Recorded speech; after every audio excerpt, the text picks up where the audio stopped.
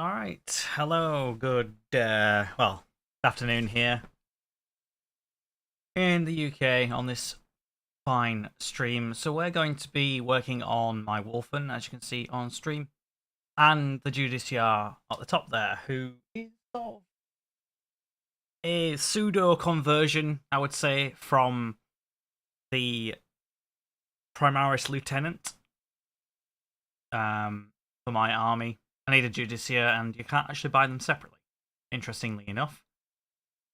So basically what I've done before stream here is I gloss varnished him, so we're going to be doing some oil pin washing, just to kind of spruce it up, spice it up, whatever you want to call it, and all that good stuff. And we've also got 2 squads of 5 Wulfen, who are incredibly basic. These are basically tournament ready, where they have 3 colours, like the absolute minimum standard to put them on a table. Obviously I want to improve that, so the Wulfen obviously have a mixture of kind of armor panels, skin tones, fur and hair, bone and the like, so it's quite detailed models to go through, so should be quite good to work through them. I am going to put on some kind of chill lo-fi music as we go on, so let's play that in the background, hopefully not too loud.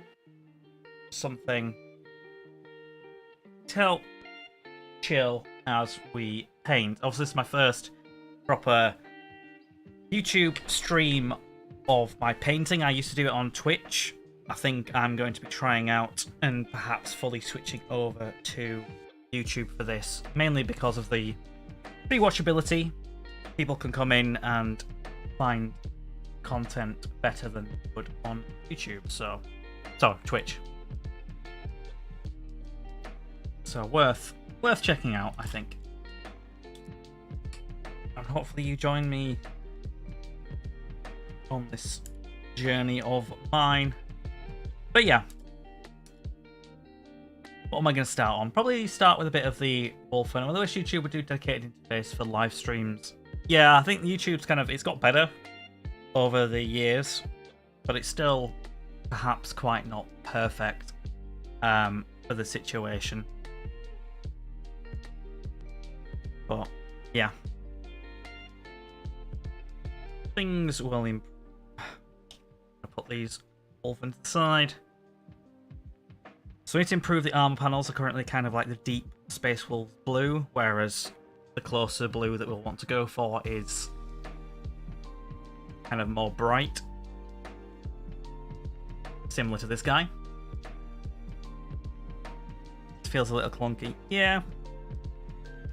Hopefully, say things will improve for that. So I think I'll probably work on improving the skin tones first.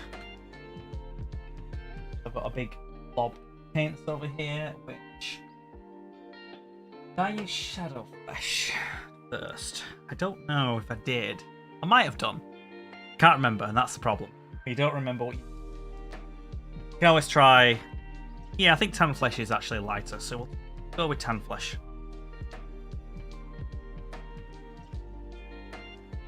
Give that a good shake.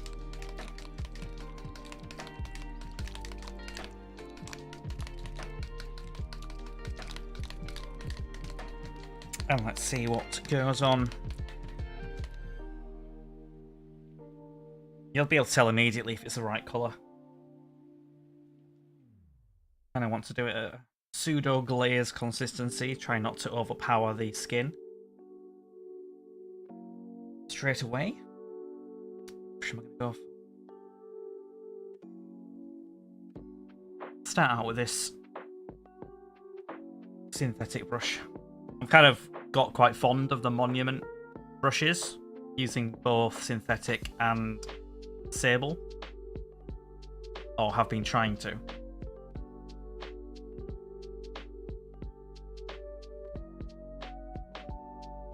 I think I'm a bit of a Monument Hobbies shill. I do like the Pro Acryl paints, and I do like the brushes.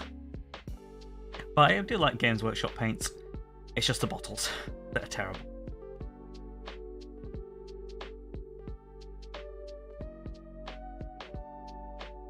But anyway, how are you feeling, Garaz?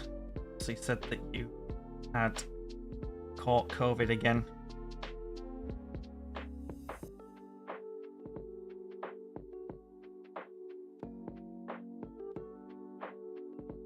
It's quite strong a tone. Might want to mix some of the shadow flesh in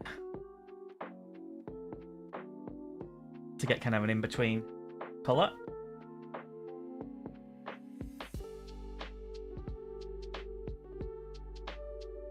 I mean, when it dries, it'll dry a bit darker, but it's genuinely good to kind of do smaller increments of colour.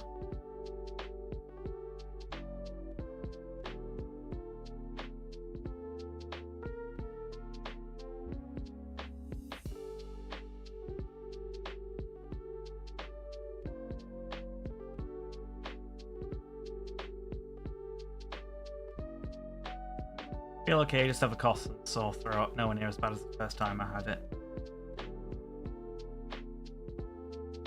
Yeah, I'm hoping that kind of when I get it again, 'cause it's not really an if, that it will be okay. I didn't really have a bad time per se. I had kind of a very short period of hot and cold flashes, kind of sort of like a fever, but not really. And then yeah, pretty bad cough, but it was kind of short-lived. It take that long to get over it, really.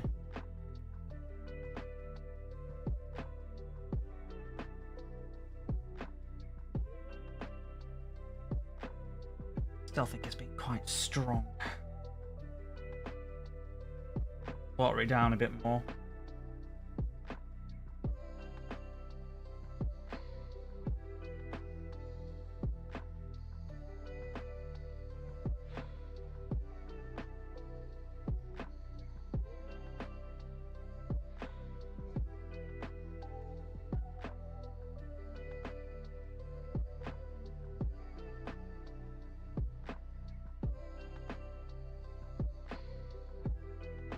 I'll see what it looks like when it's drier as well, and go back in.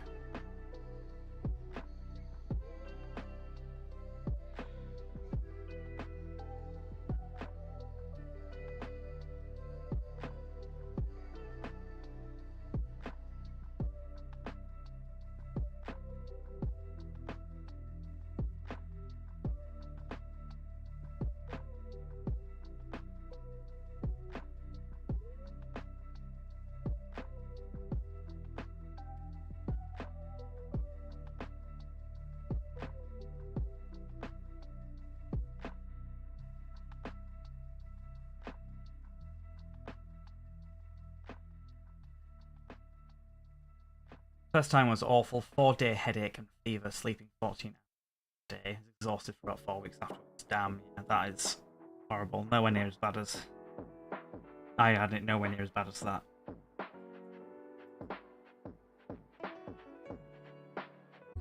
But I did finally start testing negative before I went.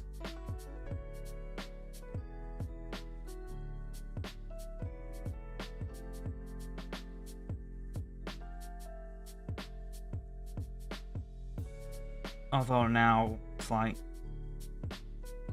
nobody really cares.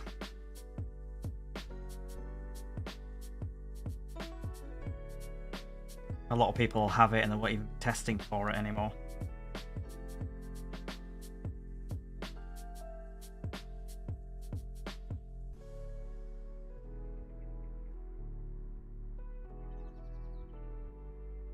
The tests will expire, so you don't know how reliable they're going to be if you're stocked up on some.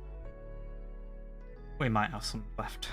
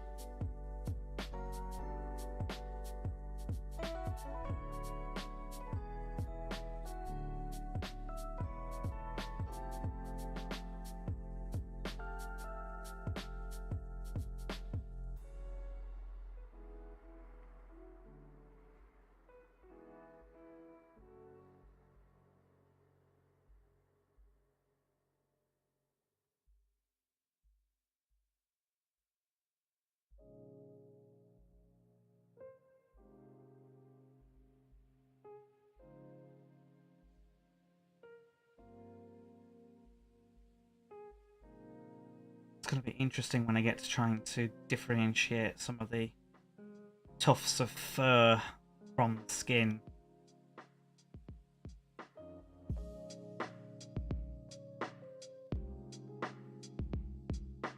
It's the first time I've ever painted Wulfen, mainly because for the longest time through 9th edition they've actually been too expensive.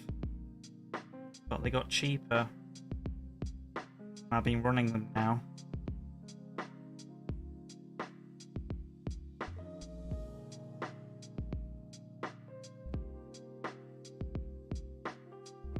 So obviously I want to paint them quite nicely.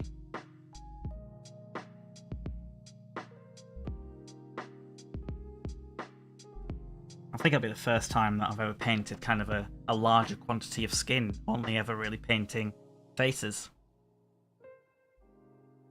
But yeah, it's definitely always good to challenge oneself.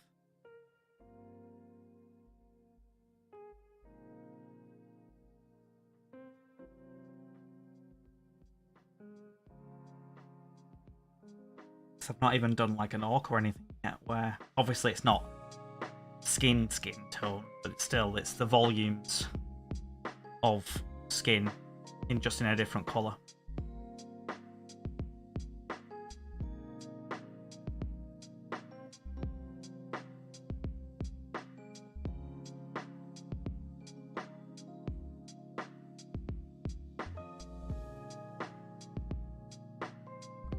Did they never bring the allies option back? Okay. What do you mean by allies?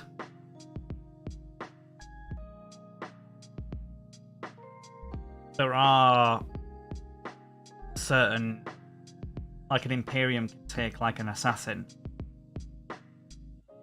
One assassin without breaking the army.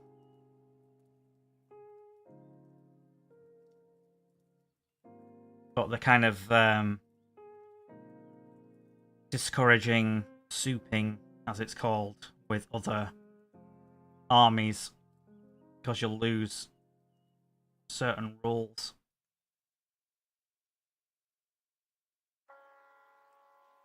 Used to be able to have 25% of your army from a separate army list.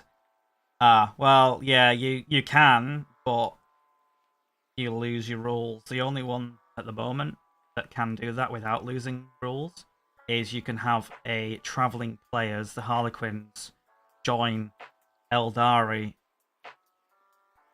or the Ynnari.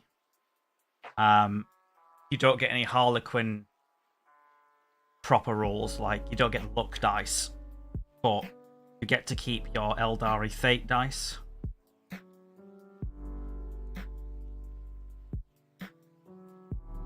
But we'll see what happens when the Demon Codex is coming out, what they do then. Because demons are kind of something that you would often soup with, or have demons soup things in.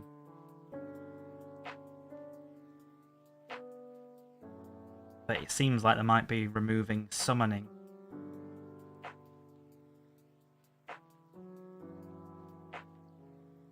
Because if you were a Chaos Space Marine or Death Guard or Thousand Suns, you could summon some demons, and that wouldn't break your army because they're summoned in after the battle started.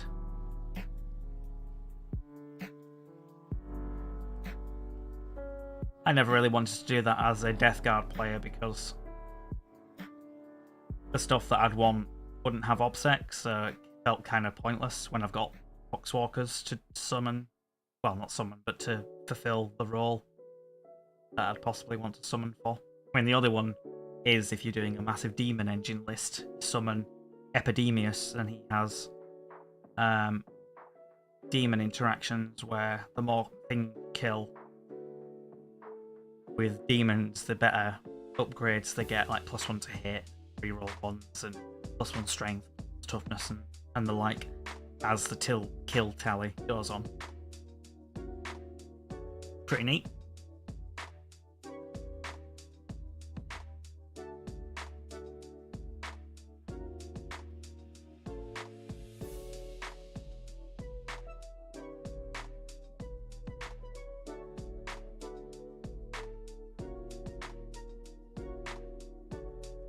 3% Imperial Guard, nice way of filling out a Space Marine army. Yeah, it's possible. Well, we don't know really.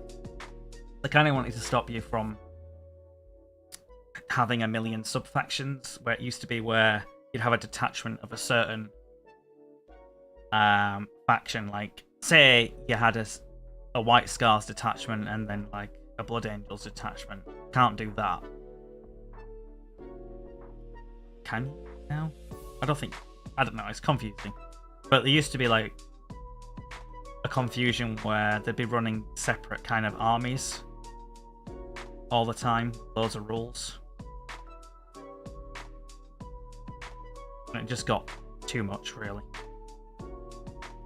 Trying to like make the game faster and simplify it.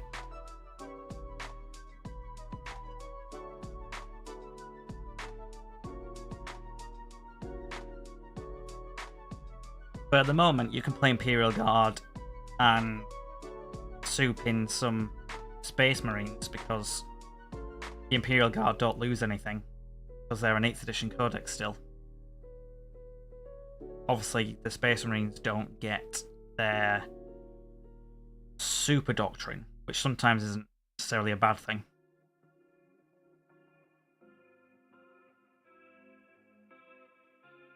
So obviously I play Space Wolves. The Space Wolves super doctrine is exploding 6s to hit in the assault doctrine. So you'd lose that, but you wouldn't lose +1 to hit and the heroic intervention stuff. And you can still soup in a successor chapter. So you do theoretically a Space Wolf successor and you keep some exploding 6s. Theoretically. One of the players at the local academy, he plays Imperial Guard and he's been trying out souping Space Marines to have some more durable point sitters and killy fighting things. But I think it's gone back to more just full on guard. Especially when the guard now get 6s to hit, automatically wound for everything. It doesn't make guard suddenly viable. It helps. Then they recently gave them Armor of Contempt, which is a new kind of rule where basically you negate 1 AP. But that's on their vehicles, whereas Space Marines, Sisters of Battle, Chaos Space Marines, get that on everything.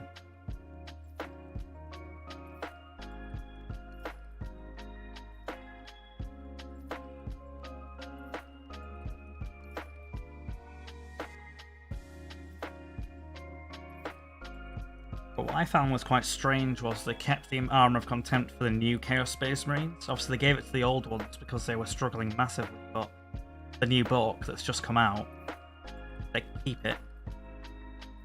Very weird.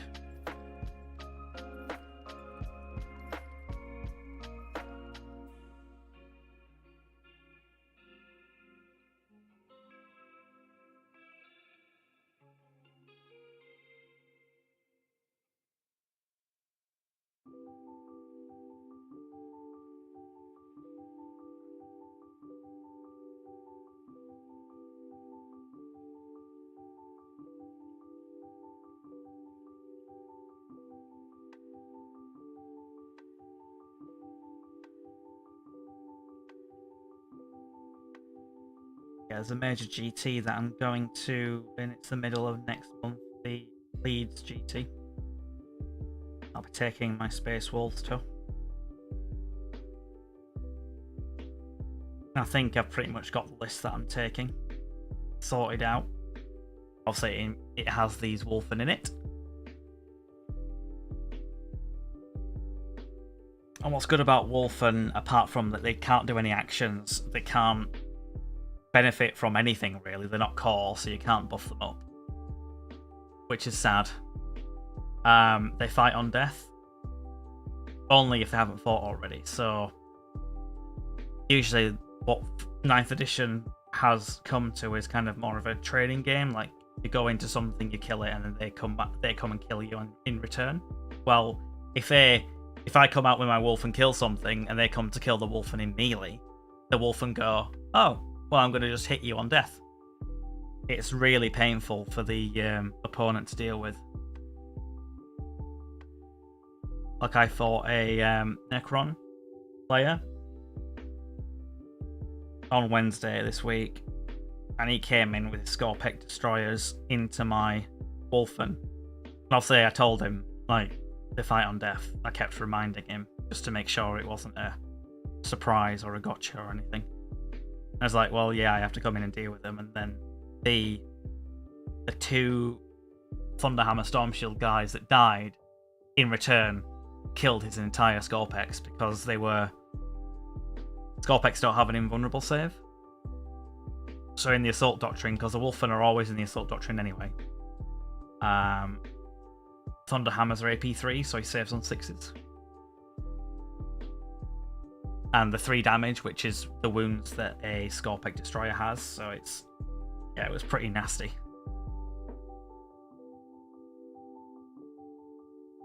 But I couldn't understand where it was coming from. Like, he has to try and kill them.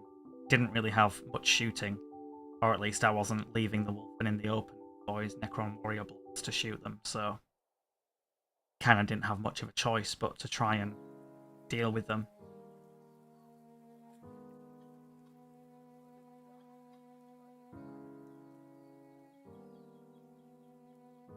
The only issue is if the terrain's not good to kind of hop them about. They move 8 inches to Wulfen, but sometimes it's not enough to get them hidden. If you're fighting an army that has shooting, then these will die. They have a 4-up invul save with the shields, but that's it. A 4-up regular save, a 4-up invul save. And that's a 50-50 on the dice roll. And they only got 2 wounds. So almost anything in the game now will just kill them in one go.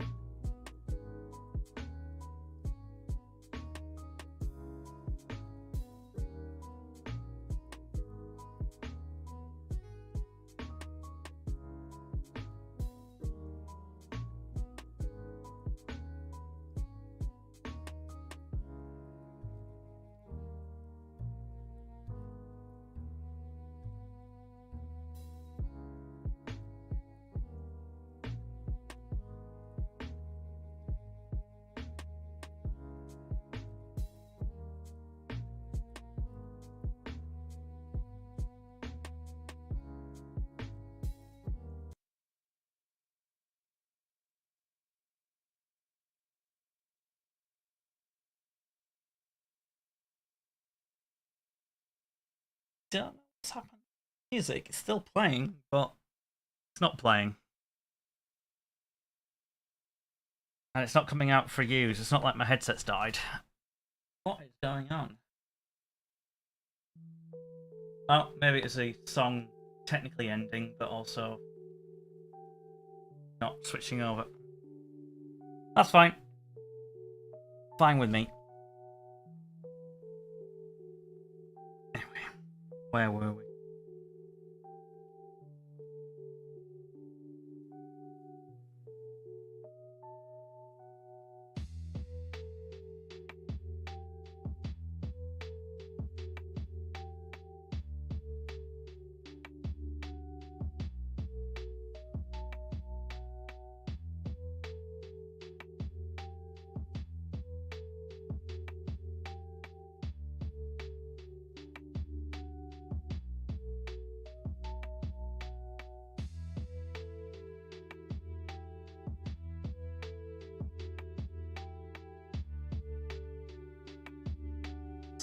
Bare flesh on this.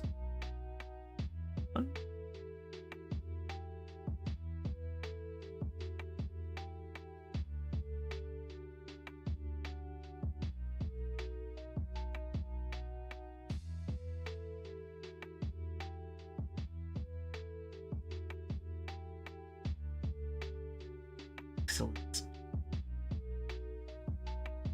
I mean, it doesn't have to be perfect, just as long as I'm fairly happy with it. I'm used to airbrushing everything.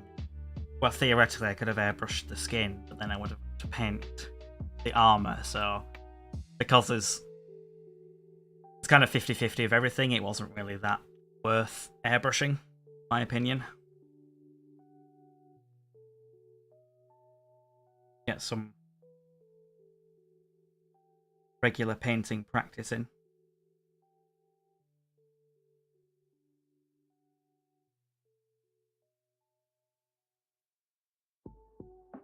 Whereas obviously the Judiciar was all the armor was airbrushed, of course, and then hand painted the rest of it.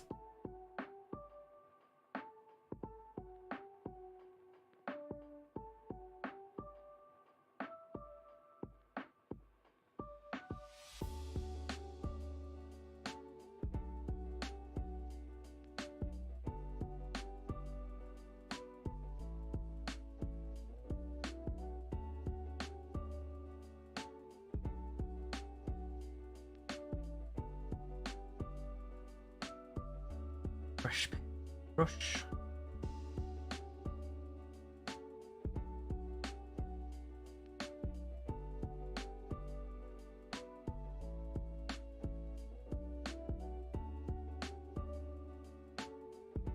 A fairly kind of glazed consistency, so I'm not overwhelming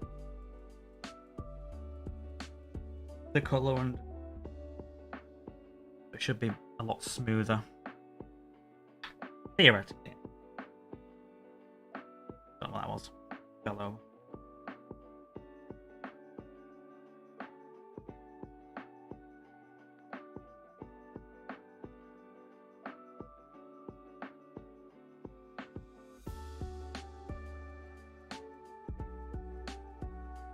Got to follow up with you guys, actually. Did you end up fishing out those Eldari models? Gathering dust in your attic?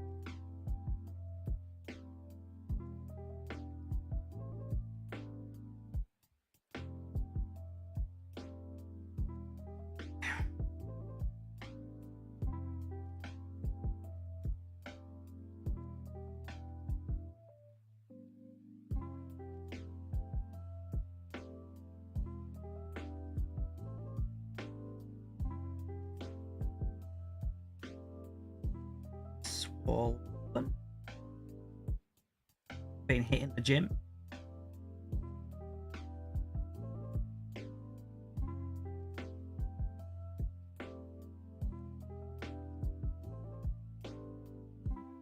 I am hoping that Liam and Russ, the Primarch of the Space Wolves, comes back as some sort of half Wulfen beast.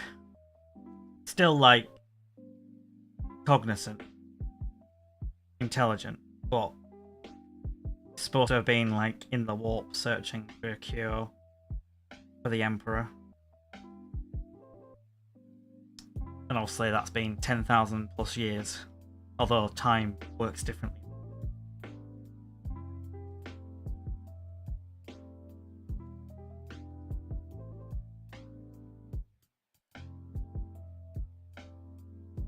So it makes sense that they bring back some more loyalist Primarchs after they brought back Gulliman.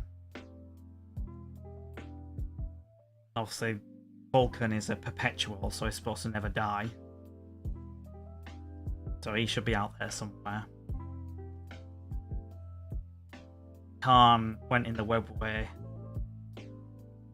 and he's probably being captured by the Drukhari, one would imagine, and being put to fights in the arenas that they do. Looks like, say, Lehman Russ is the warp. I think Korax is as well. Eye of Terror.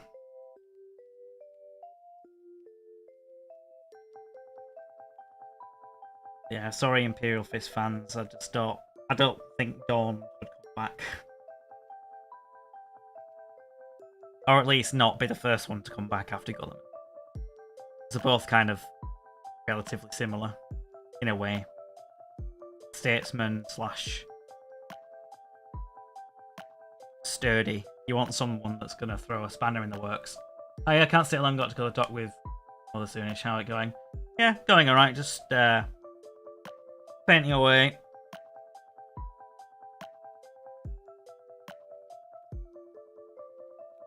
I need to see you working on your Hive Tyrant, Nath. But like I say, definitely look into the new contrast range. There's some really good stuff in there. But then again, you're not really going after like the Leviathan purple, are you? But that's one of the good contrasts. But there's some other stuff like Grimes and Shades that would really help you out. Like Mortarian Grime and other stuff could be quite useful. Yeah, you're still betting in nest models and paints. I need to have a good look at it because I'm going to get some myself. I mainly use an airbrush with contrast because it's useful. But there's like, it seems like they've actually got good yellow contrast. Like the Imperial Fist and Bad Moon Yellow actually seems to be good.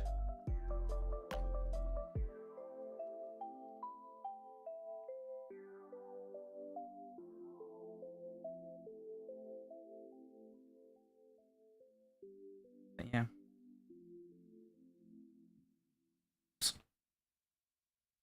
Doing the blue tack to the bases. And it's losing its cohesion.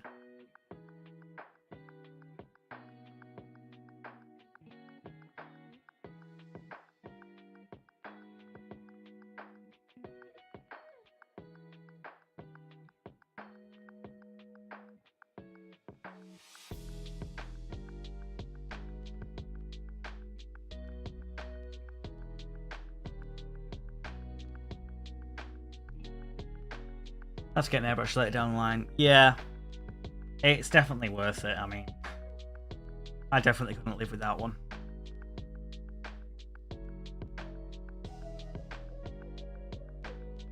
You can get like an airbrush start kit, which has basically the compressor that I've got, which is the compressor's the main cost, at least, if you're getting a cheap airbrush. You want one with a tank, ideally.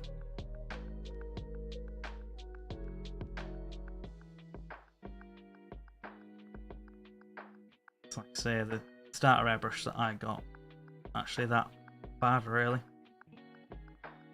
How much? Well, if you're talking like my best airbrush, which is a custom one, this is like probably 200 quid or something, or for something 150 or something for something similar.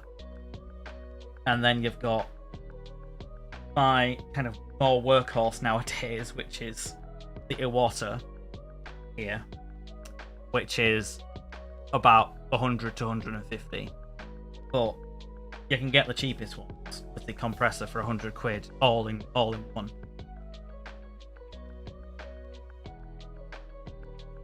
And you're spending like 70 quid ish on the compressor itself. It's a compressor that costs the most there.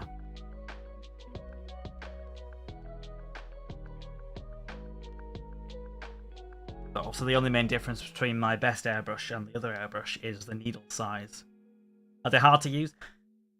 Not hard to use, but can be frustrating to keep them in working order. Like, if your paint's too thick and you let it dry, like, you can't just keep going through it. You've got to disassemble it, which isn't hard to do, but you've got to clean it out, and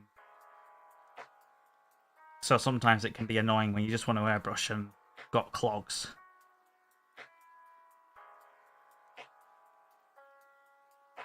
I mean, I'm sure you've seen me streaming and having to do it on Twitch when it just clogs up.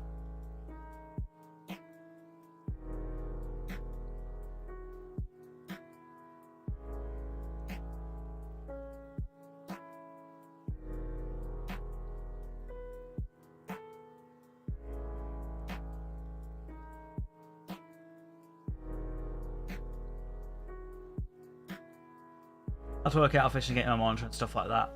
Space out your big purchases. I'm terrible for it. Yeah.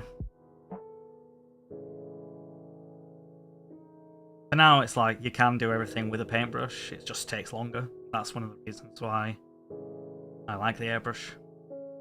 Plus, the blends that you can do with an airbrush is very difficult to do without.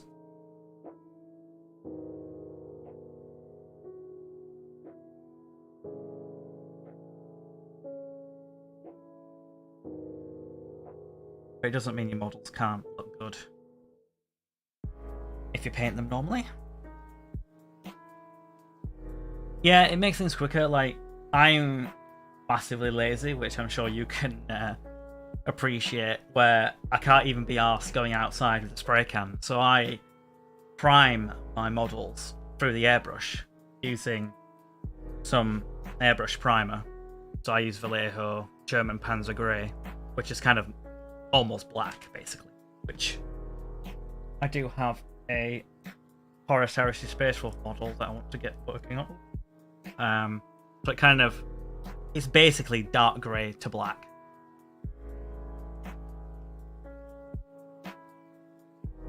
So I prime through the airbrush, and then I do the base coats through the airbrush, and it's so quick.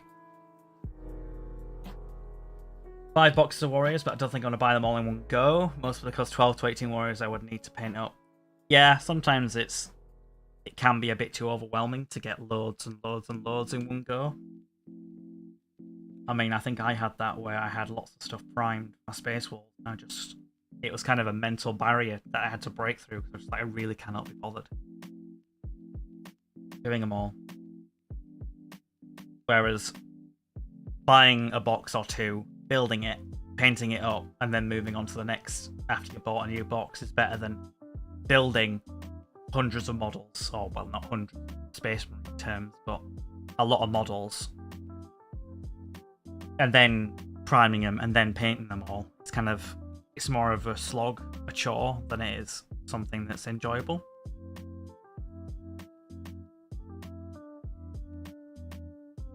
Two boxes would get me 1 squad, 5 would 3 squads.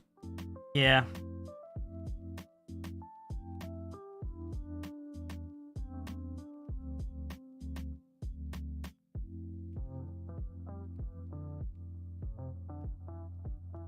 It's kind of the same for me with if I wanted to some Space Wolf Blade Guard. They come in boxes of 3 when you'd probably want to run squads of 5,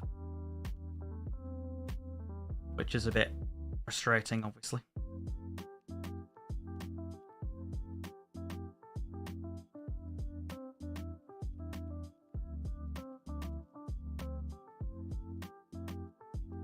Probably end up buying 1 squad's worth, then going into another model and back to warriors. Yeah, you can just space stuff out. There's no need to rush, because you don't necessarily need it for anything. It's only when I've done that, when I'm like, I need to get these all done for a tournament or an event, where I've had to just knuckle down and get through it.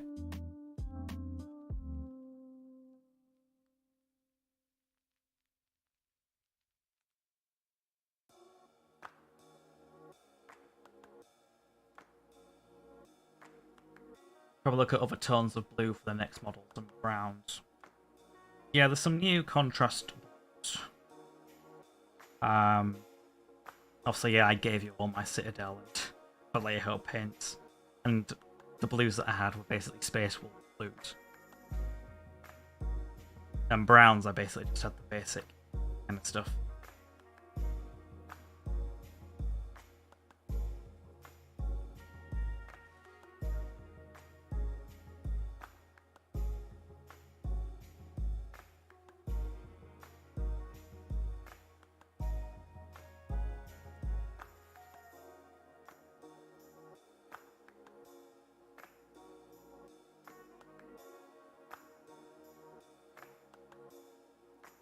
Yeah, there's a good video by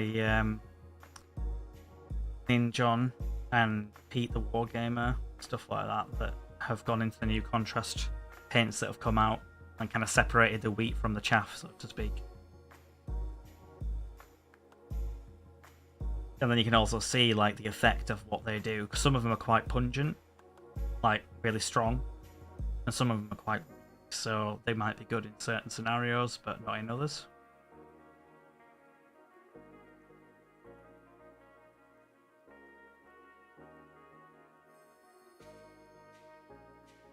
Thinking maybe a whiter skin mixed with mostly oranges and browns and reds. The blue and brown skin does look nice. So I'll just good.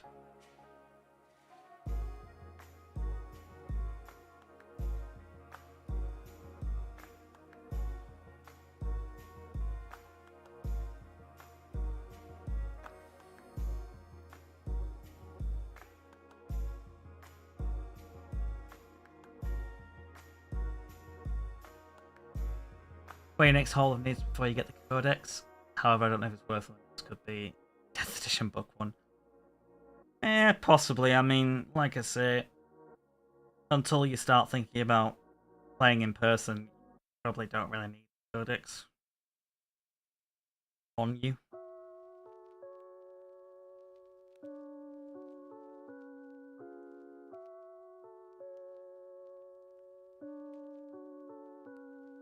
Although, I've actually got... because I backed Titan's Terrain, so... theoretically, like, I just box up my army, take that Titan's Terrain, and then I can go somewhere, and we could play. Like, we don't necessarily have to have lots of terrain, although plenty of game stores actually have terrain that you can play with anyway. In my local game store's got some really good terrain that those tournaments actually use.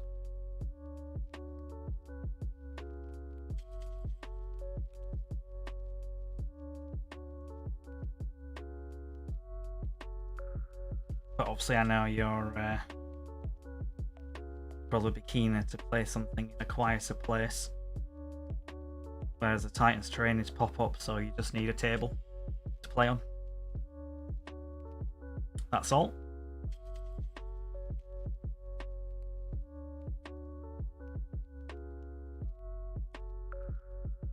£30 is more nids indeed.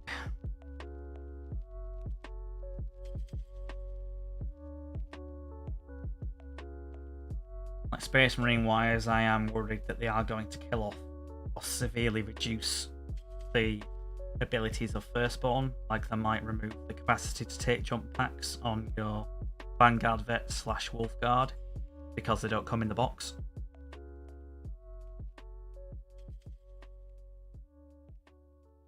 So that would gut kind of a big portion of my army. Same with Sky Claws, they're the kind of cheap Blood Claws with jump packs. And I've got my current list that I'm taking to the Leeds GT next month has 2 squads of Wolf Guard jump packs and 2 squads of Skyclaw jump packs. And it's like, yeah, I'd have to possibly swap those jump pack units out with possibly Blade Guard, because there's rumours of Primaris Terminators. So that would possibly mean that regular Firstborn Terminators would be going out, if not Legends. Well, we don't know fully, but it's kind of planning for the worst. Where half my army might be, you know, unviable. Talking to Ollie saying I'm balancing units, I want units that function well in an army. Yeah, I mean, half the stuff as well is like you want to buy stuff that you want to be interested in both aesthetically and like functionally. Because I was looking at a Drukhari list, you know, on TTS or whatever, where there was a squad of Razor Bats or Razor Wings or something. And I was like, oh my god, like these are like so cool. And then they sell them as one model, and then I was planning on taking, I don't know, like 10 to 15 or something silly amount of them, and it's like that would be a ridiculous amount of money. You just don't know, obviously, when you list building on Battlescribe or whatever, you don't know the viability of it, because I'm not a rich man. I'm not spending hundreds of pounds on fine cast. I don't know if it's fine cast or if it's actual Forge World resin, but either way, resin models that are one model a pop. It's like, nope.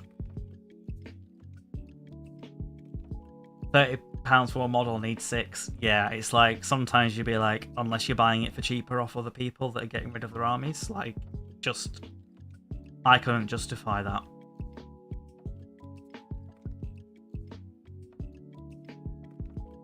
It's insane.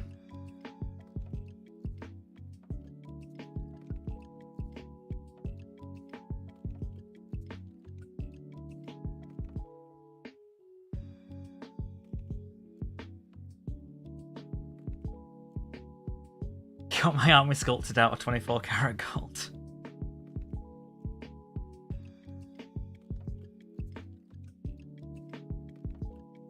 The only problem with that is metal's annoying to paint on. Like I said, the only model I've ever painted that was metal was for Dogbert, the Baharoth, and it was awful. Like, you'd lightly touch it and it'd scrape off paint. It was so frustrating.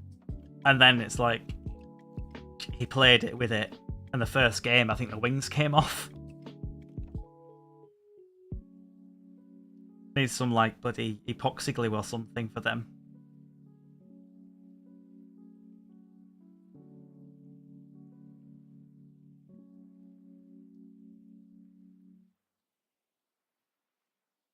Should get a camera arm at some point for paint streams. Yeah, I mean, obviously I use a 4K Canon camera for my stuff, but you can still use like a regular webcam, mainly. Especially as they're getting better.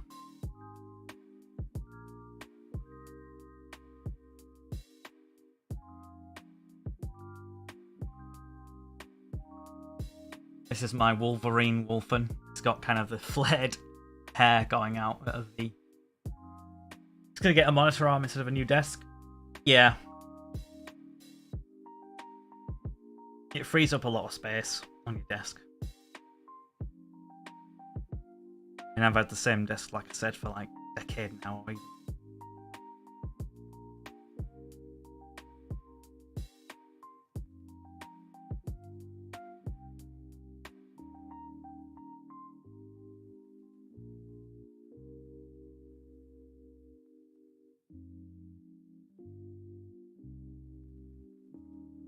This one's got like a single monitor arm that I use for my painting area, and then a dual monitor arm that I sent you for the main desk to my left there. Really cheap, so anything to save cash. Well, I'm a northerner, I can definitely appreciate that.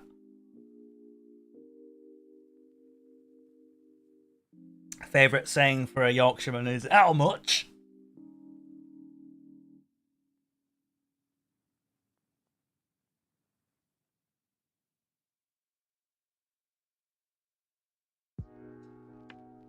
If it ain't broke, don't fix it.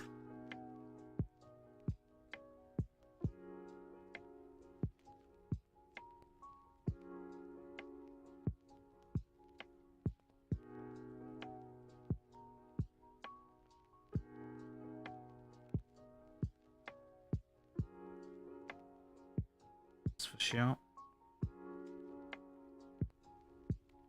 Oh, I'm so glad that it's not hot anymore.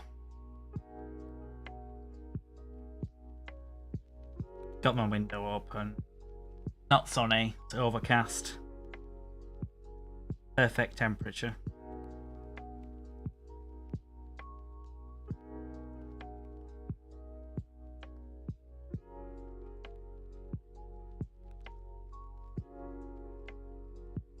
More money saved, more money for NIDS. Oh yeah.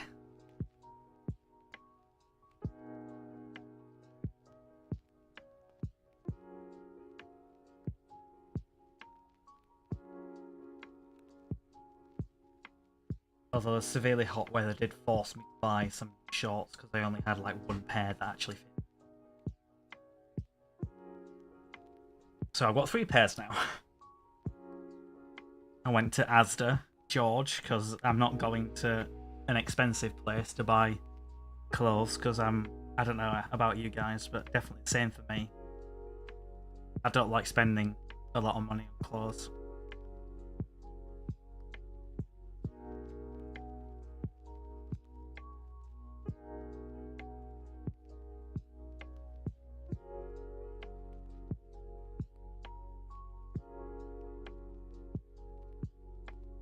Basically wear things till they disintegrate.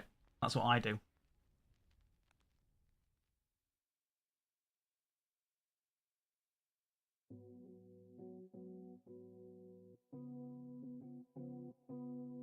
So this is a Warhammer 2 t-shirt that I've had since, obviously, pre-Warhammer 2 at one of the preview places, probably EGX or something. And obviously you can't really see it on camera, but kind of it's crackling away a bit. I am sad that I haven't got a Warhammer 3 one though, because obviously that launched kind of in COVID times, didn't it? Pretty sure. I don't think I ever went to an event. But at least I went to.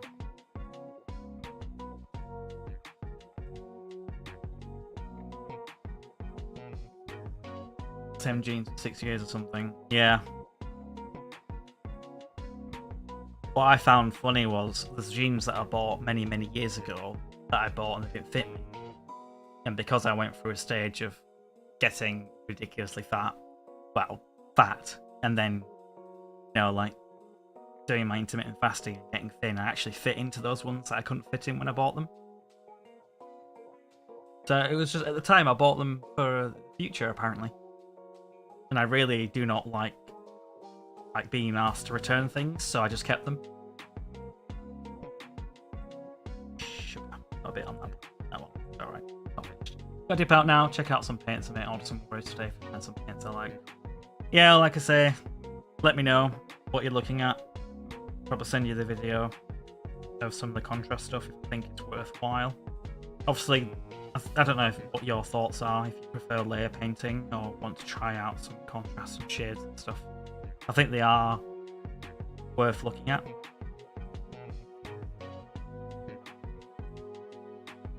But yeah, I'll see you later. Thank you for popping by.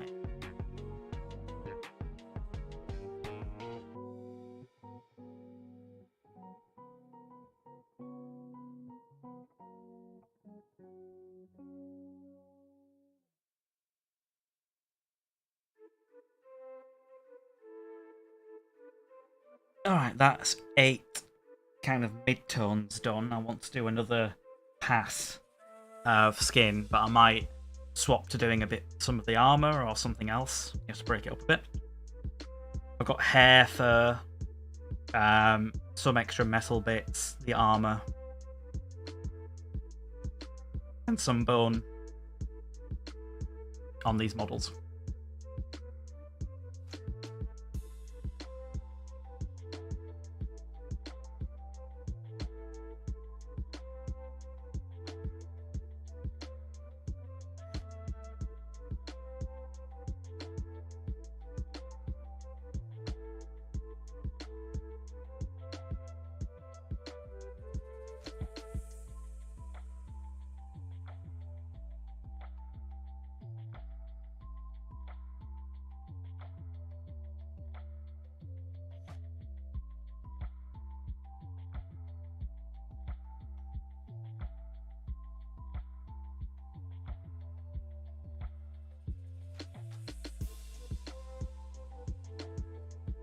hoping it's going to look absolutely fit when I'm.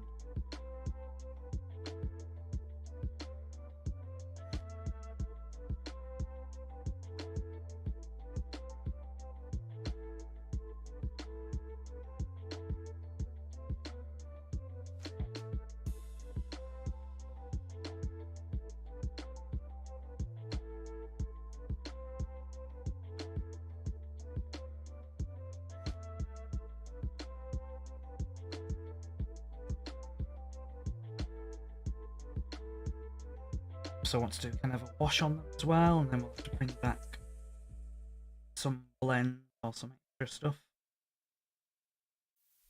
It's kind of the process that I do with faces, but we're doing it on a much larger scale for these.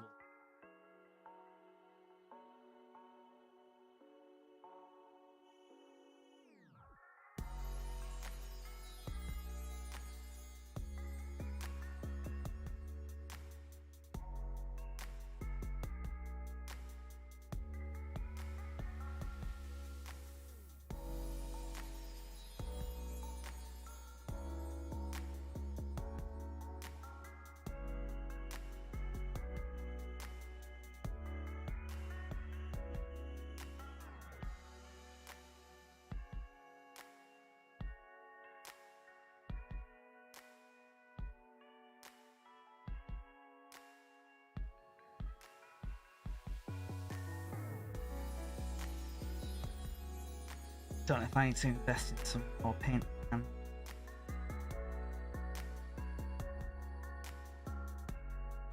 Although these bases are quite chunky, so it might be awkward to use like a painting with.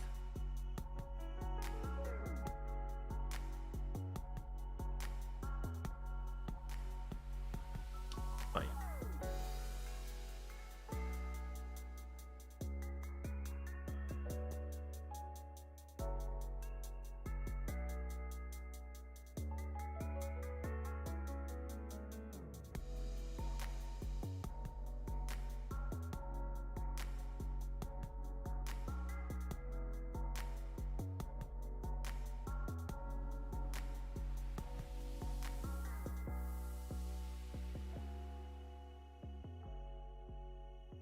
Chiseled abs, pecs.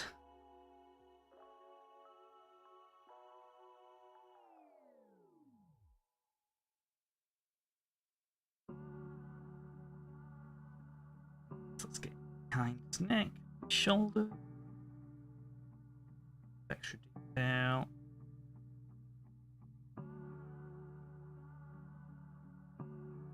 Okay, all right. Last one for a bit. I could also switch over to doing the oil bit on the Judiciar. Sat there, just slightly out of frame.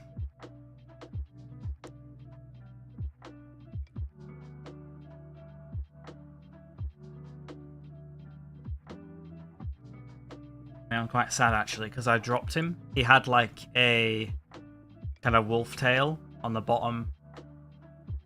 That's his supposedly kind of time-stopping thing, which didn't make any sense when they brought out the Judiciar model, but yeah. And then I used the kind of Space Wolf upgrade kind of axe. So I'm hoping that people are going to be happy to say that he's a Judiciar. He doesn't really look incredibly like one, but he also doesn't look like any of my other models that'll be in my army, so it shouldn't be an issue, I hope. The main reason why I did kind of pseudo conversion / proxy is because they don't actually sell the Judiciar separately. I didn't realise that because I haven't needed to think about getting one until recently.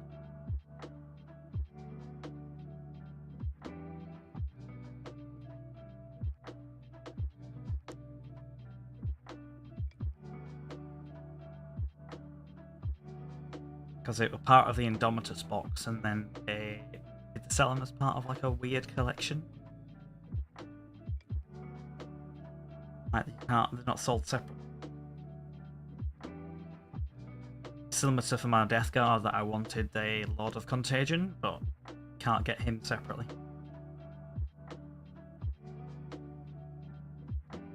which is sad.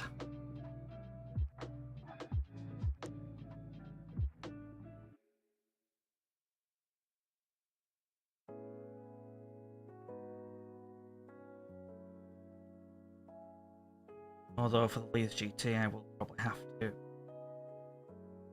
email them and get them to sign it off. I'm sure they'll be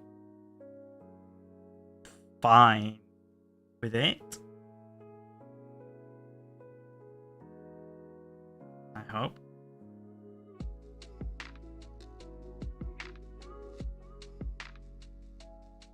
I mean, the other thing is he doesn't actually have a sword. But the Judiciar doesn't have any weapon options, he just has what he has. I can't see them having an issue with it, but you never know.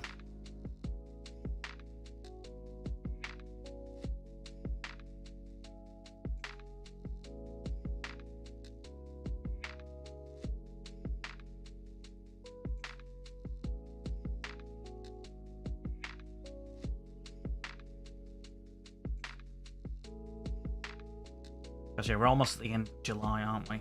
And August, it's mid-August, the GT.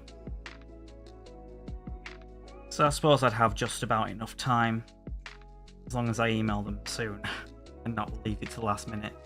Like, oh yeah, is this fine? No.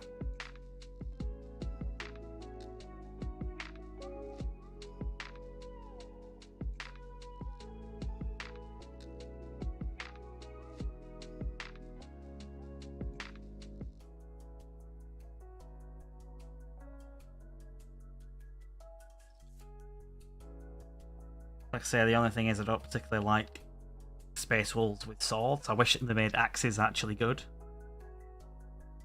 That's kind of more of a Viking Space Wolf aesthetic with axes.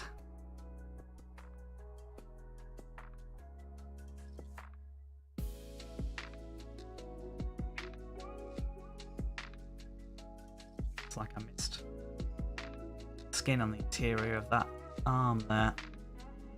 First pass. Something. Oh, what?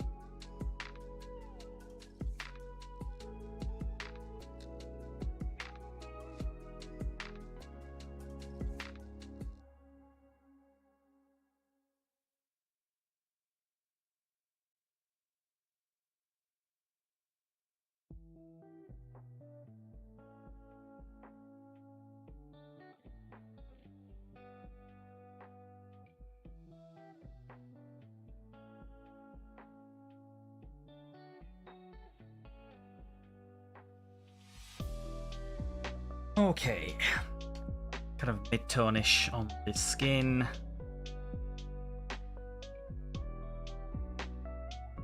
So I'll switch to something else to break up doing all the same parts over again.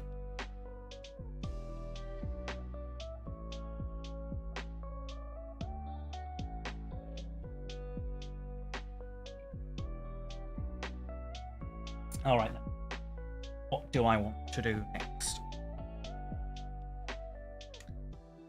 Maybe get some more Space Wolfy armor color onto the models.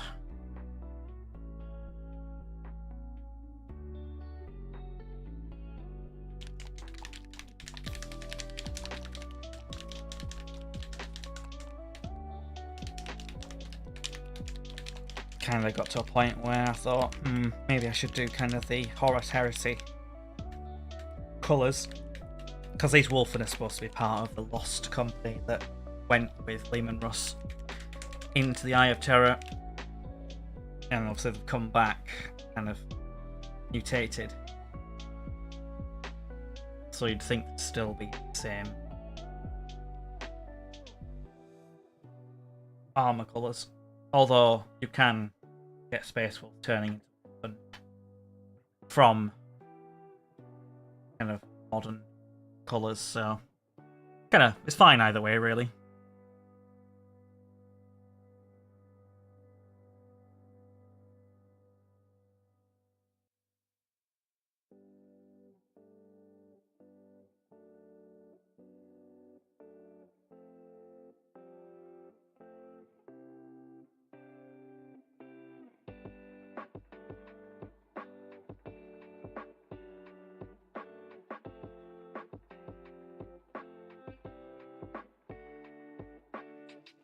attempt some sort of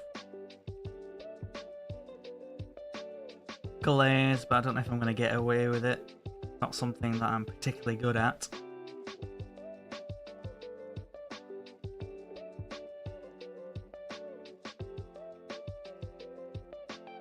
But might as well try, haven't we?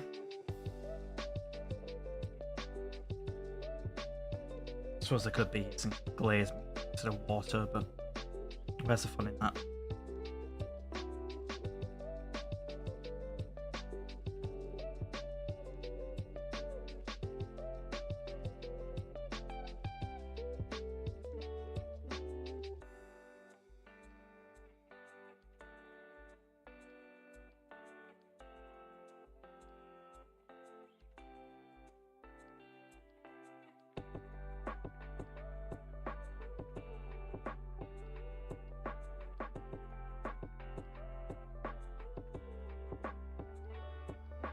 Alright, this is kind of the first pass. Try and blend between the two.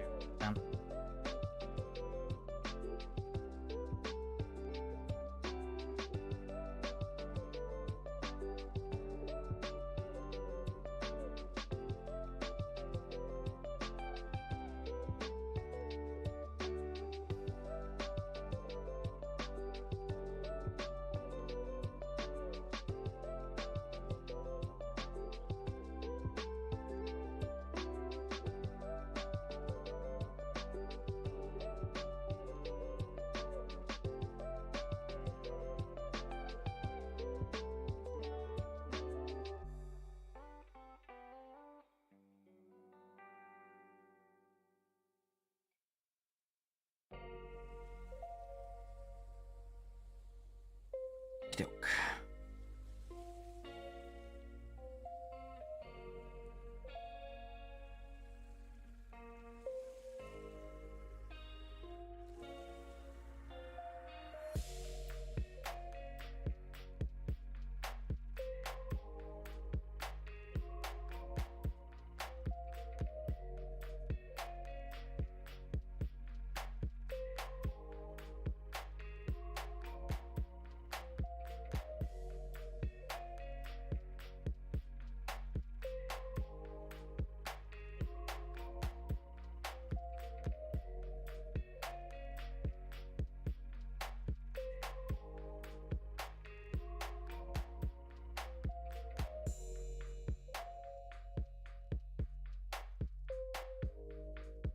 Keeping the right consistency is also kind of key.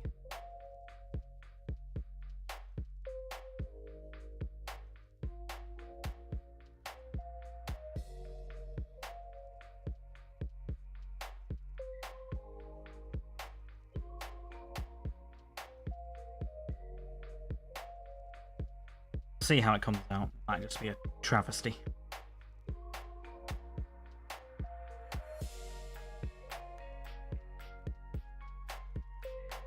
Somehow it's going to get flat, practically.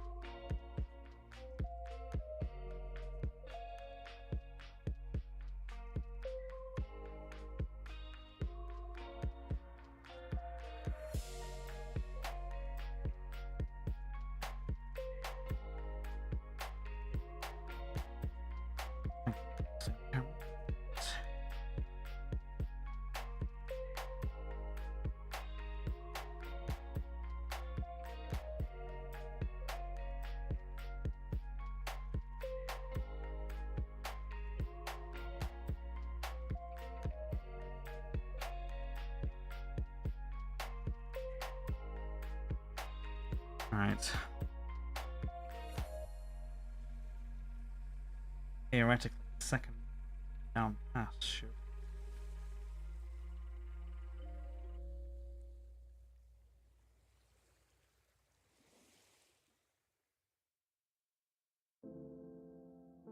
Blend more between the two.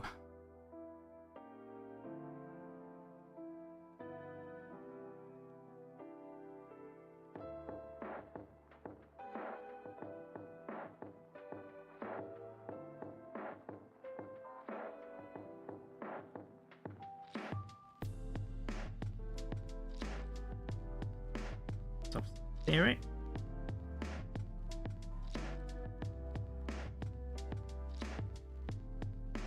So much easier with an airbrush.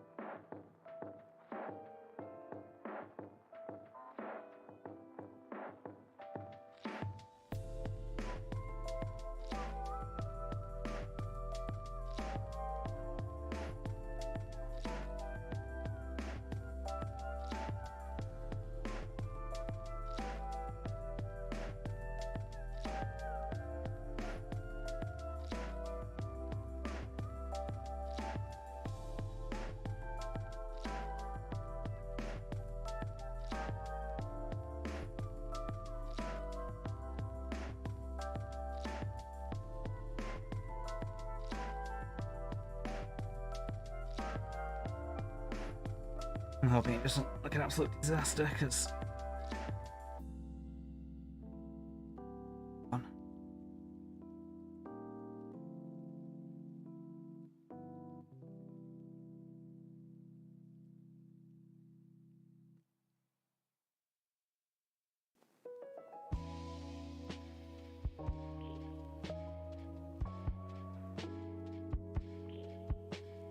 knee pad doesn't look horrible, but...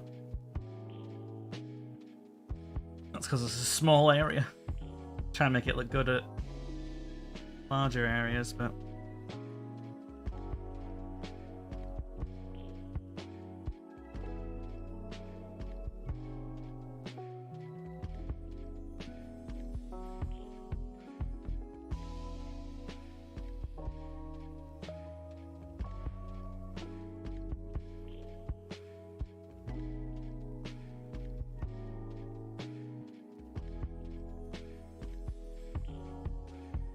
shall see.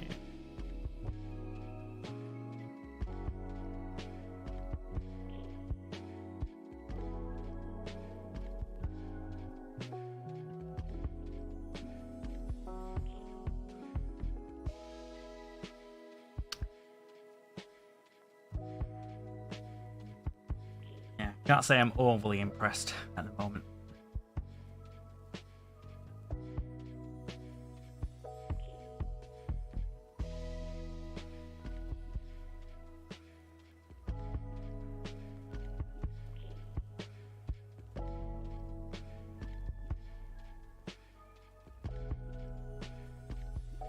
I don't know if it's glazed.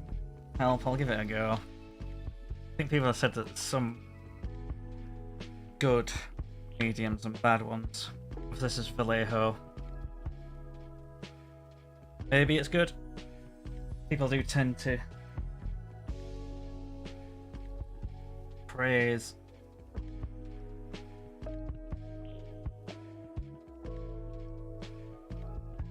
the old Vallejo.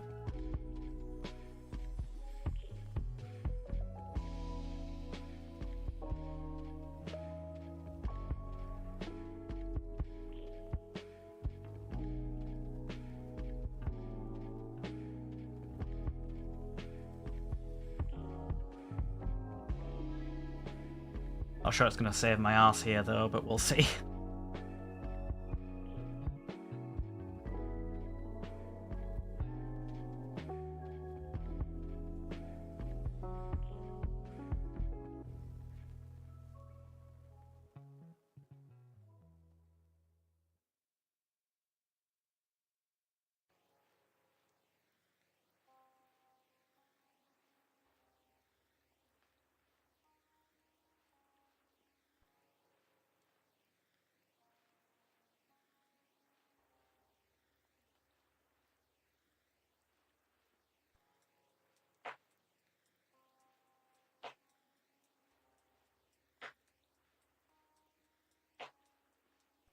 Give it a go. What's the harm, eh?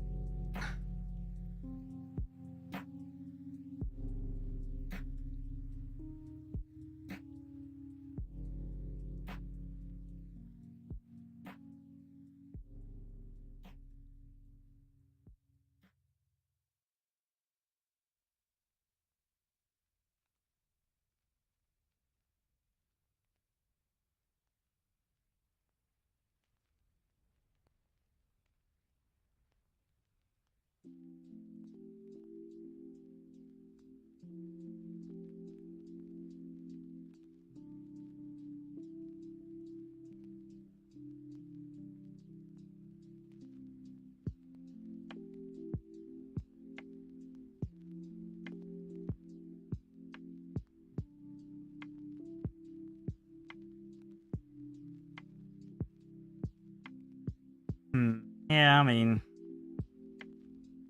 could be worse. Could be better. But I'm not going to get better if I don't try, am I? So, it's always that.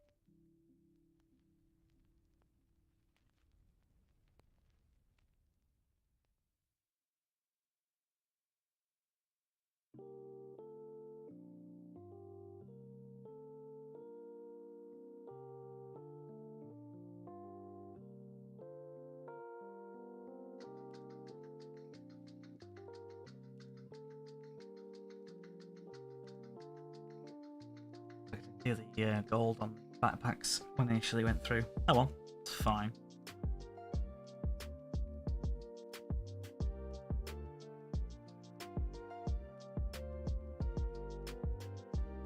See what take 2 will look like.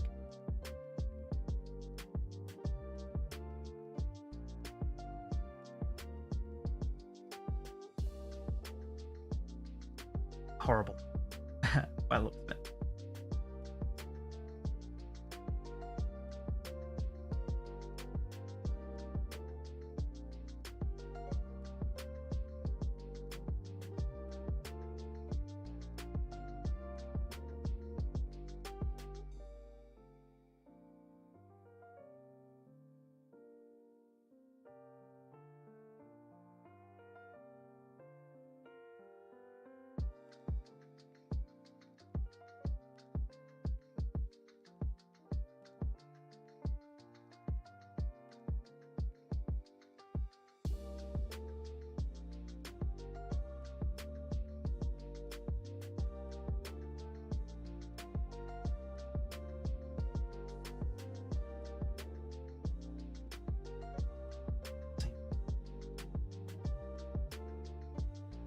God damn it. Alright.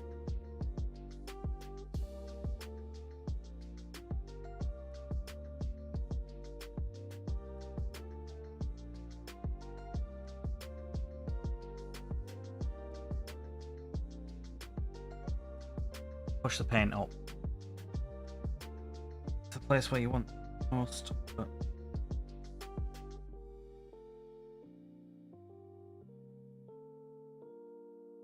shall see. It looks like.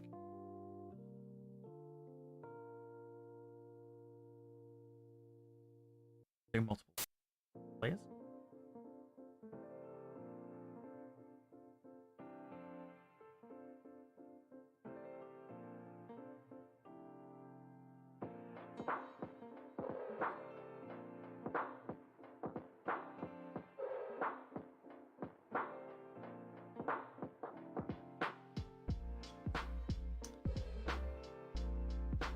Alright, let's try and help this cuff out.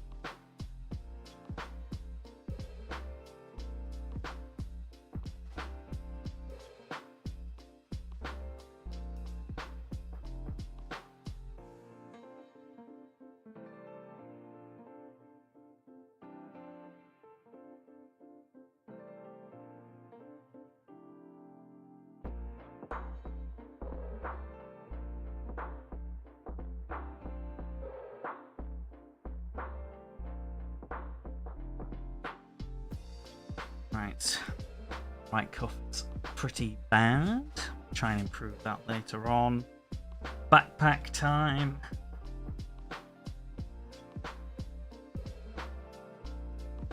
See what we get.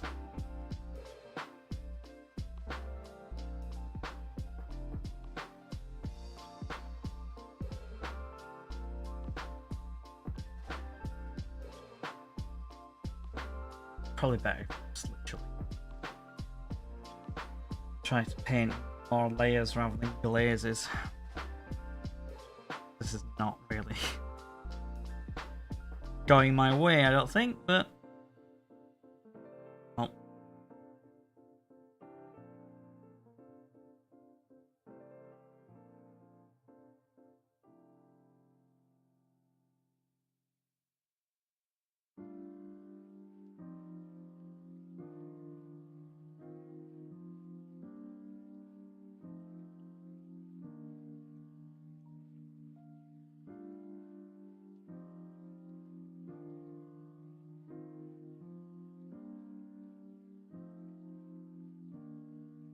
Got the camera in my head. Do that a lot.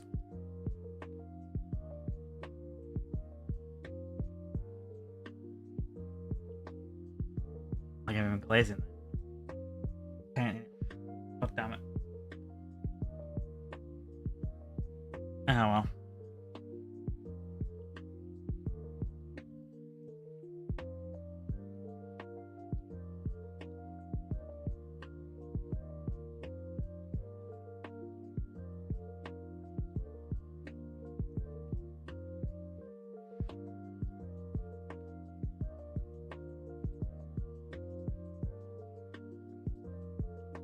I mean, to be honest, I'm not going to be too upset if it just comes out as a solid colour. As long as it doesn't look patchy and horrible, I think I'll be happy. Something that I need to try and work on more, trying to learn how to properly glaze, because this is not... Definitely, I don't think what I'm supposed to be doing.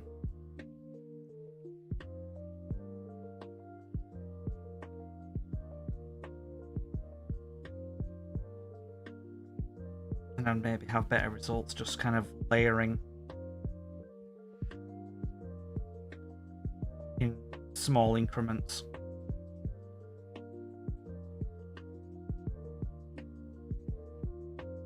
Perhaps.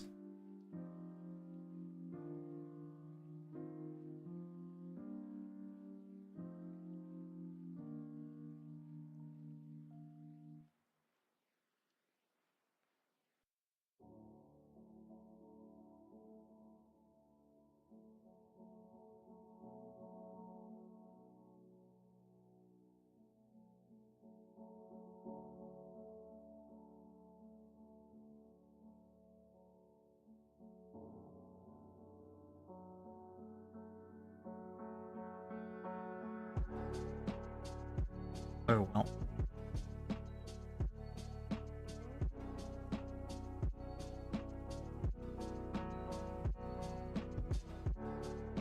Let's come back and have a better look later on what we've got.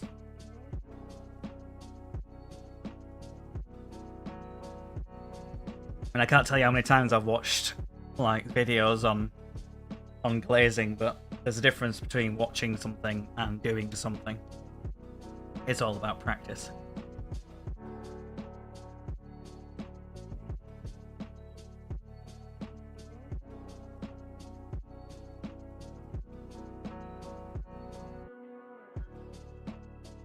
You know what I say? Practice does make perfect.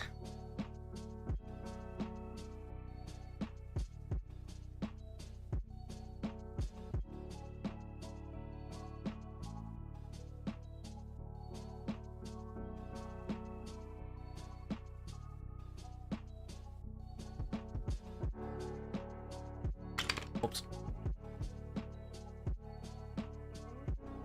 Just make sure I wasn't going to get any.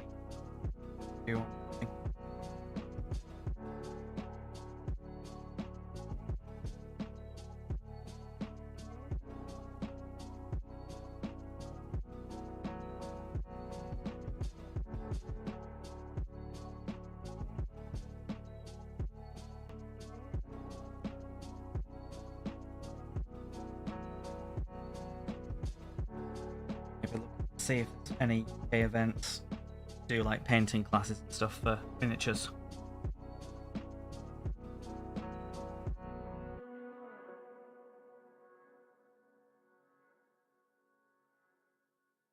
Could be helpful.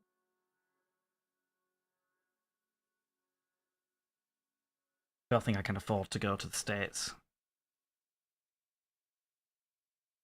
I know they do a lot of those kind of events.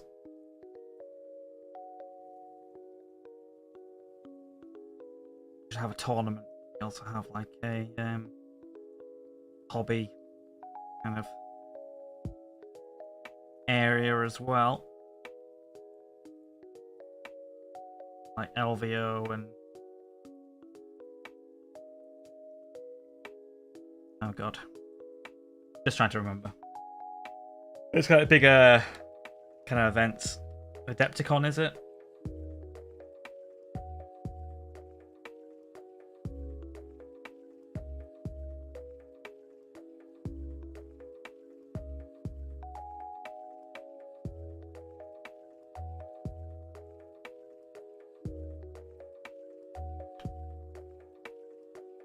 Yeah.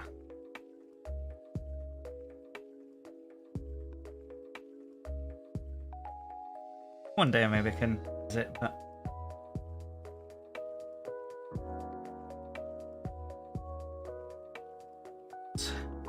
on my current finances. I mean, I'm 30 this year. I don't think I can even afford to have like a weekend break for it. Normally consider going to the Netherlands. After that infamous B word and all the problems that are having with European airports, it kind of feels, you know, not worth it. I would have probably wanted to go to TwitchCon that's just been on, but didn't really fancy that. I mean, I want to go to Gamescom again at some point, but probably not this year. That's happening next month. It happens in August.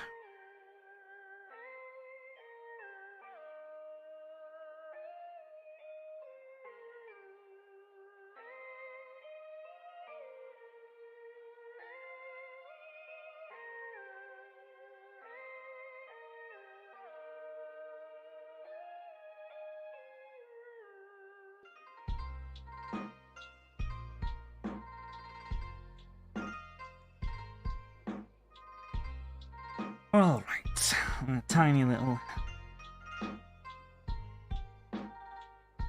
Yeah.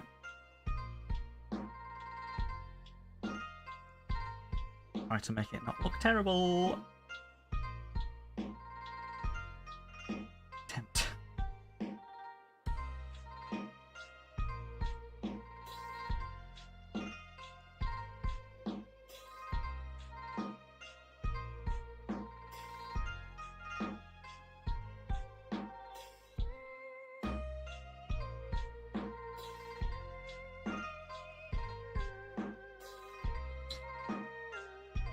And the big old, yeah, they didn't have shoulder pads. These guys do.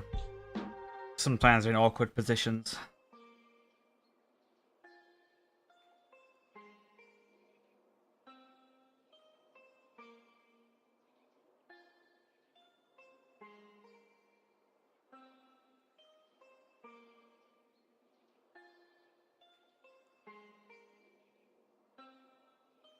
Try and make sure I don't hit the skin.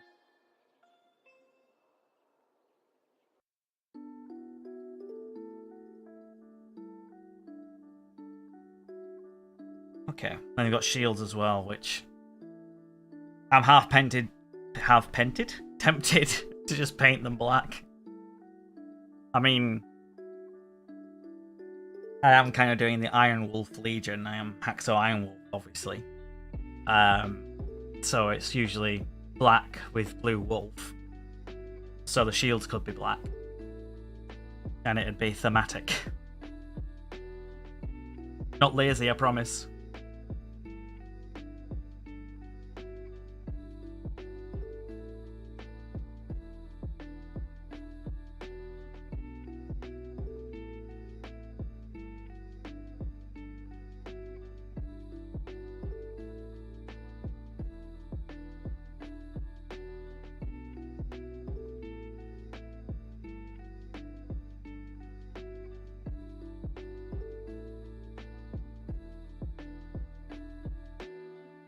I can make an attempt at a shield and see what we think.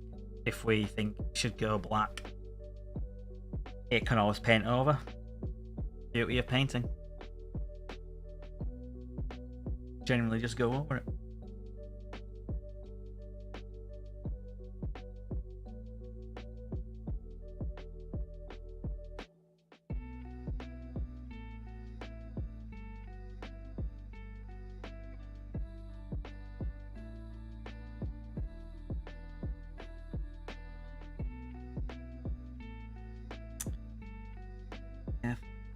Don't want to get go wolf heads, but I mean, it's not the end of the world, just go over it.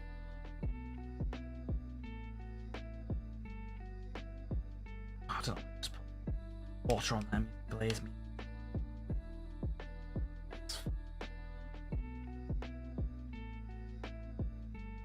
Just a habit. I'm sure someone told me of like what they consider something like magic. Kind of get that in the hobby a lot. This thing is like change your world. Some kind of glaze formula.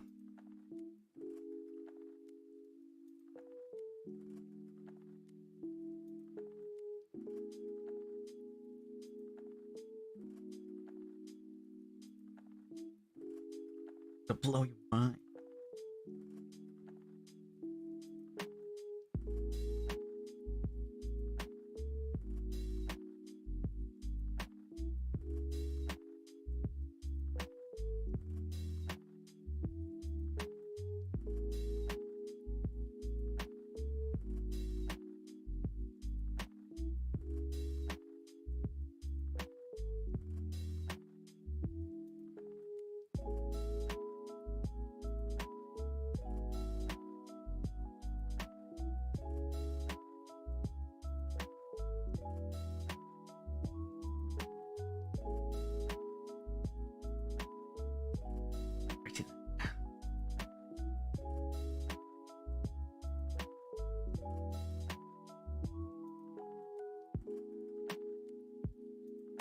After these models, all I've got left to finish my tournament army is to get a drop pod. Though I don't get paid until today. Fairly skint at the moment.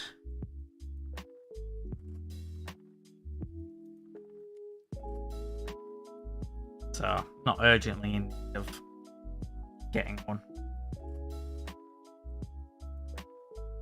Or I get paid. And that should just be a very simple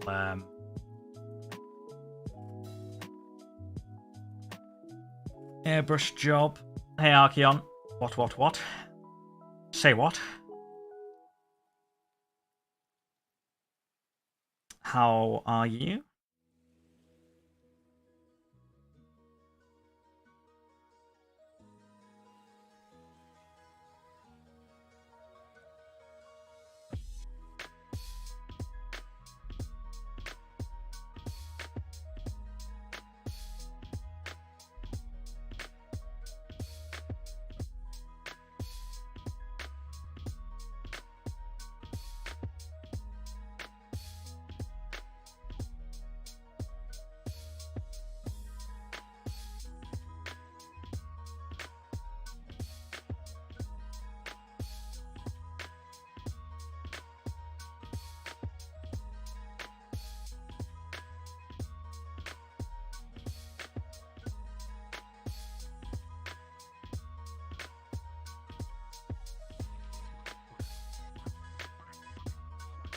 paint right over the gold. Why don't we?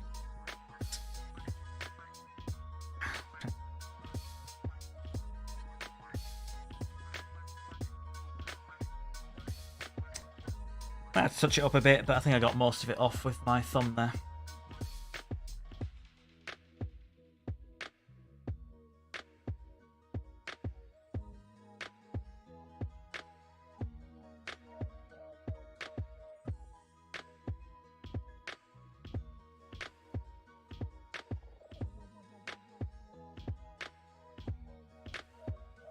See, I might give up and just paint it black. You're alright, just getting the kid ready to go to daycare. I got to do a wildlife sweep in the city today. That's fun. How are you? Yeah, I'm good. I'm good.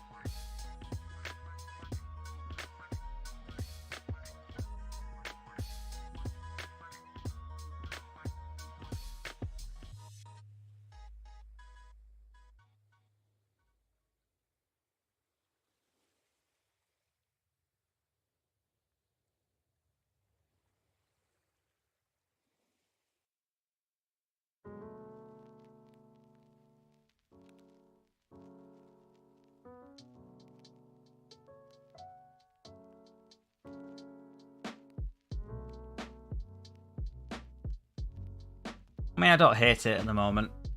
I'm actually excited for the COC DLC, the Champions of Chaos DLC for Warhammer 3. Yeah, I'm looking forward to it.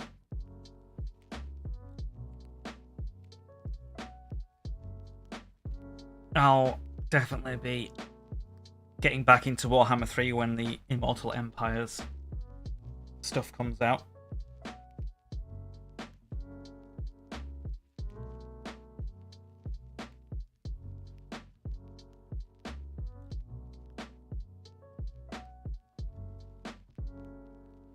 Might go back to my boy Kugath, try his new position on the Immortal Empire map.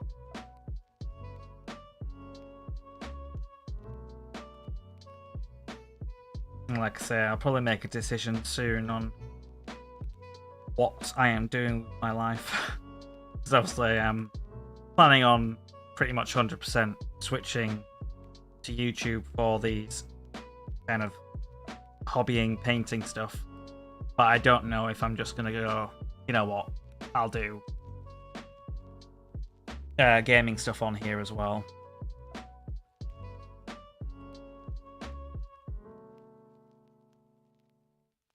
Just feel like discoverability on Twitch is absolutely awful. However, there is trying to get people over from Twitch to YouTube.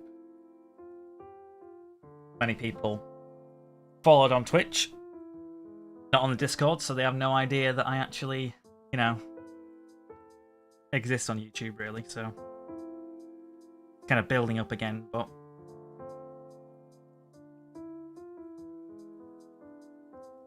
I think it's probably worth it.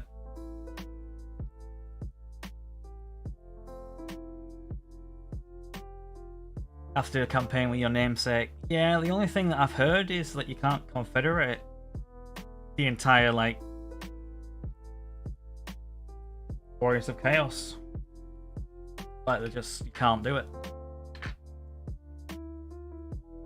Which I think is not good.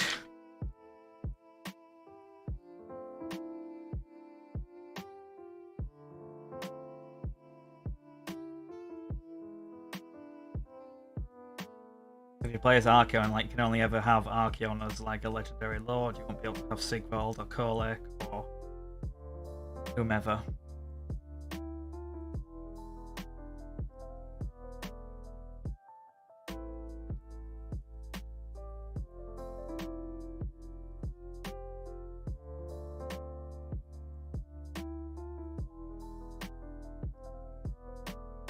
They might change that because it seems the community aren't incredibly impressed.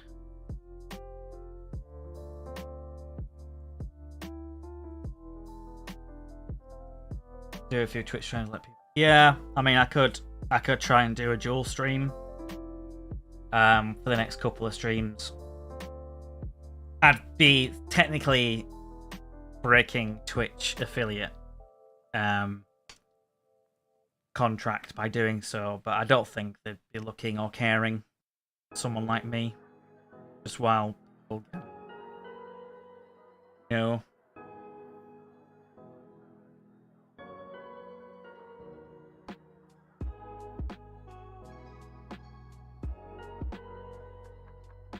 I don't know if it should work kind of how the Norscan one did.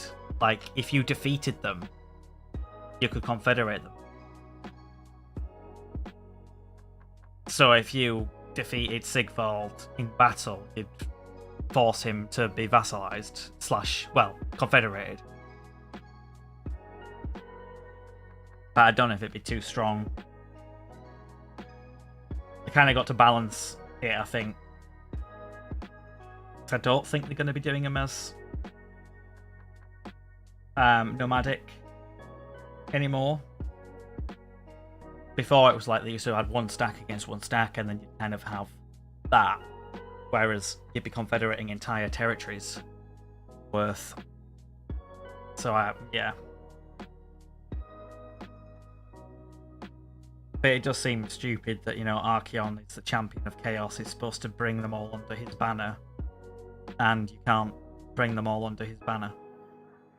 I think you can vassalize them, which is technically the same thing, but it isn't really. You want to play as those legendary lords. Like, you play as the Empire, you confederate the other legendary lords. You've got Balthasar Gelt, you've got Karl Franz, you've got Volkmar the Grim, you've got all that. Whereas you're playing as one of the Chaos people, it's like, oh, I'm only can play as this guy, and then all the generic lords that are terrible. That's it. Doesn't have the same sort of grandiose effect that people like.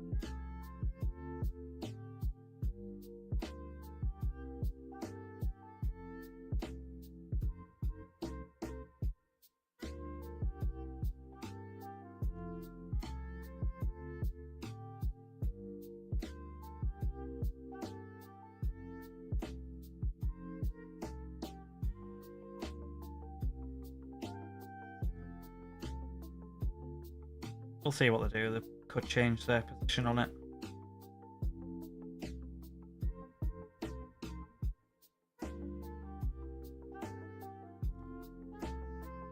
Or they might double down. You never know. You never know.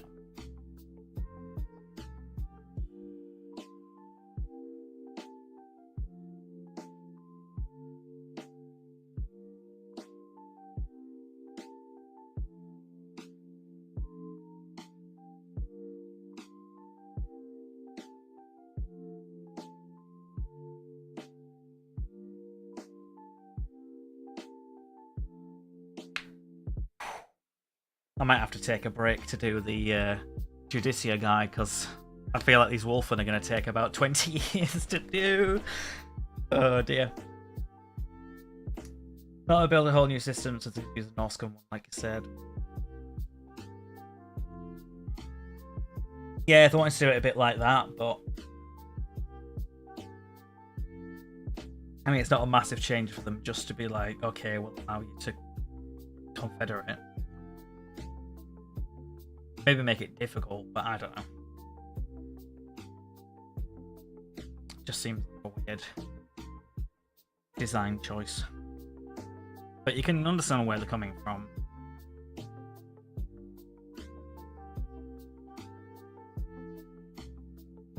Because Chaos are kind of naturally like antagonistic towards each other as well as everyone else. They do not like to be subjugated under someone else's.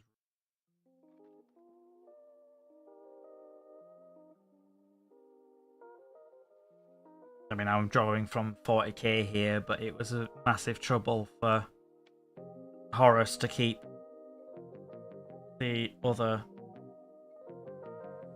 Primarchs and Legions in line. Especially when some of them ascended to demonhood. Angron was just always angry, as his namesake like suggests. You couldn't really strategize with him. Fulgrim was just kind of doing his own thing.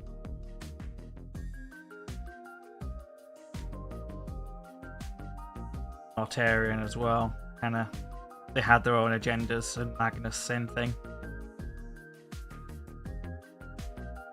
At that point, I think it was only really Perturabo, even though obviously he was motivated a lot by rage and jealousy towards Rogel Dawn. Him being actually somewhat coherent.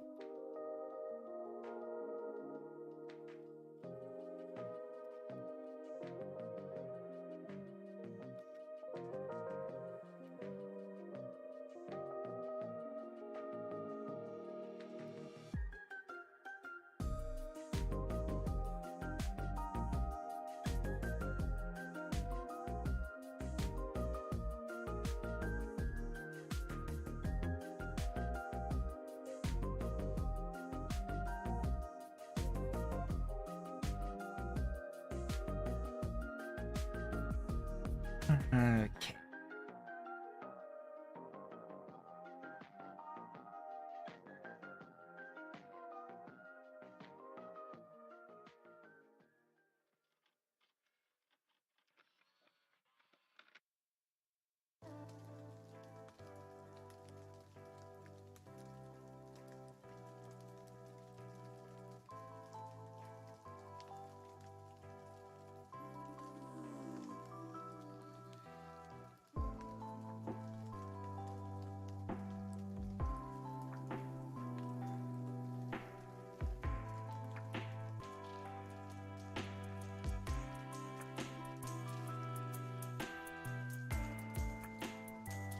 I'm definitely going to be curious to see how the campaign plays out though on Mortal Empires. They've rammed so many factions in the Southlands. Like, what's even going to happen there? It's going to be madness. I mean, you got Scarbrand there, for God's sake.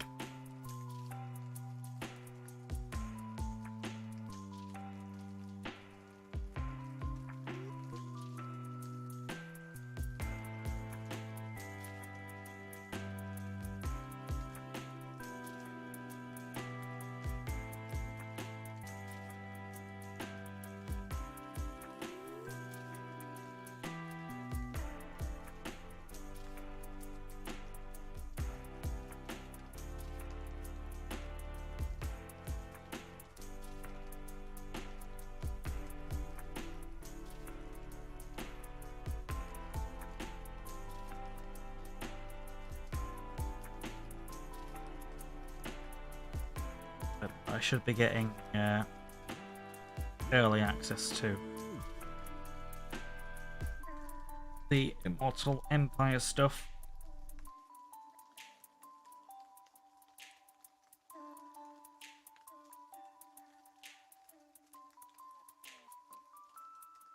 So that will be fun.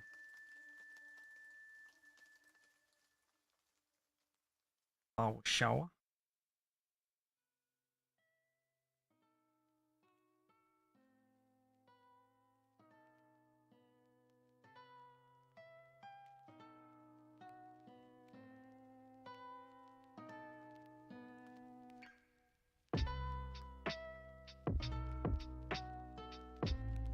Alright. Shield. Timing on anyway. Been live for 2 hours? I think I started about, yeah, 12:30, so 2:30. Not bad.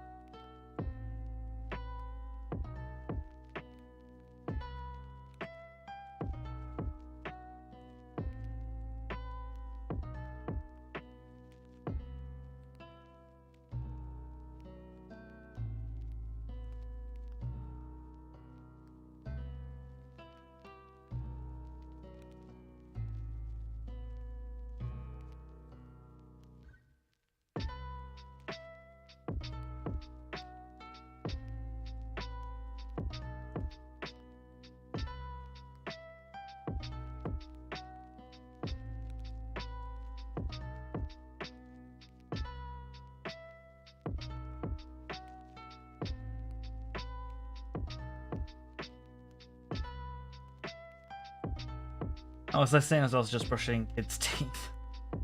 No worries.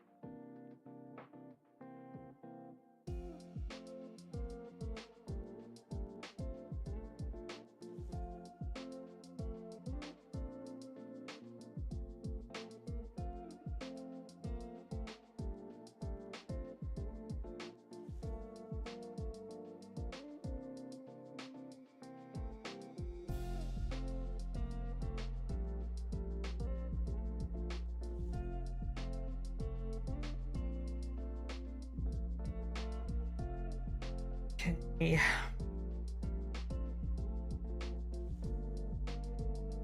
I always go back and touch up more anyway.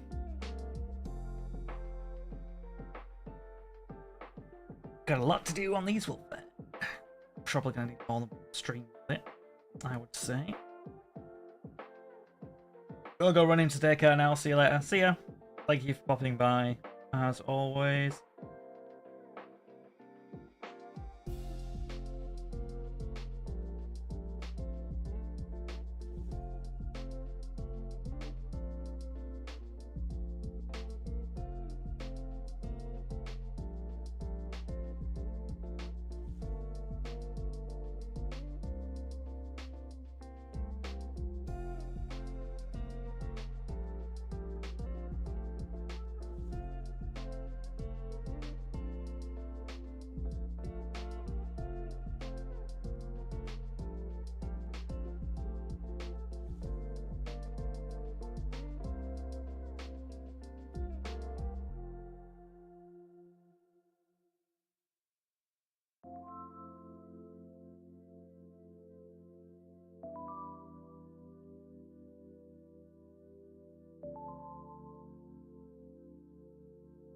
Back, feel really sick, motion sickness, taxi did me in. Oh man. Oh, hopefully you'll improve. I used to get car sick when I was younger, but not anymore. See, I drive as well, so. Then again, I think some part of the problem with me was stuffiness of the air.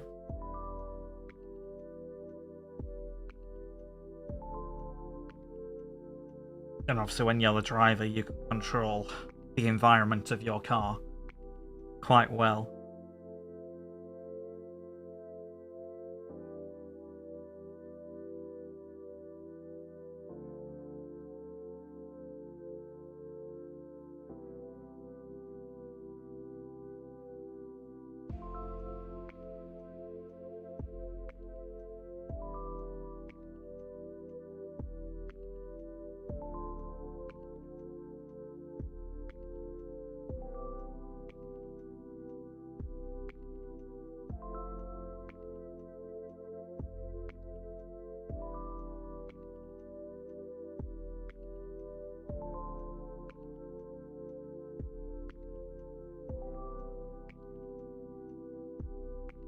Got any more plans for today, Nath? Though, just chilling.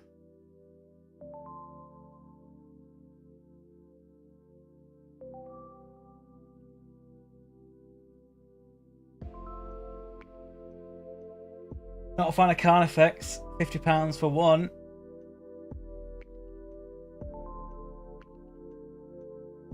Yeah, that's money. Oh, tired.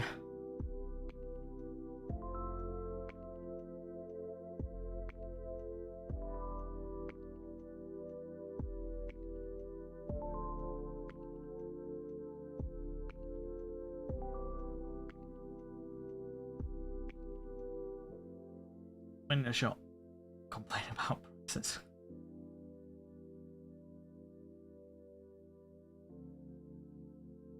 Is the Carnifex a plastic model or is it actual like Forge World? Out of curiosity, I don't actually know.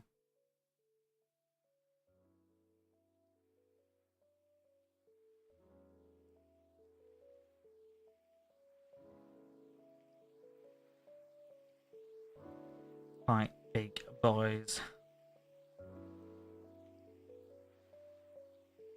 Well, like Be'lakor and the Great Unclean One and the basically giant demons, they're all like 80 quid.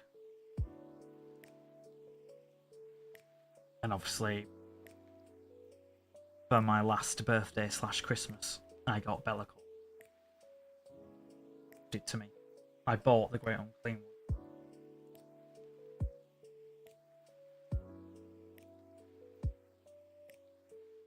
Might be Forge World.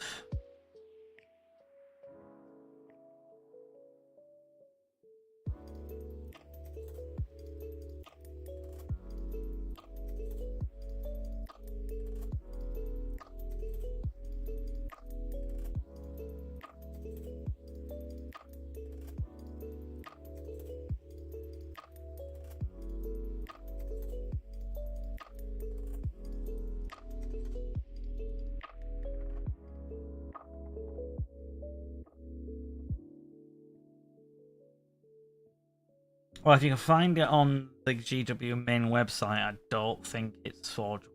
I think you have to go on the Forge World website to get Forge World.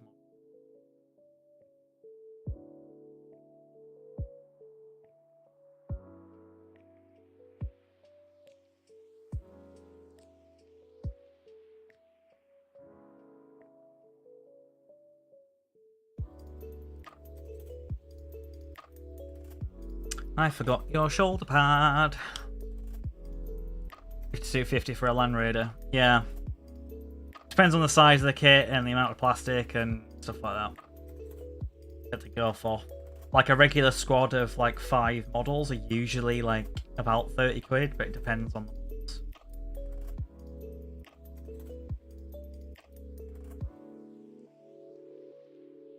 And then you have stupid ones like Nath was saying earlier, the Pyrovols / Biovols. You get one model and it's 30 quid for one.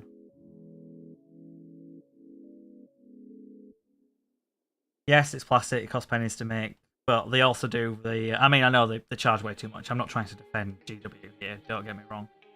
But they do them in moulds, and moulds are absolute fortune to make. So it's not just like the cost of the plastic. But I suppose at this stage they'll probably pay for it, 10 times over. So they could reduce the price. But they won't.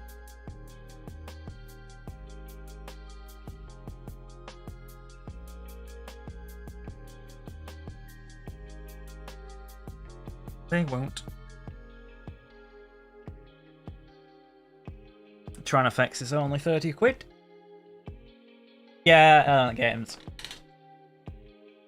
I don't know if, maybe Element don't stock Forge World, but they might do.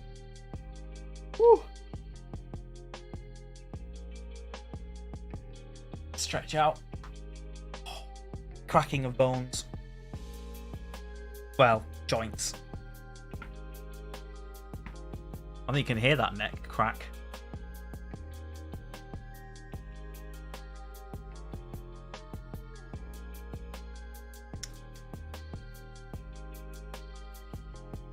Oh, I'm buzzing that one going.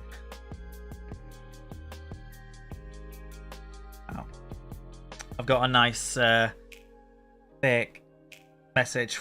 Your Apple Pay has been suspended.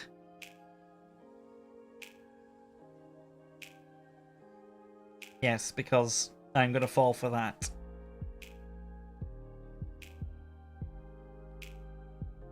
I get 2 boxes of Warriors and Tron effects. Depends on how much I spend on paints and stuff. Well, like I say, you've got a lot because of what I gave you, so theoretically you only need to supplement. Got that one yesterday. Yeah.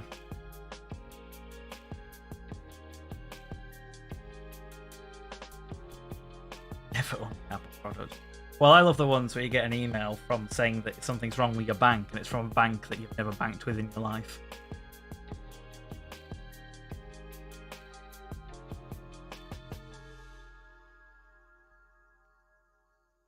But I mean, they wouldn't do it if people didn't fall for it, so...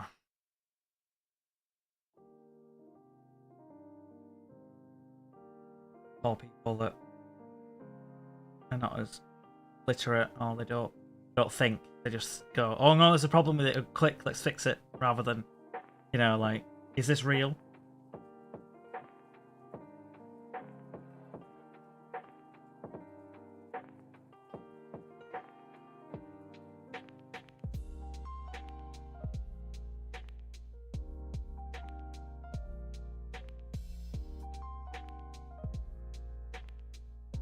And I operate on the internet as don't trust anything or anyone. Especially because, like, your friends' accounts might get hacked and they send you a message. Like,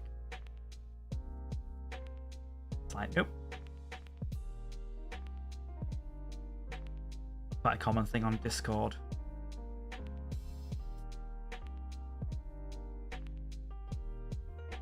Although obviously I'm part of other content creators' servers, and that can be a problem. They'll DM me from, like, you know, compromised accounts. I'm a smaller community, so I don't think any one of our community has been compromised. But when you're part of other Discords, especially large ones, it only takes one, and then spam DM everyone in the server.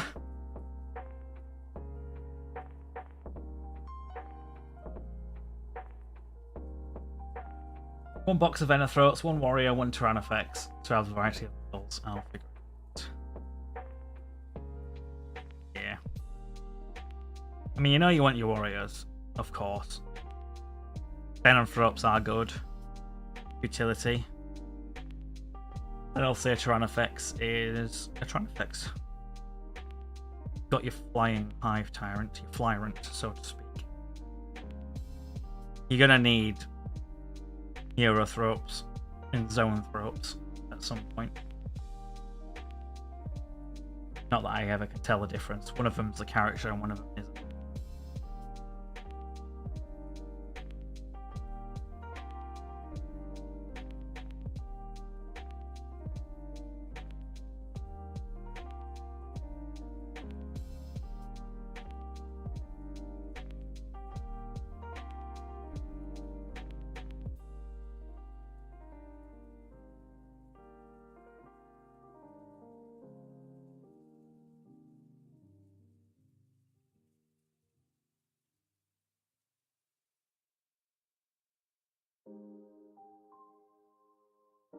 Venomous can build his own. Oh, yeah, it's the same sort of kit, yeah.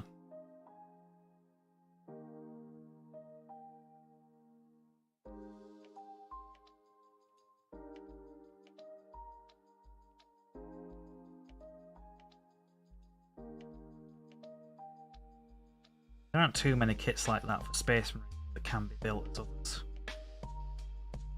I mean, the Grey Hunters for Space Wolves, they can be built as Guard. But they're basically the same, it's only the weapon options that they take that's different.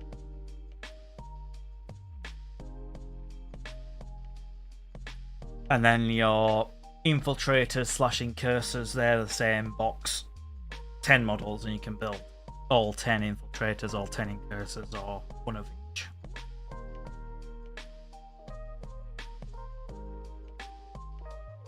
Venom-Throps are 80 right now, they're great. Yeah, they give the nice one to hit, which is great in a time where things can shoot them a lot when you want your big bugs to survive.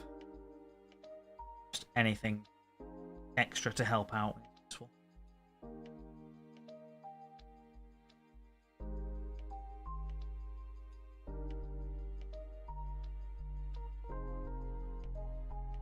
Especially because Tau still exist.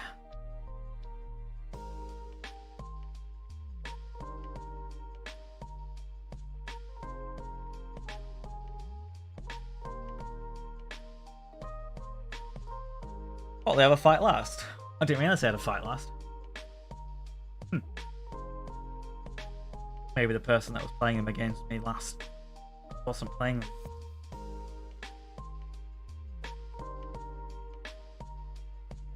Then again, they fight like shit anyway, to be honest. They aren't very good. I mean, they also run on 2s, but the profile isn't great, especially like into Marines, because I was playing Death Guard at the time. So they just, yeah, bounced off. But the fight last can be helpful for other things that you to fight before they do, like your warriors. Yeah, it's 5 attacks per, but still, they're terrible attacks.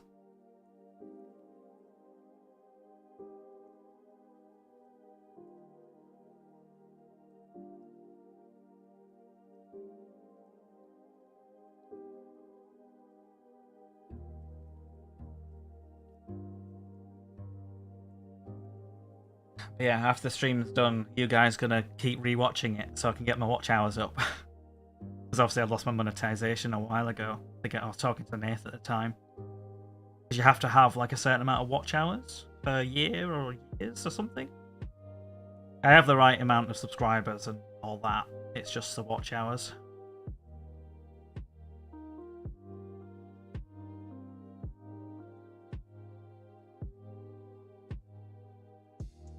Can really catch you off guard. Yeah, it's on top. I mean, yeah, you don't think that the Venom Throats would be a threat, but they can be threatening other areas.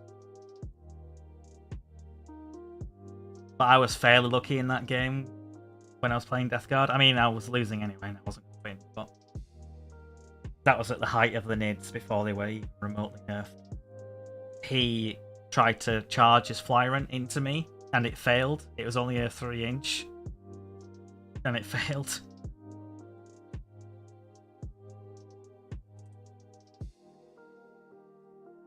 But you had like Screamer Killers and all sorts of other things. And this was before they reduced the costs on Death Guard. So I was quite low on assets.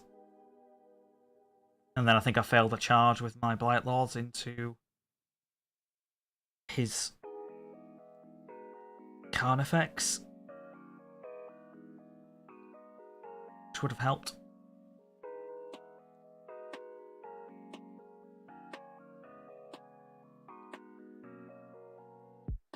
Yeah, I mean, I could easily take Death Guard to the Leeds GT next month, because Death Guard are better now. Although, I probably don't have the best list, so to speak, because I don't have Plague Marines. Although, that's not technically true. I do have Plague Marines. They're here. They're here. They're all here. They're just, you know, completely unpainted. And I think, do I have got any with any special weapons? I've got the mace here.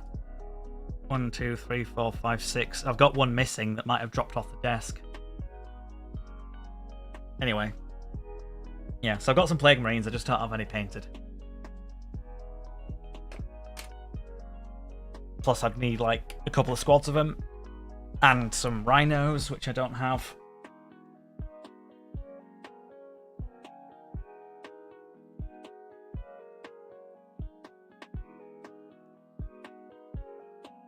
At the moment, I just have 1,000,000 Terminators.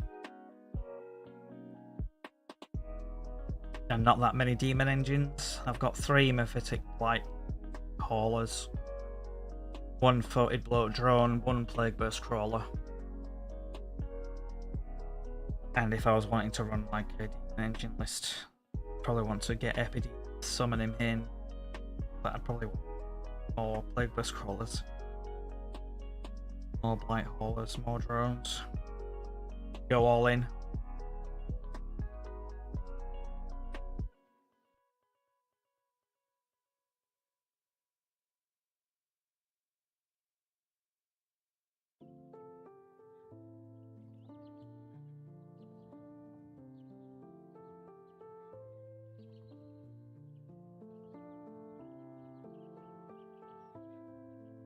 His bloody shoulder's like completely obscured by this shield. Don't even. And the hammer. The shield and the hammer are in the way. So I'll try my best. I might have to touch up other areas. But if I can't see it very well, I mean, I don't think anyone's going to care that much. I haven't painted it amazingly well. Oops. Plus, I'm not entering a painting competition with them, so...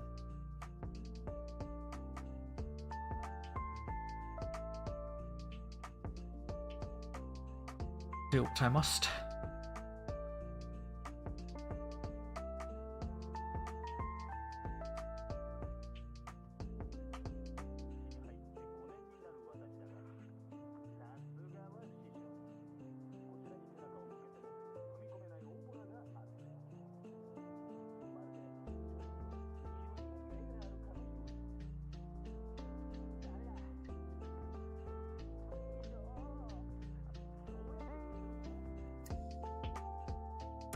Yoke.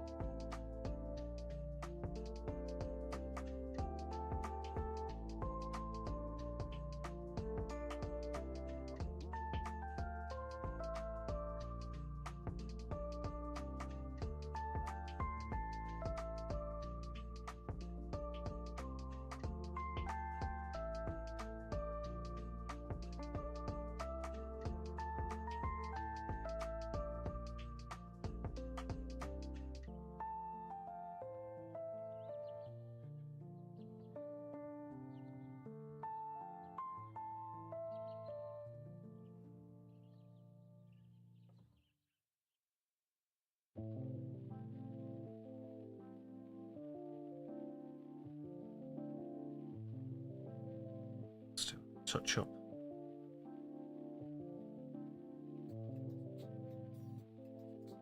It's fine. Let's move to shield. Like back edge of that, the backpack as well.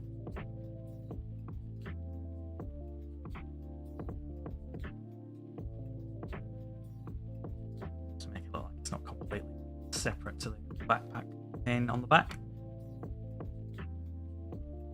Right, shield. 3 Rohan, bloody hell. Rohan. Yeah, Rohan. Royal Knights, 36 quid. Full house with multiple piers, a boat, 128. Price stuff based on game stats, not costs. Well, yeah. They are a model company. And what seems to be coming out is they bring stuff out that's just ridiculously powerful, and then that's what sells. So Chaos Space Marines came out and they made Abaddon just insane. They must have had like warehouses full of him or something, because he is just ridiculously good on the tabletop. He'll be selling like hotcakes. And then they're doing the new faction, the Leads of Votan, or the Squats. And you can only imagine how broken they're going to be to sell the line. Because, I don't know, I think at the moment the model line that they've been showing, kind of, you probably love it or you hate it. They don't seem, like, I'm not that particularly interested in them. I don't dislike the aesthetic, but I don't like it. So if they're wanting to sell a new thing that they've invested an absolute fortune on, they're probably going to make them good, if not broken, to sell.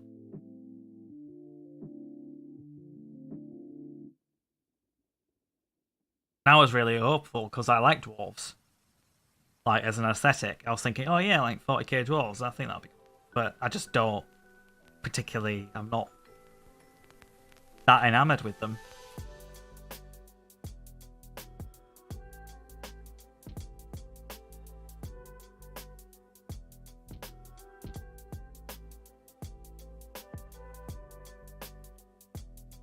don't really have the time and money right now to get into Age of Sigmar, or I would probably get into the Fire Slayers. What's the difference between contrast paints and others? Well, contrast paints are sort of a mixture between a regular paint and a shade. So a shade applies onto a model and it tends to seep the recesses of the model, darken those, and leave a tint on the raised areas. A contrast is kind of a mixture between the shade and the layer paint, where the idea is that you put contrast on it and then you're done. It's got some highlights, it's got some shadows, that's it. So it can be really good, but it also can be pretty crap at the same time. I mean, the problem is I can't really show you anything that I've got does, because nothing's truly... I haven't got anything that's lightly coloured. I've got Drazar here that I was doing a bit of testing on, but he's not got any white or light areas for contrast to really work.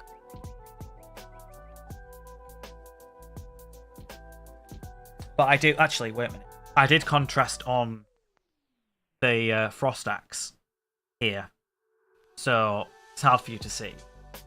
Are contrast worth it? I think they are. It's just you need to use them in the right sort of scenario. Let's see. Don't know if I can, like, too bright. Hard to tell.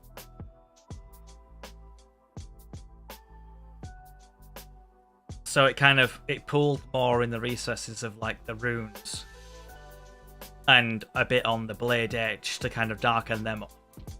So I contrasted with a diluted Talissar blue and a Atherimatic blue to kind of create this kind of frost weapon look. I didn't paint all that in.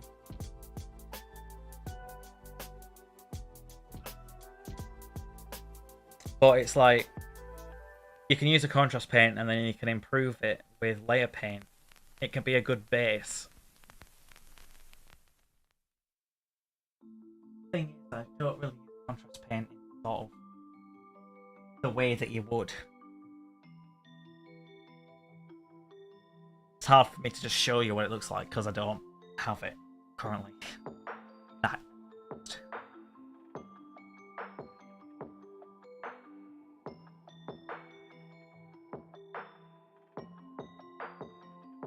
But what I would potentially use previously is I'd use contrast on hair and fur and stuff like that because it's quite textured and it works quite well. And like, say, for Tyranids, I think it'd work really well for like your skin and flashy stuff. Oh, wait a minute, one sec.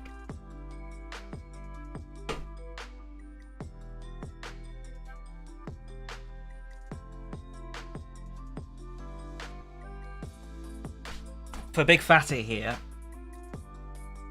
I mean, I use contrast on the skin, but I airbrushed it so it doesn't quite react the same way. But the guts, that's just contrast paint. Well, and a gloss varnish on top of it to make it shiny. So it's darker in the pools and lighter on the raised areas. And some of them have a more pronounced effect where it'll be a lot darker in the recesses and a lot lighter on the top. But I use that for all like the fleshy bits. I just use the contrast paint on that.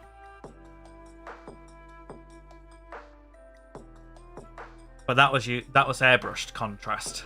So what I did with this guy is prime black, zenithal highlight with white. So the raised areas / the top areas are more white, and then it kind of goes down to more dark on the underside. And then airbrush contrast, so you get kind of, the variation in colour. So that's what I use contrast for mainly.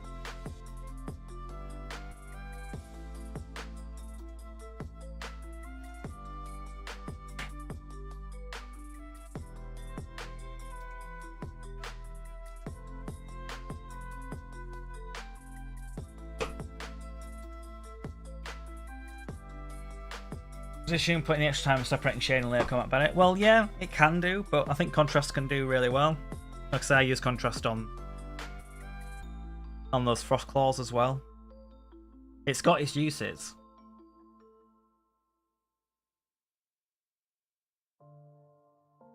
For sure.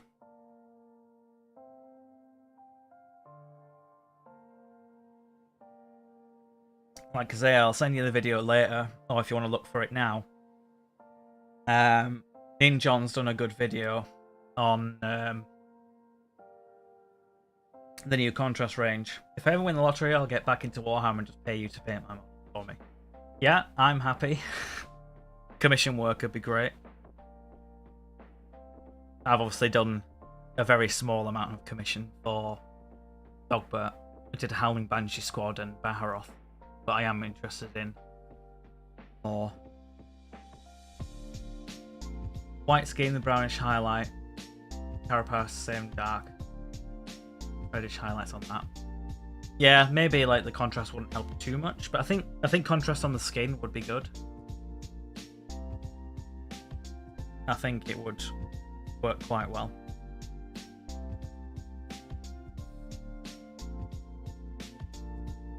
I mean, but even dry brushing the skin and the carapace could work. You kind of do different techniques for different things.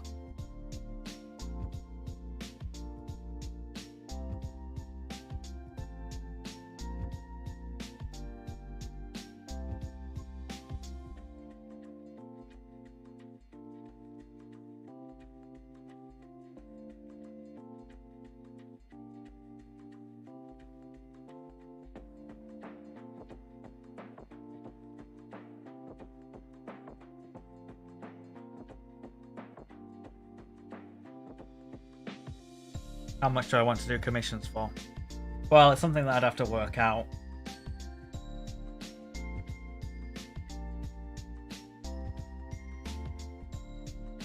Like what's reasonable and what I would want to charge as this is the quality I can do. How much do you think that's worth? How much do I think it's worth?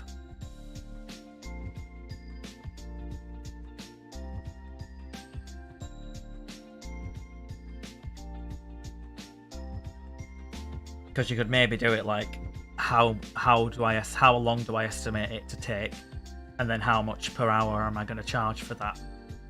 Or you can do a basic thing where you go, okay, well, assuming they're going to buy the model, you like, or they can pay you to buy the model to get in, and maybe just add times it by 2 or 3 or something. I like the building and painting, but I think I would like to see you do a Tyranid eventually. I'd like to do a Tyranid at some point. You know, something different.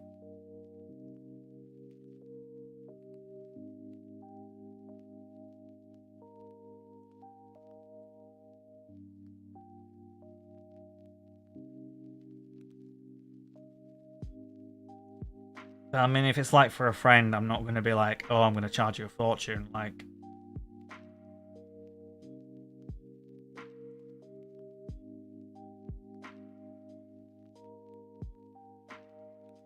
but the fact of the matter is, if I was going to try to make a living off it, I would need to be charging a decent amount or be incredibly fast.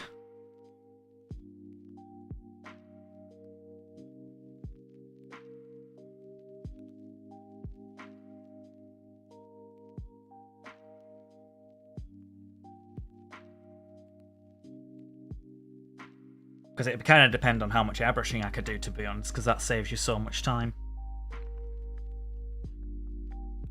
Like I did this guy in no time, really. But these Wulfen, these are taking me for ages because there's loads of different materials on it, and it's all hand painted. Whereas all the armor is airbrushed, and then there's not a lot of other detail on it to work on.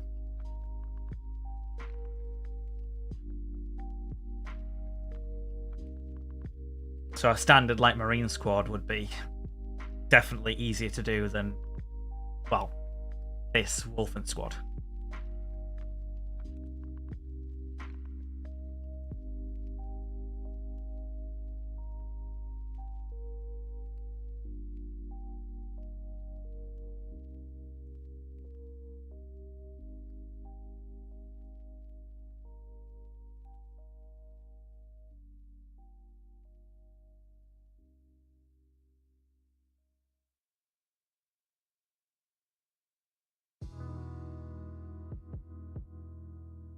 spider.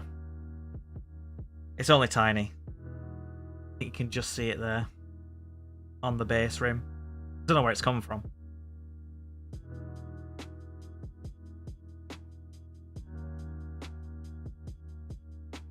Where are you going, little buddy? Do you want to go on my microphone? Where are you? No? Where do you want to go?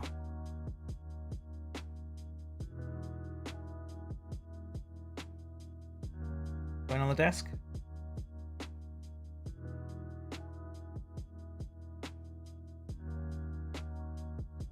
I don't know where it wants to go.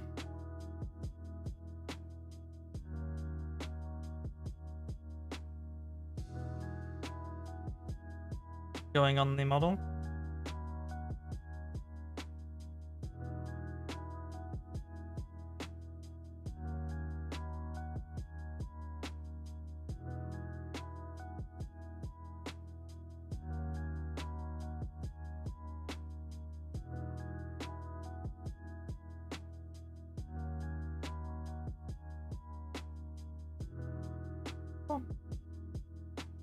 Don't want to hurt you. There you go.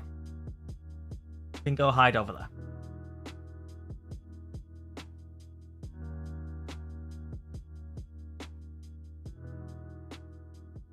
Yeah, I'm alright with that size of spider. That's fine.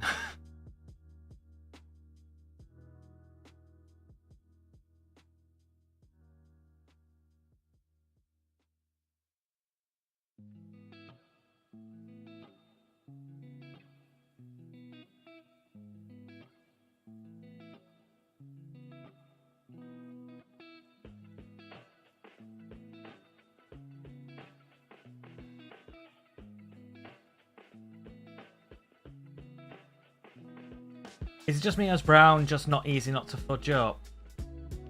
Yeah, certain colours are a lot easier to work with. They've got stronger pigmentation and they've got better qualities, whereas other colours don't. So that's why I don't like working with white and yellow, because it's notoriously bad. Blue's actually fairly... It's kind of an in-between colour. Like, some blues can be good, but some blues can be bad. Coverage. I'm scared of spiders to give that jittery. Oh, it's just the monkey brain part of our brain that goes, oh no, that's bad. Do not like.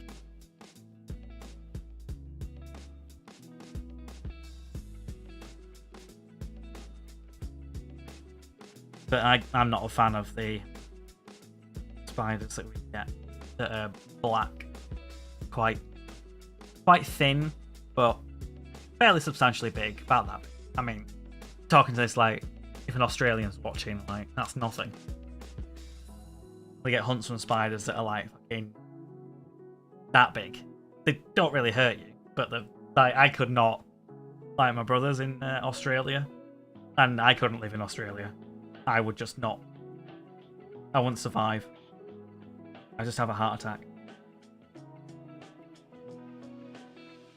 They tend to want to live in your house as well, the huntsmen.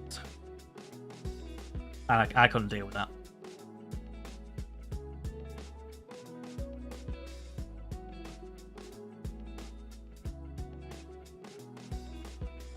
Obviously, it won't matter how many times you tell me that they're not going to bite you and they're not venomous, really. Seeing a giant spider like that wouldn't make me happy.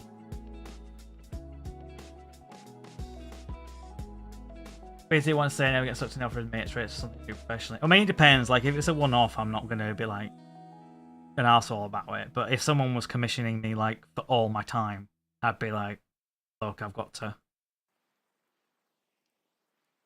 do it.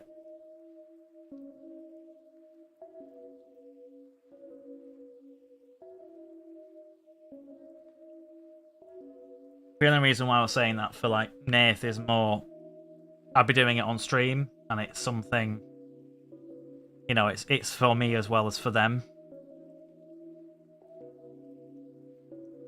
But yeah, I wouldn't be like every commission I'd ever do would be mates rates cheap. Like if someone commissioned me to do an entire army, I'm not going to be like, okay, well I'm going to do that for mates rates because that's in a ridiculous amount of time. But like a single model, one off, it's not that bad. I know where you're coming from. It is like, it is time and skill, and you should never really like undersell yourself or be exploited.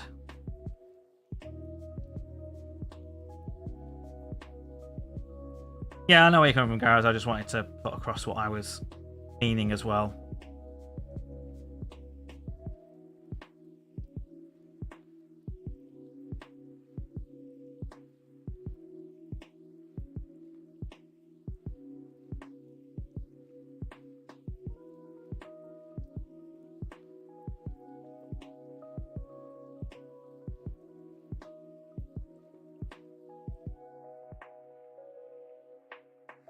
Big spiders love to take them outside for people after the first shot. Yeah, unfortunately, like, I mean, it depends on where it is and the size of it that factors into my response. If it's in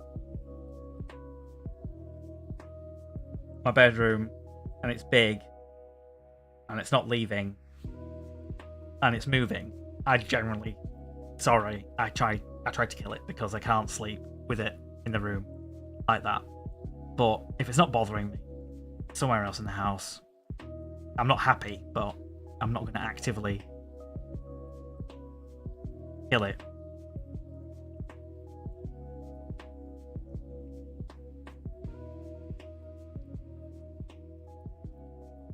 Because one of my friends to join us spends half his free time doing cut price jobs for friends. Oh yeah. That's bad. Because that's like backbreaking work as well. So it's not doing his health any good.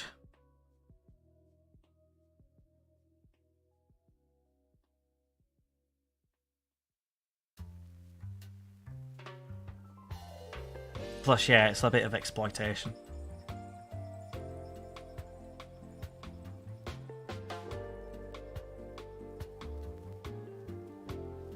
And if that was me, I'd probably, if it's family, like,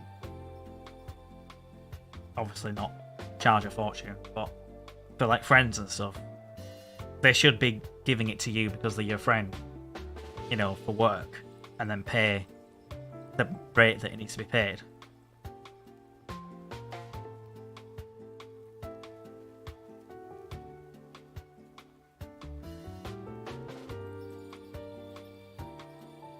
It's definitely not fair.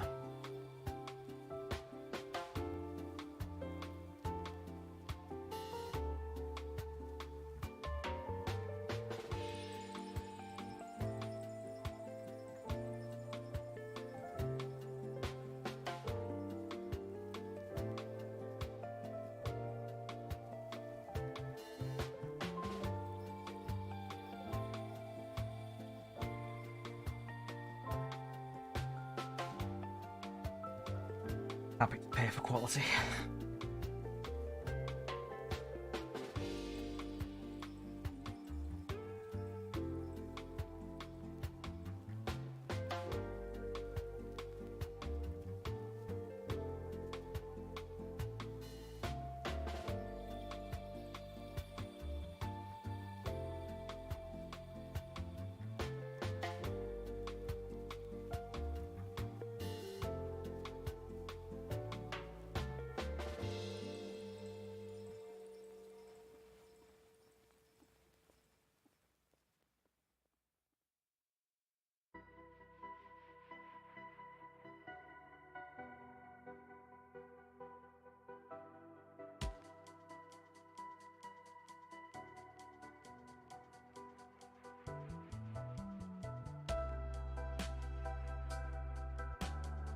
Thinking right now to get Tyrannofex and Venom Throat box because I only need one of each. That's fair enough. You gotta get paints too.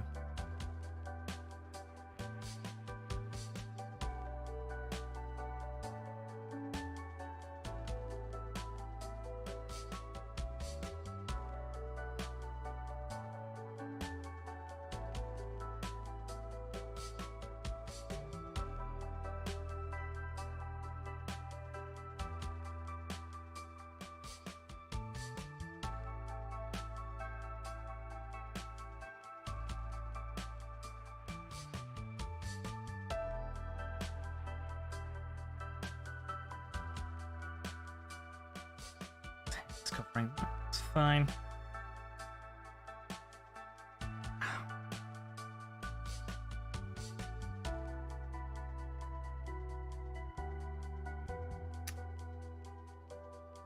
Which paints plus some new brushes, mine were cheap and crap, will probably add up to £80 for free delivery.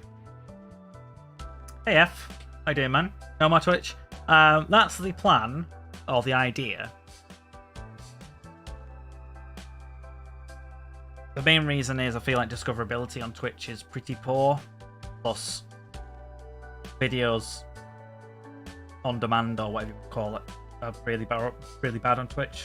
So I'm hoping that the VOD, the Twitch video, sorry, the YouTube video, will also help growth and discoverability and the like at the end of it. I'm considering staying on Twitch for kind of gaming, but I'm not sure yet.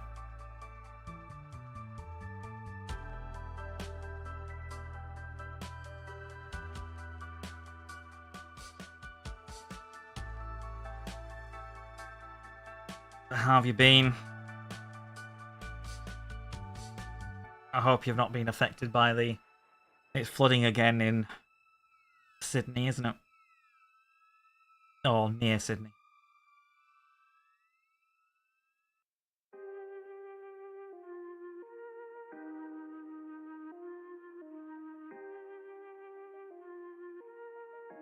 Alright, like friends or family. Hopefully not being affected. Not that it's bad for anyone that's been affected, but the way us humans work is...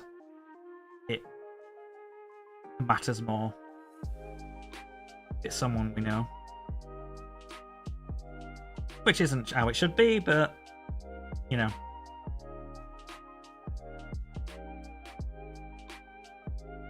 Yeah, it's shocking, yeah.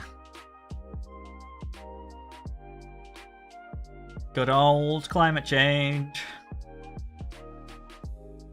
I mean, obviously we just had our horrific heat wave, which was pretty unbearable. But we were quite lucky, I think. It only really lasted for like 2 days. It's obviously back to reasonable now. It's overcast. It's like 20 odd degrees or something. So it's warm, but it's not too warm.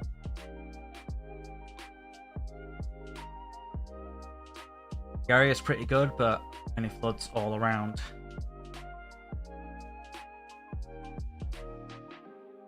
Yeah, I mean, if flooding ever became a real problem, like a major problem, I mean, no, flooding is a problem in the UK, but I live kind of almost at the top of a valley, so I mean, it'd literally have to be like Noah's Ark situation for it to flood here.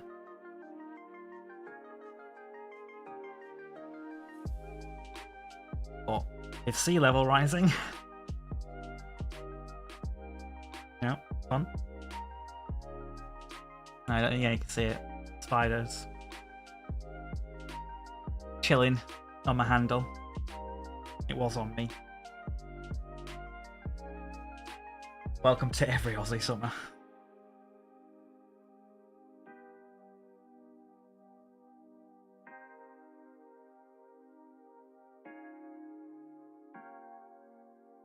Yeah, I think it was a baby spider. I don't know where it's come from. Oh well.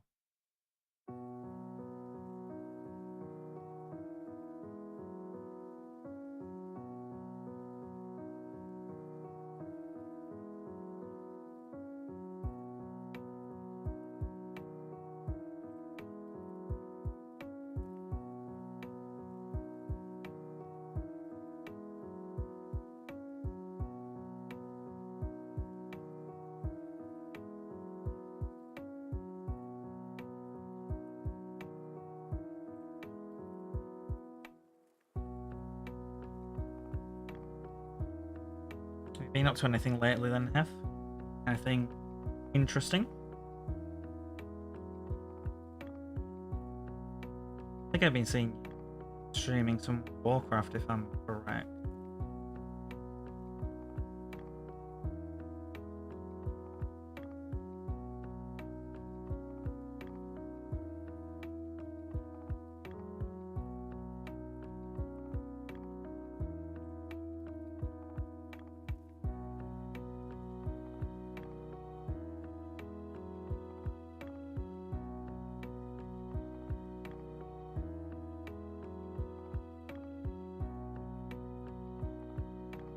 Anyway, good to see you all, friend. It's pretty late here, so I better head off. See you around. No worries. I did wonder what time it was for you. Have a good sleep.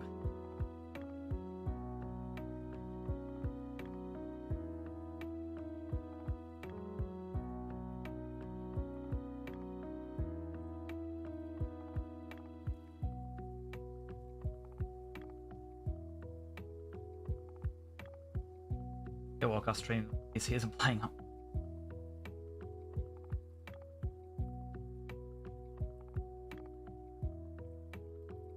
I'll have to talk to you later about paints. Yeah.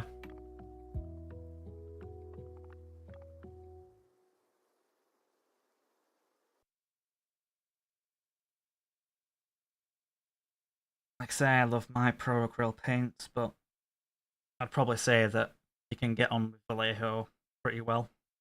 Just need to try and find out what colours you're into. And obviously try and go for the model range rather than game range, if you can.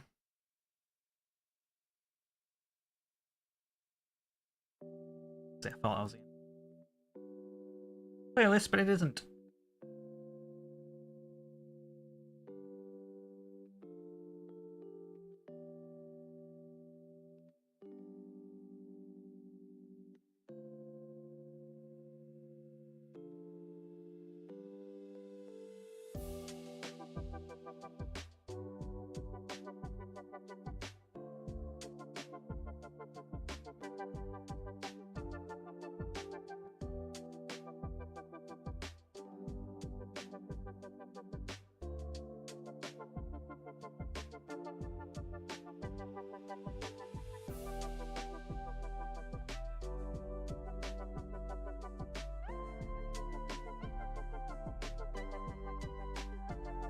Model paint is better for aesthetic. It's kind of more reliable, I would say, is a word. More consistent in thickness and what is pigmentation? That's the right word, not thickness. Pigmentation. Whereas the game range tends to vary a lot. The worst thing is when you get used to kind of like how much water you should be putting into a paint, and then you get one that's like ridiculously off base, and it kind of messes with your head a bit. Like most of these Pro Acryl paints are all kind of the same sort of quality. Yeah, pigmentation quality, so you know how much you water them down to get what you need. So it becomes kind of second nature. You're not thinking about it, you just go, blah, blah, blah, don't paint. Nothing too ridiculous.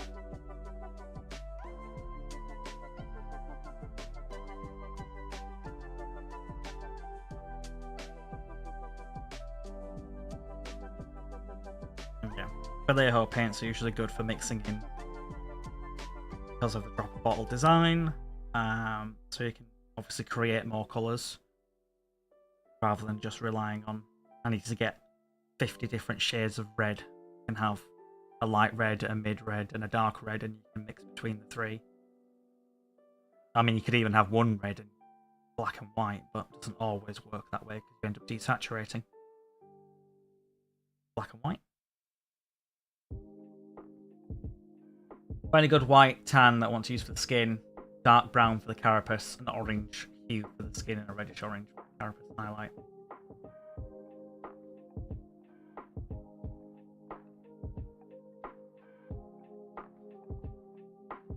Yeah, you probably wouldn't want to use white alone.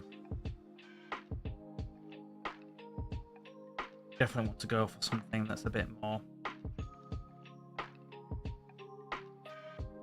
I don't know. You're wanting, I mean, maybe like a bluey, light blue. Desaturated light blue or something, I don't know. You don't want to go white, I don't think.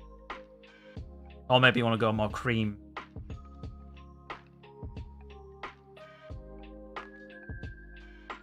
But you never really want pure white or pure black on anything. It usually just looks good.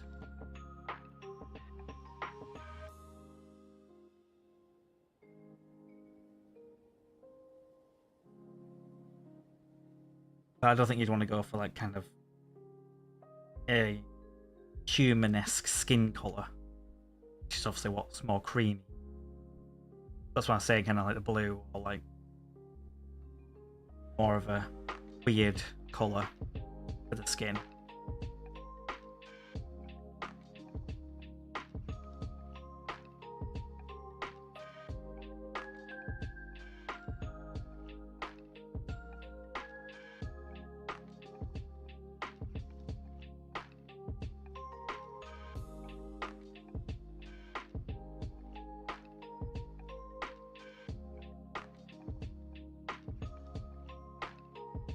But yeah, a light cream would probably be okay and not look like regular skin.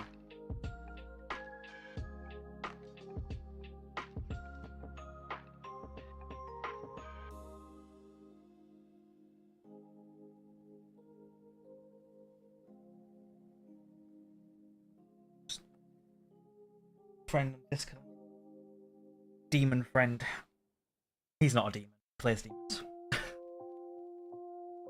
Now I have the orange wash of it.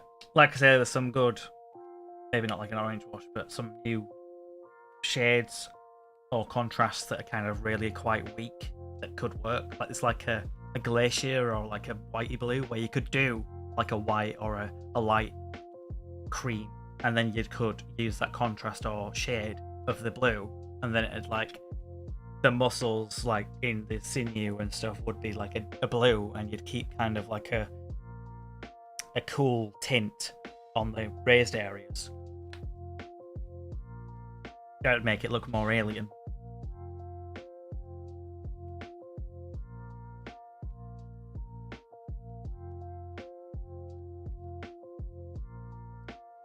This is the shield that's like got really a lot of intricate stuff in it. It's going to be a nightmare to do.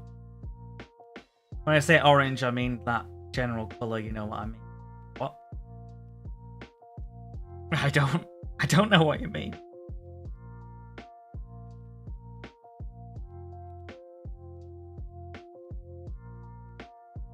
Well, also like I've got orange. It's just orange.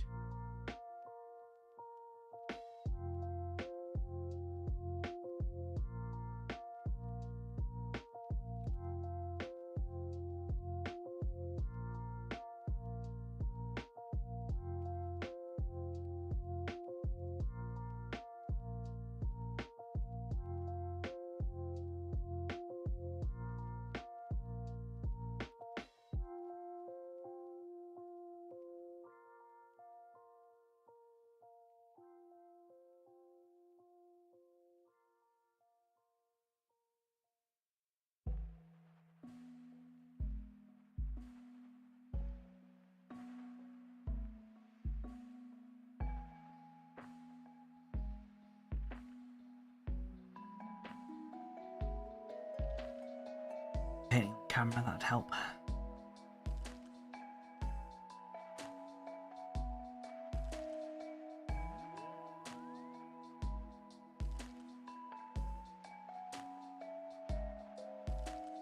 Needs to be similar.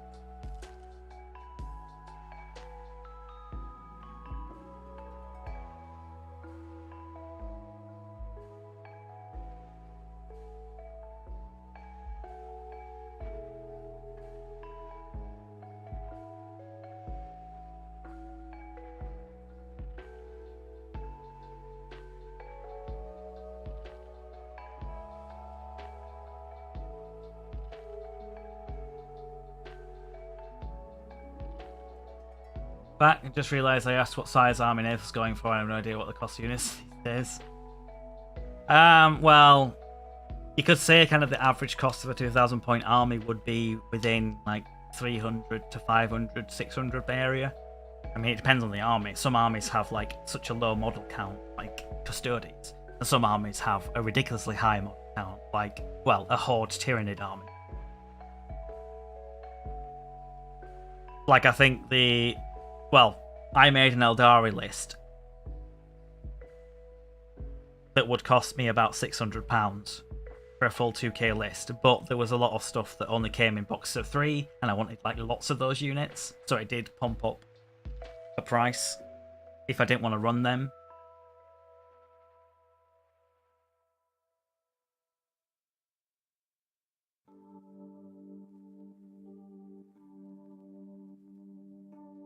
Oh, units point costs. Well, it depends. These Wulfen, with 4 of them with hammer and shield, and the leader has to have these dual claws, is 145 points. Same with the jump pack, lightning claw, wolfguard guys I've got. I mean, it's like, it depends on the unit. Some of them are below 100 for a squad of 5 or 10, and some of them are obviously more than 100 for a squad of 5. I mean, it depends on the army.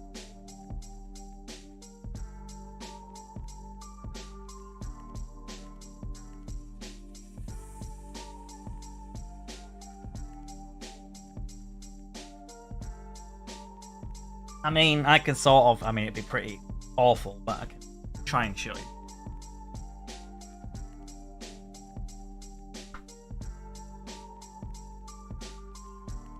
Because this is my army, basically, that I'm going to be taking to thingy. So you got these Wulfen, 2 squads of 5, you've got the Judiciar, you've got 2 squads of Jump Pack Skyclaws, 2 squads of Long Fangs, a drop pod, which I don't have yet,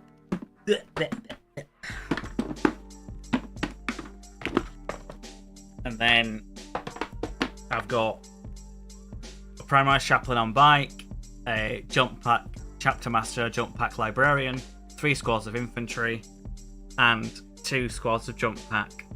So this is my Marine army. So it has 1, 2, 3, 4, 5, 6, 7, 8, 9, 10, 11, 12, 13, 14, 15, 16 units, technically.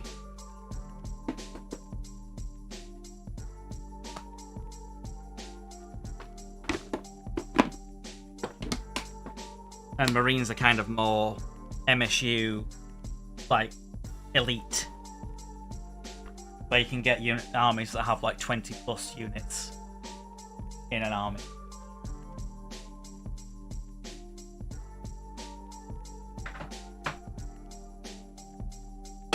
But yeah.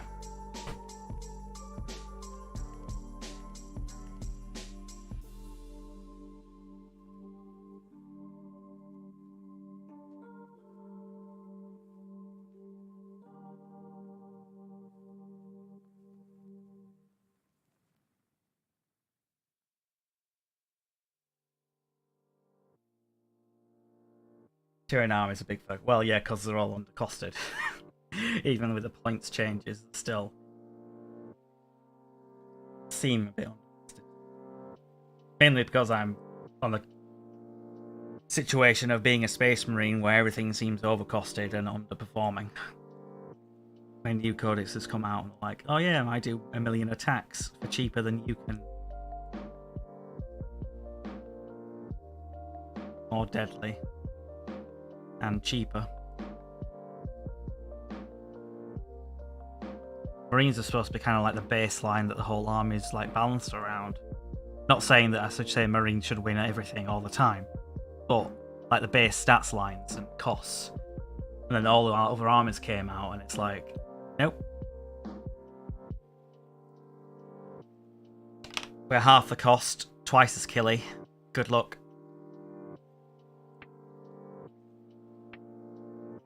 The other thing is that Space Marines sometimes have durability that other armies don't, but 9th edition is very killy, so you just, yeah, struggle to stay alive.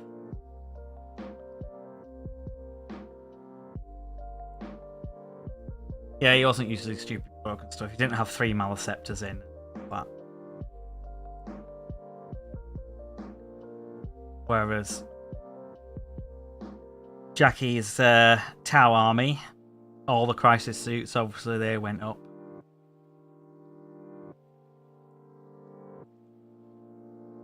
I mean, Tau were just ridiculously stupid as well.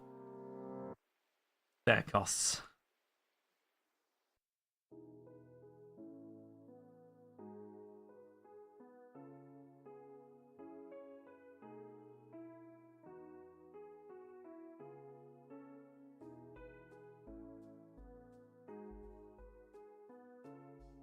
Yeah, my problem with Tau is just that they move so fast and like hit so hard that you can't even hide from them.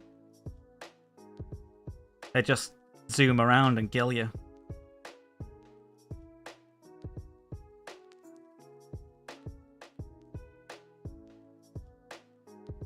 And they're tough as well. And they fire and fade for 1 CP. Like, they took it away from Eldar, that they can only use it once.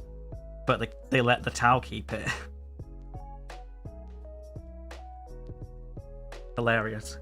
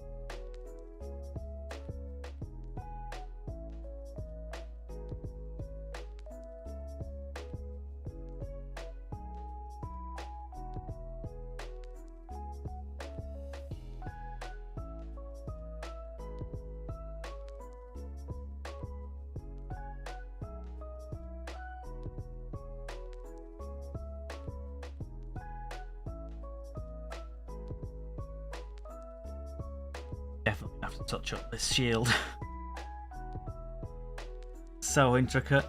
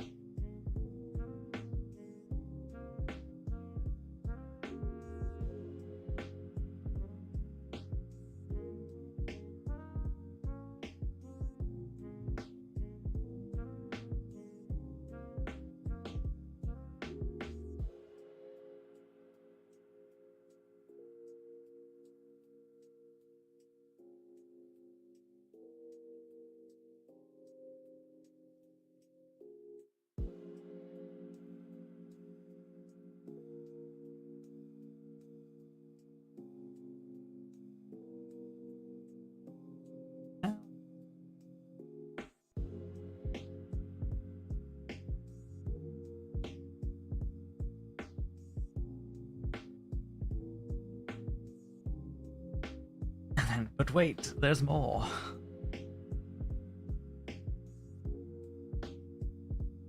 Like I say, after I've done this bit, I'm going to do the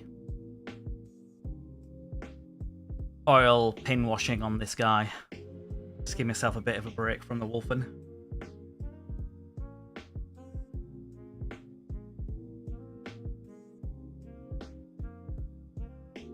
I need to go over the skin again, I need to go over this armor again. I need to do the hair, I need to do the bone, and extra metal bits. It's like so much to do.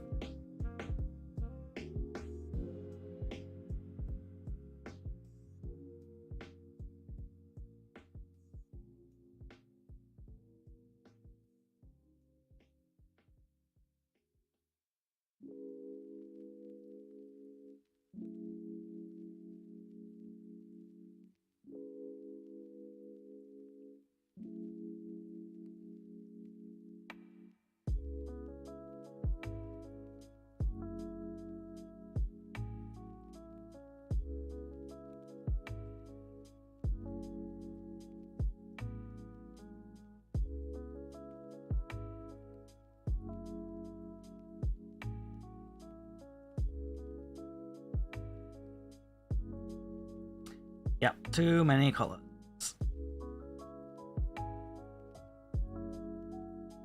Regular Marines are fairly simple. Like I say, just armor color, some light other bits, and then you're done, basically. There's not a lot to it, but these Wulfen are like skin, fur, hair, bone, metal, armor, and they're all kind of intertwined in certain areas, so yeah.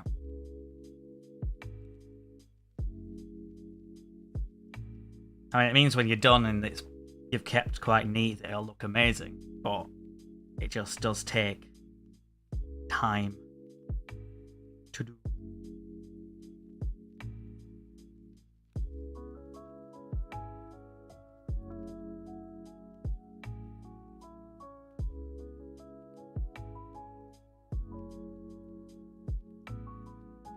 And as long as I don't think I need to run 3 squads of Wulfen in the future, hopefully this should be the only time I ever need to paint them. Then again, weapon options could change, and obviously all these are glued on. I didn't think it was worth magnetizing, but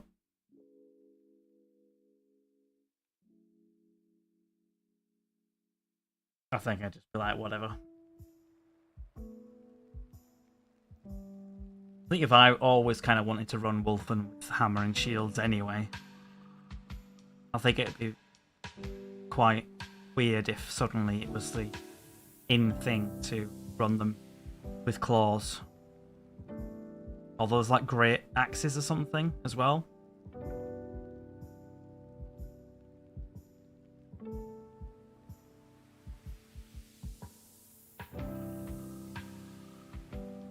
But what's good about these Wulfen is they're strength 5, so their hammers hit on strength 10. Is magnetizing hard? It depends on the model.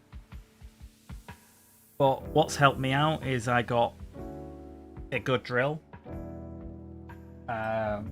It's called a wow stick, which sounds like something else, I know. Which is a pen drill, so literally, and it's quite slow, but it's got good torque. So basically you drill in with the right drill bit. This is actually not the right one that's on. Glue it in, and then just like making sure you got the right polarization on the other side when you drill into the other bit. It's not difficult, it just takes more time than just gluing it all together.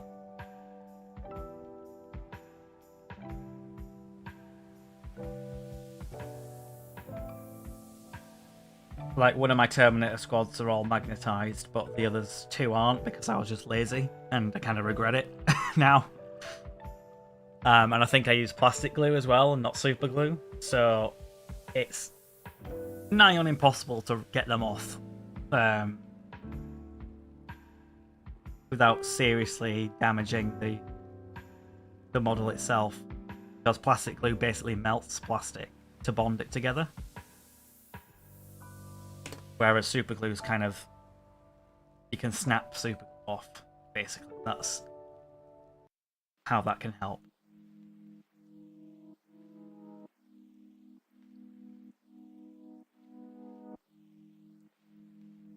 And it means that as times change and weapon options change, like the in thing for a while was Thunderhammer Storm Shield on the jump pack Wolfguard units / Vanguard vets, whereas now it's kind of more dual lightning. Well, if you had fully classically your jump packs to have Hammer and Shield, you'd be pretty screwed.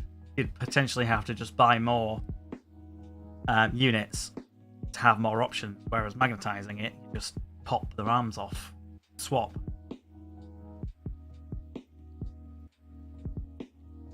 Which is obviously far better, cheaper, efficient. Because a rule of 3 means that you can't run more than 3 units of those models, so you should only really need to have 3 magnetized squads of them, and then all the weapon options that you might need.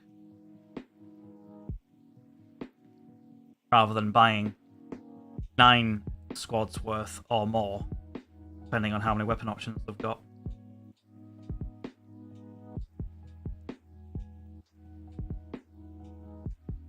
So I might have to try and go back to my Terminators and painstakingly remove their arms somehow without destroying them.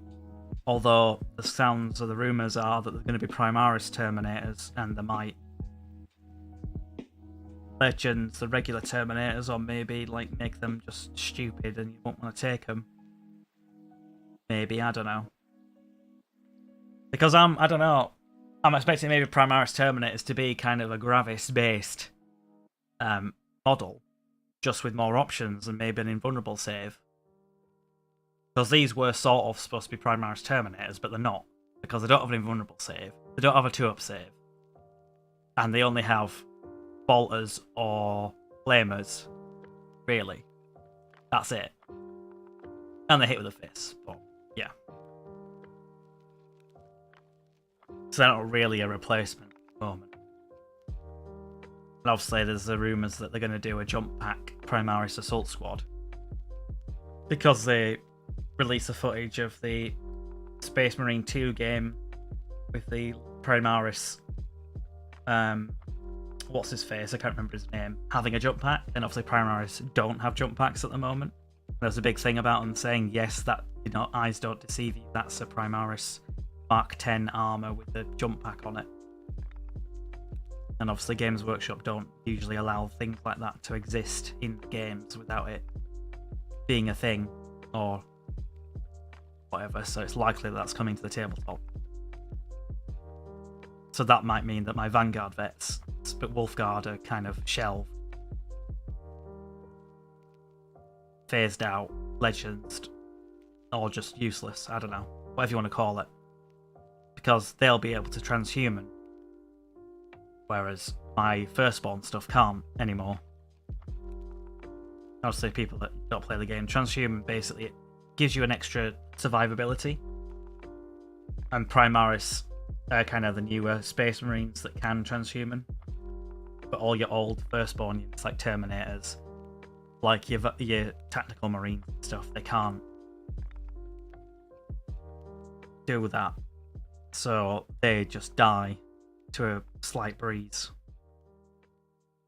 Whereas there is some sort of toughness that you can gain with a bit of transhuman, making them wound on wound rolls of 4s, whereas normally they're probably on 3s or 2s.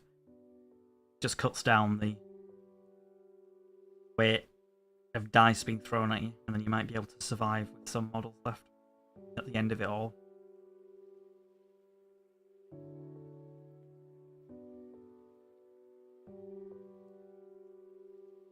And previously, for Primaris, you used to be able to do that to Firstborn Marines, was a stratagem.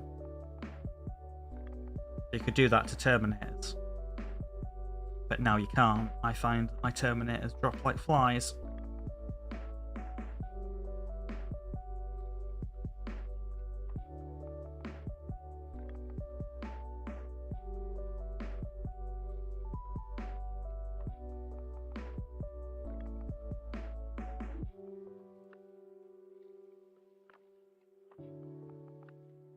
Yeah, it'll be interesting to see. I mean, that's kind of rumoured for like 10th edition, which could be coming out next year. Right. after they've released all the codexes for 9th edition. Like, oh wait, a new edition now. Woo!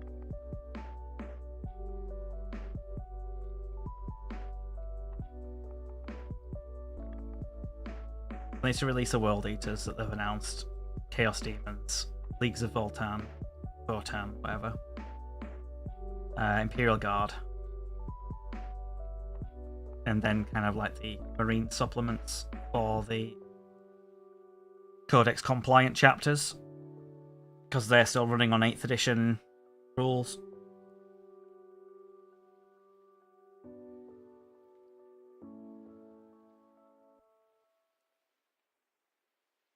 Then yeah, we'll see. I don't know how quickly they might want to move to a 10th edition. But it has seemingly been kind of every few years they'll launch a new edition.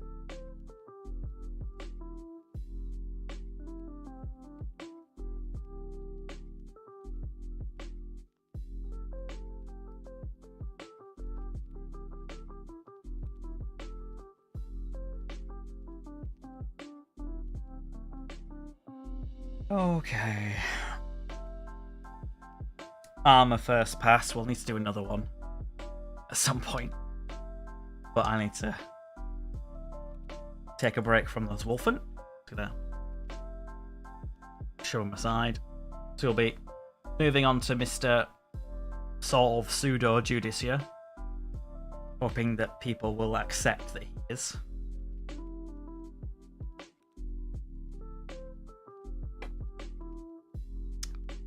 And yeah, I'll be getting my oil out.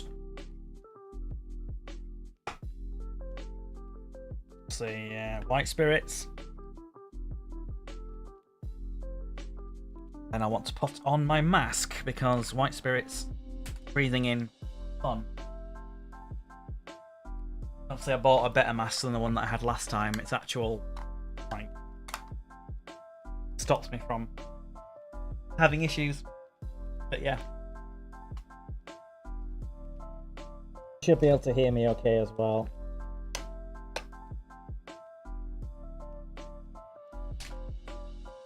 Hello. I think I'll make the membrane of the next flyer ID the same colour as the bone. It's a pain in the arse to paint the separate colours. I mean, yeah, but it looks better when you do it separate.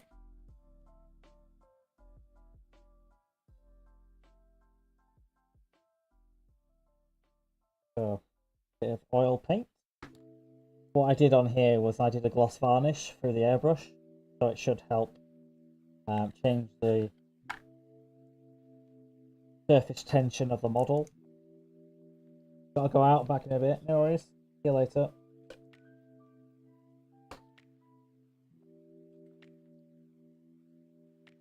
Some crappy old brushes that I use. My oils.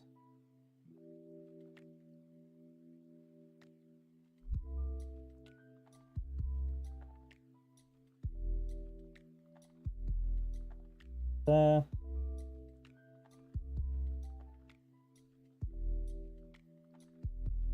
Right.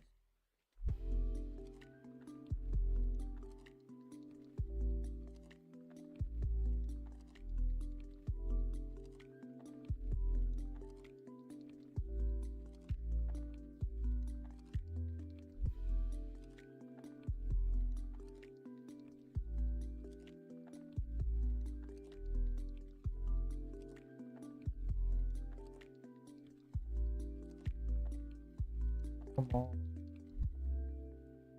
Needs to be kind of the right sort of consistency. We want it to be fairly runny, but not runny. But we won't really know until we get it on the model.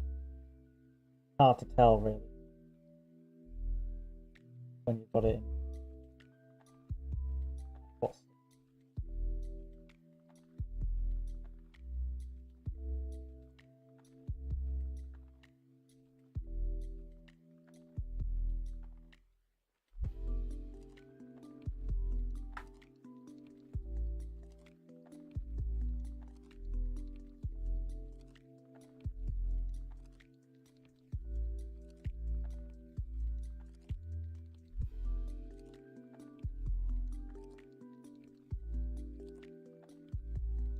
touch it in, it should start spreading. Right, kind of is.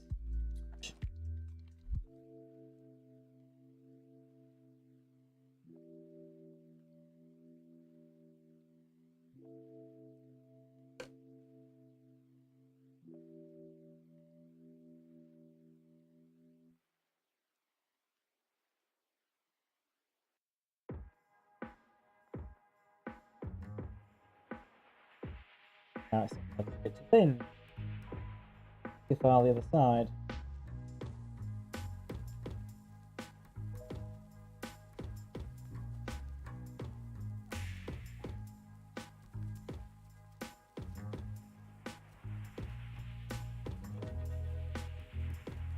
That's if you make mistakes. The best thing about the oils is you just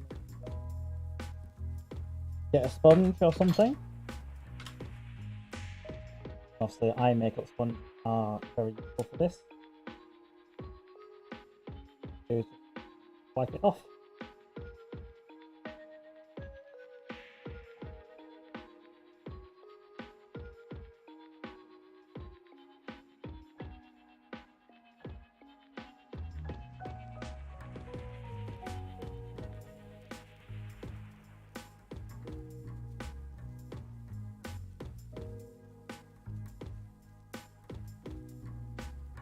I might only have a slight issue with this model is because I repainted over it instead of stripping it, so the process might be a bit less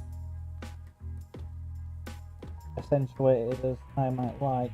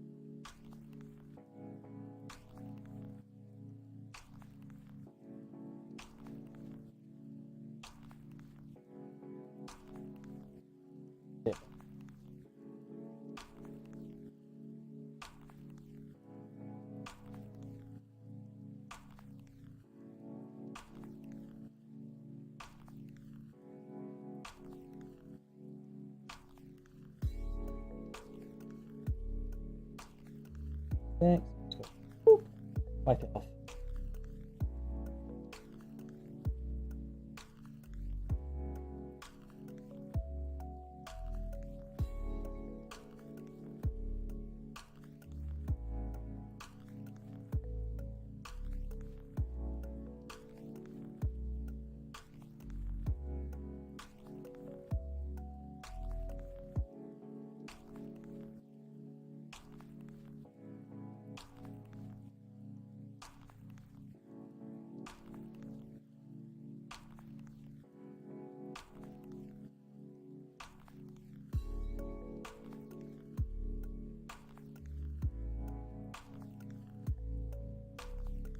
And it's just right. So good.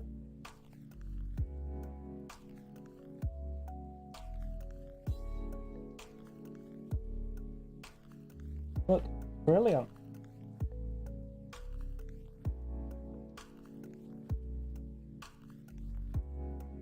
Unlike acrylic washes, like just wipe it off and it's then slightest.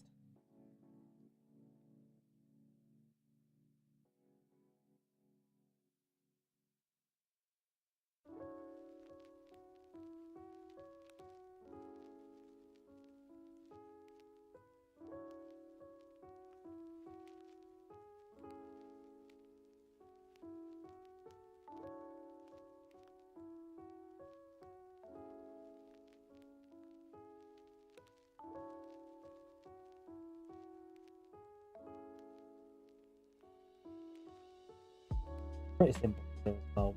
Like almost the best feature of it, really.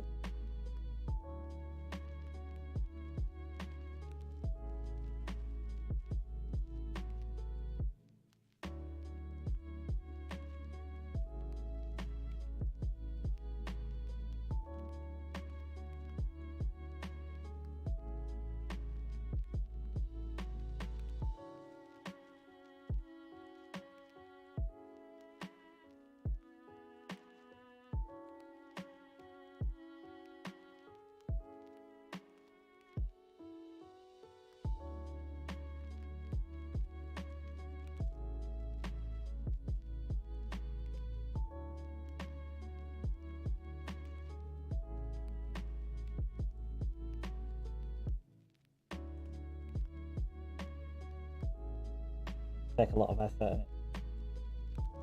it does the Aquila so well.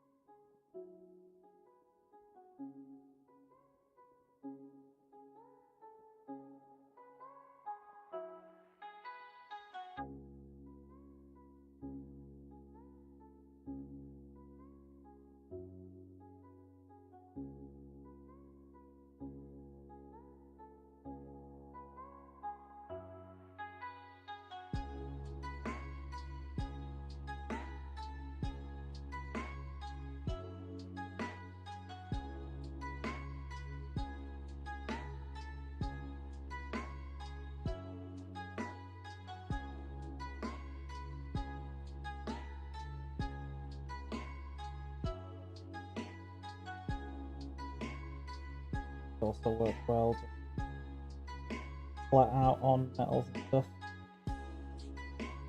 especially when you like rub it off afterwards, like to dab it off. So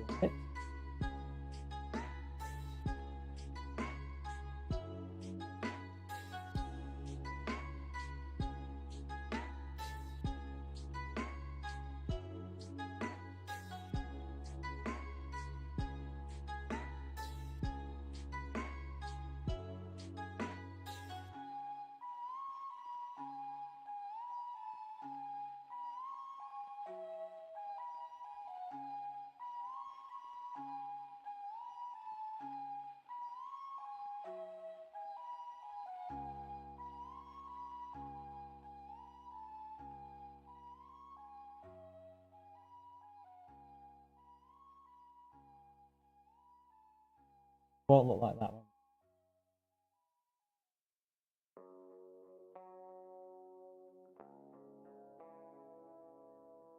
Okay.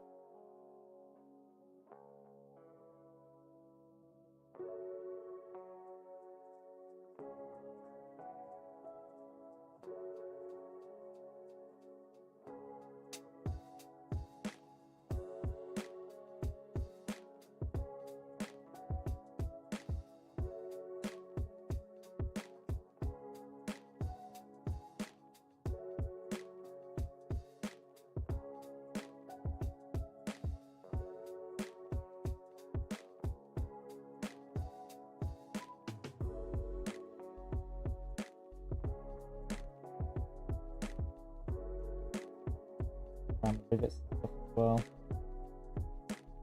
Nice.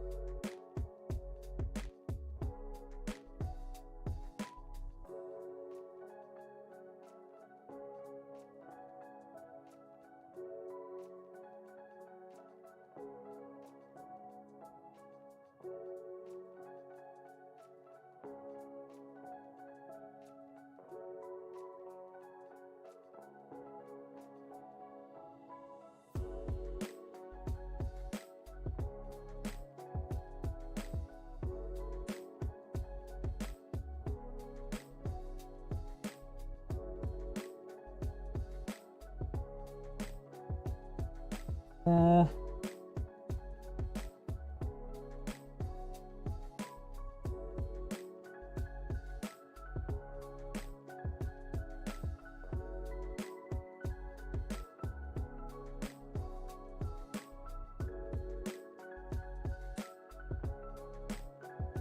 so then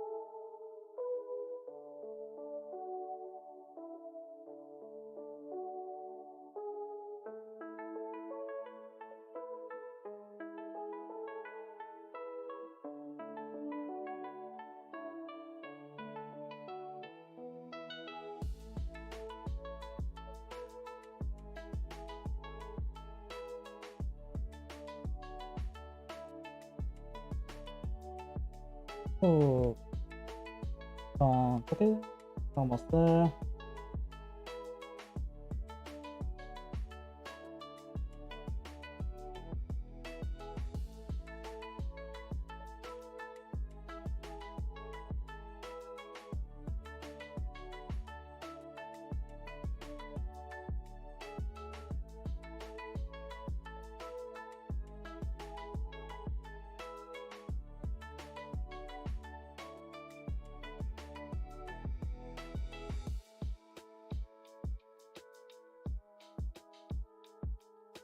Get around the pauldrons, all the pauldrons are in black. Oh.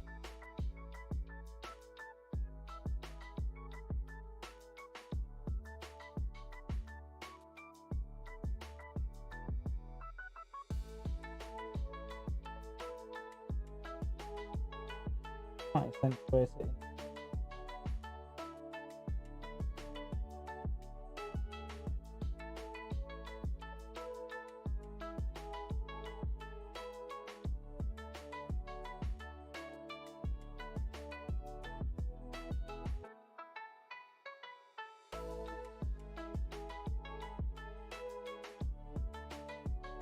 Yeah.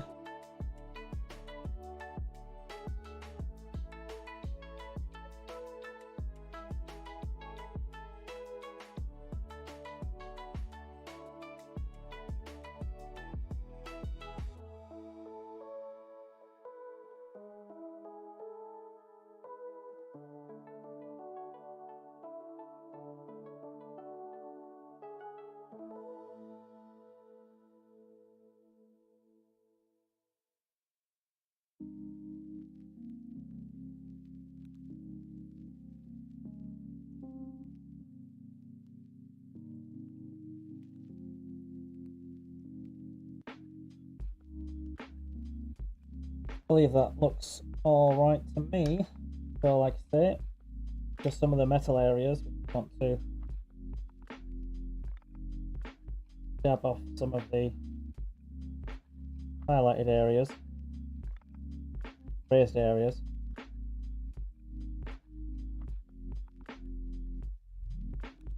So it keeps it in kind of the recesses. Nice.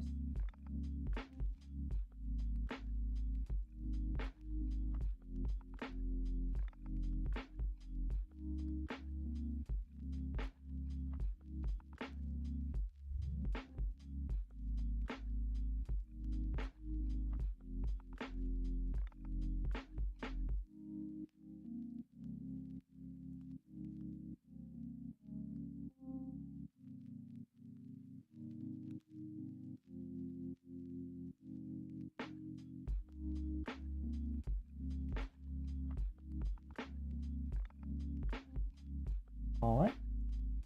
Buying a set of shelves from my grandmother, about 4 or 5 sections, wardrobe from one t-shirt at the bedside table, £100, very nice wood.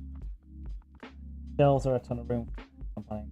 That's not, yeah. I mean, you can't really see in my background, I have actually got a set of shelving, which is not any use apart from what I'm definitely wouldn't use like anything heavier than models. Very cheap.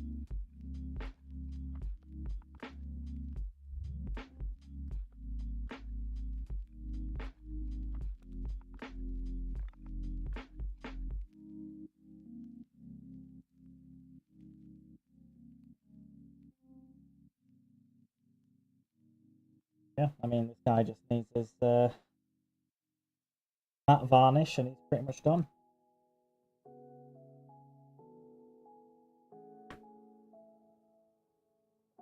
Power of the oil. So I'll just close the white spirit.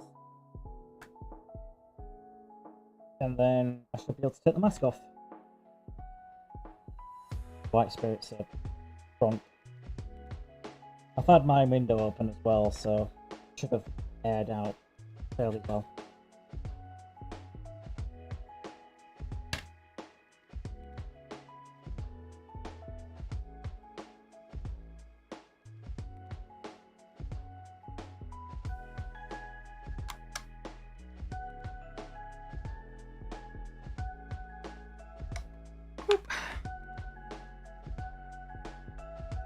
all good.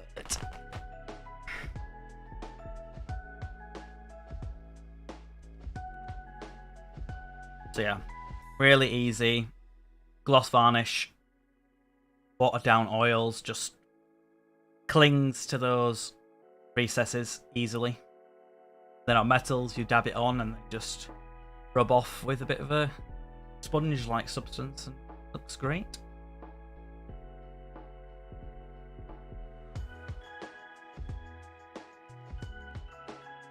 Alright, Wolfie boys, what am I doing with you? I think I kind of need to start thinking about maybe hair and fur, but doing for time. I've got 4 hours. Yeah, I'll carry on. I just feel like going through all these Wulfen models again is killing me, but it does need to be done.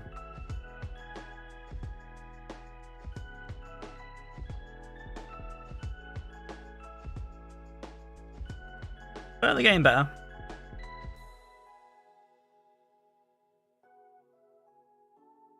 Although the funny thing is, what I've actually done to the models, to these Wulfen, is not any extra painting. Like, I did the skin, I did the armor already, just in one color, and I've obviously added a bit more to it.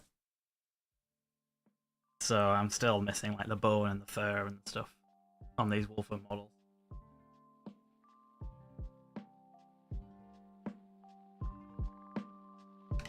Anyway. You have a set of shelves in your room, but it's full of DVDs. Yeah.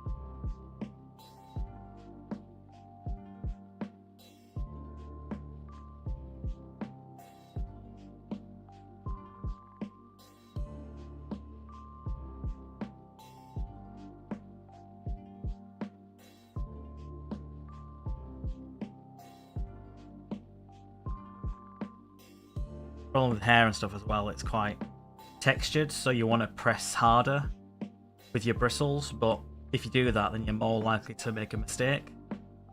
But it's quite awkward trying to strike a decent balance.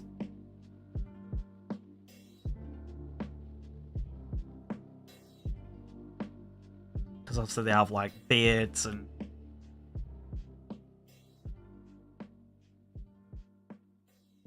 sideburns, as well as outrageous hair. These Wulfen.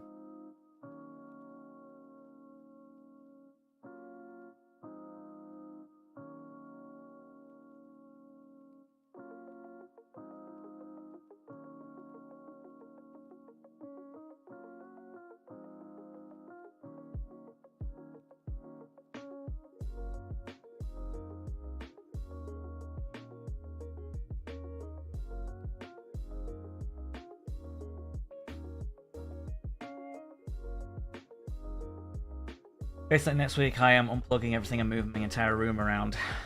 Yeah, it's always... Sometimes you feel like you need to do it. But it's never fun.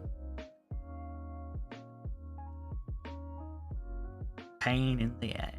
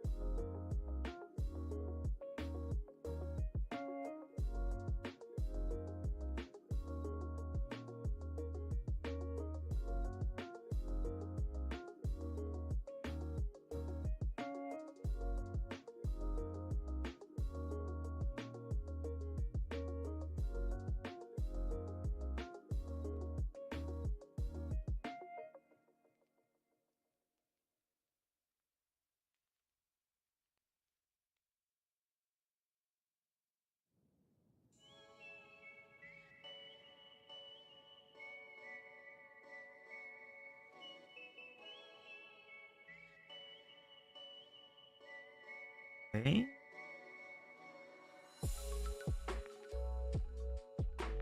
That's probably getting a smaller brush and trying to do, because like the Wulfen kind of transforming from, well, Space Marine sort of human to more werewolfy. So means that they have tufts of fur coming out from the skin, so try not to make it look like it's just horrific. But...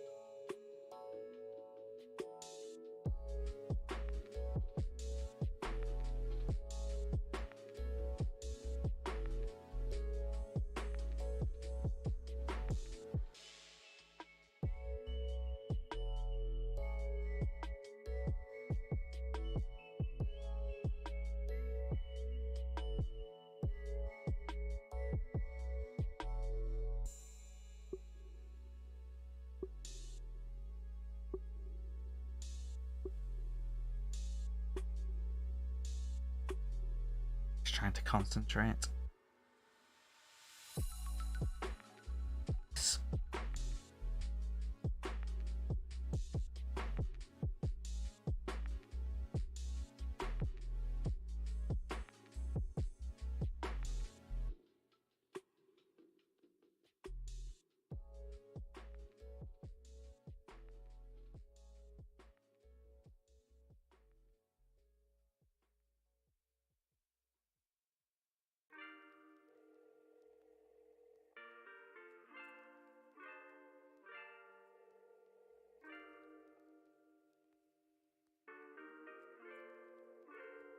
Okay, cool.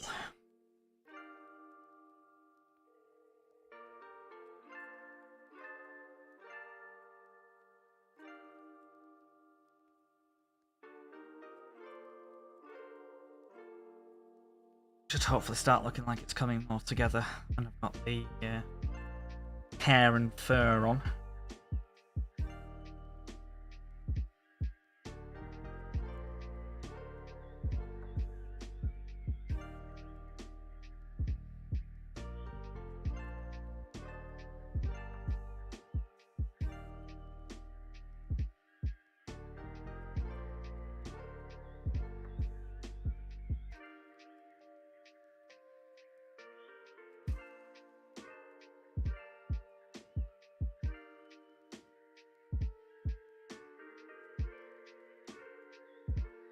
Why didn't I pick a simple chapter that just had regular Marines, eh? Nah, that's lame. Pick Space Wolves because of Space Vikings.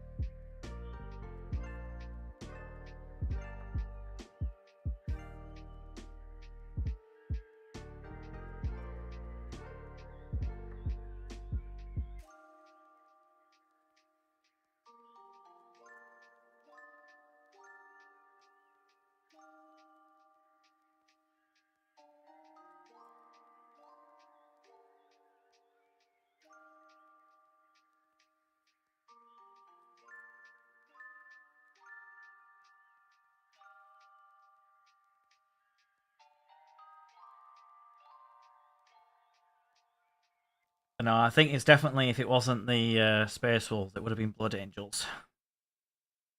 And I can tell you for a fact the reason why, well, not the reason why, but that I'm not lying because of this. I've got the codex for the Blood Angels. Like, what's cooler than just like red Marines? And they have black ones for like the Death Company, but yeah, just like look so cool in red. The Space Marines.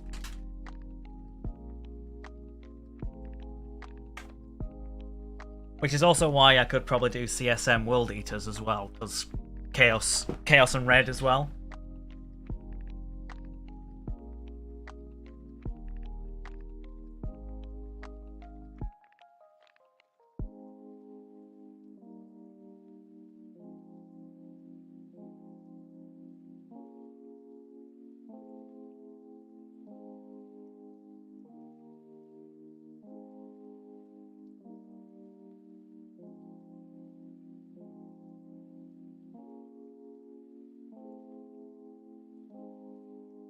But obviously I didn't know back then if they had any real sense.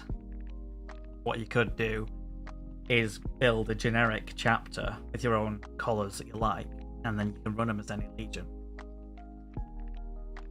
So you'd be able to kind of weather the ebb and tide of what's good and what isn't as Space Marines. If you were so inclined, of course.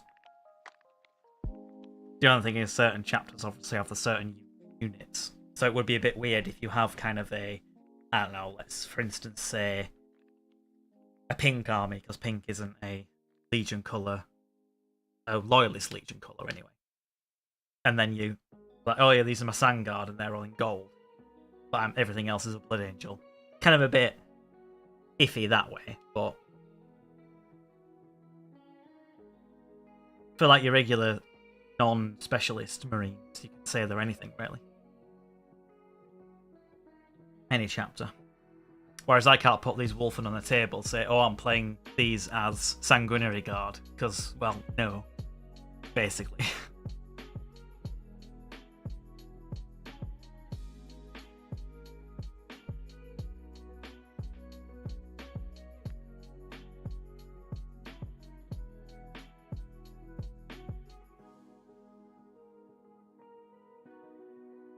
You never know, many years in the future, I could make a second Loyalist Marine chapter.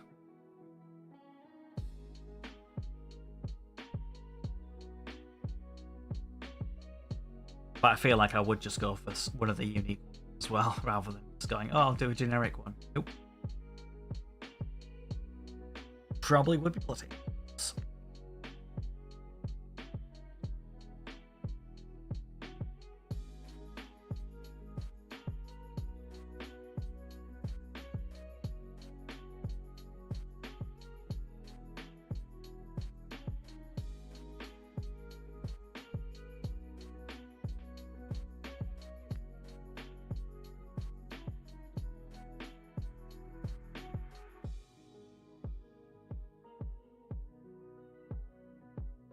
Although when I was reading the books, I did actually have some interest in the Dark Angels.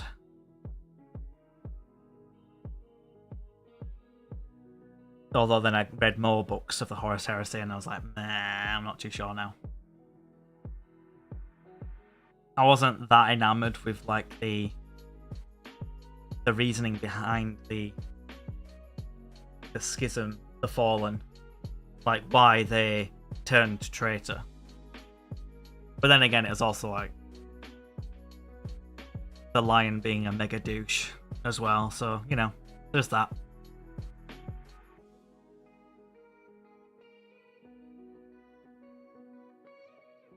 Although he's one of the Primarchs that are likely to return. Obviously, I want big old Papa Russ to come back.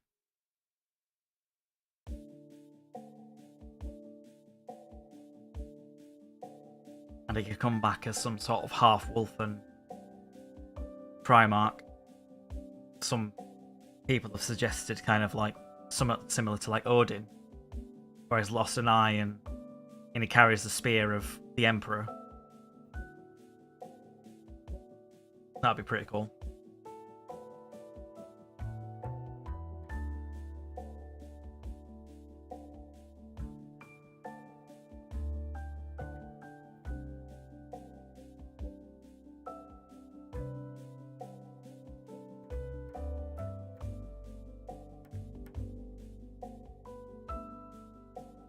The only reason why I say the lion is because it's known, or at least, well, it's kept as a closely guarded secret that the lion is in stasis in the universe. Like, all the other Primarchs that are alive are kind of, they've been lost / missing for 10,000 years. In the warp, in the webway, presumed dead, blah blah blah. Whereas the lion is known to be there, hidden in the rock, in stasis.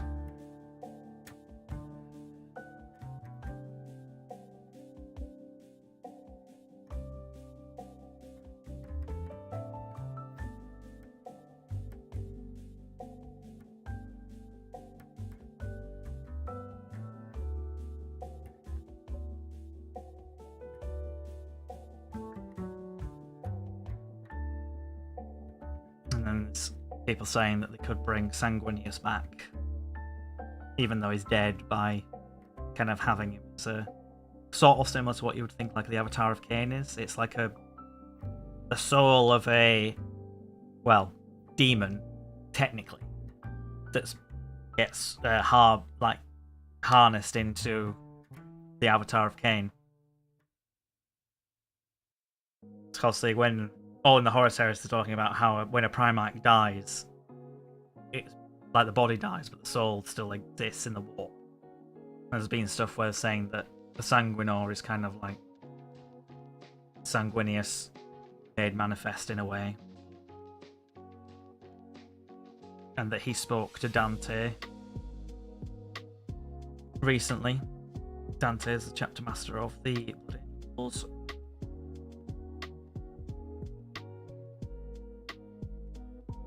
So it could be similar to that, where he doesn't actually come back in body, but he comes back in spirit, so to speak.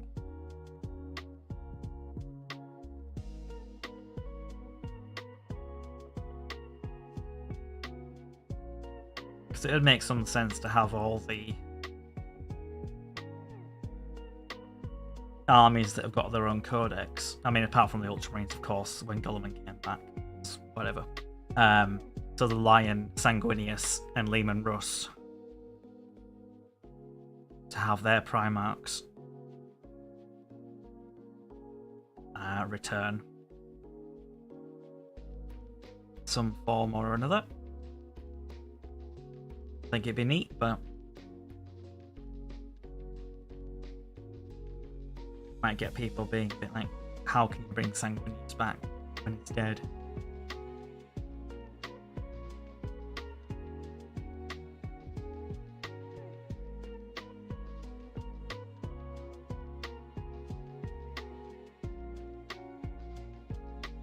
And there was a whole kind of storyline in the Horus Heresy where Gulliman, the Lion, and Sanguinius created the Imperium Secundus, which, when they assumed that the Emperor and the Imperium at large were gone, dead, that they presumed the worst and kind of tried to create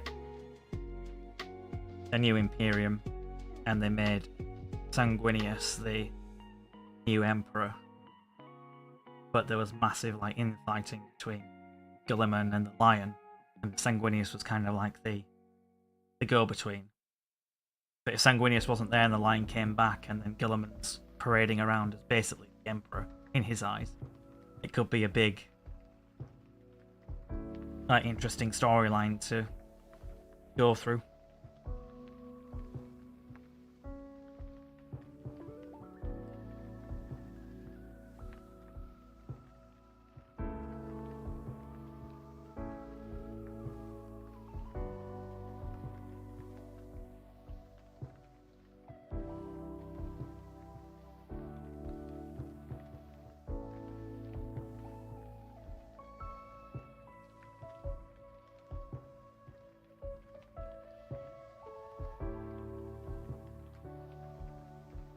So to the hair and beard.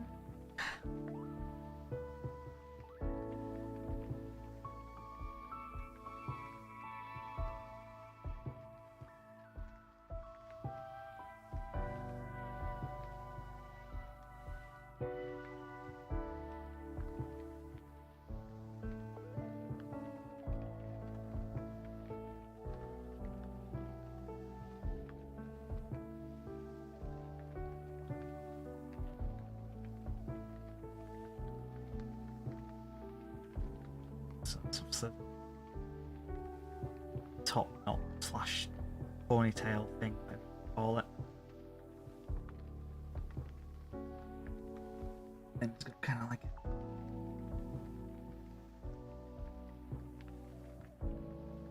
sideburn going into beard thing going on.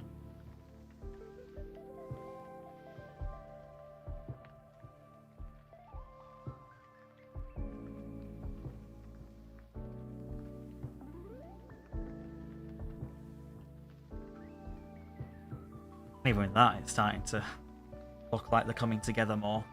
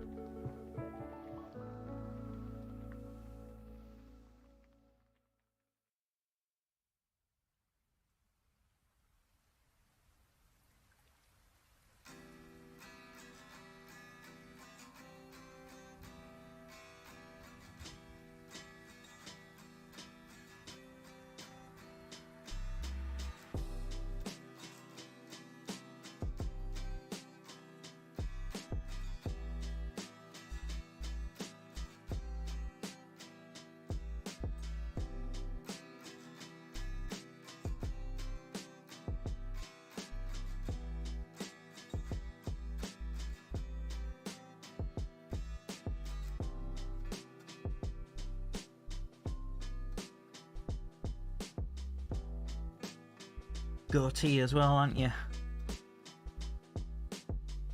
Nice.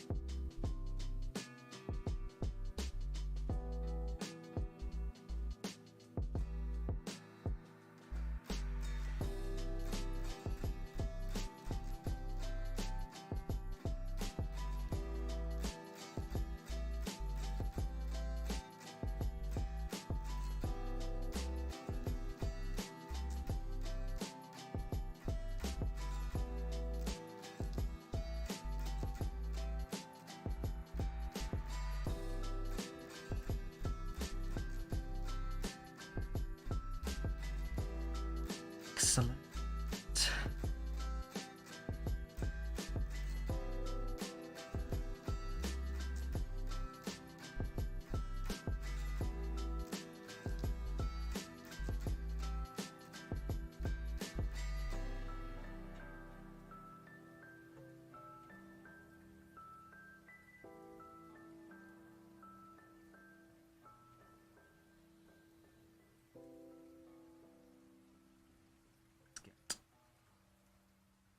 Cracking.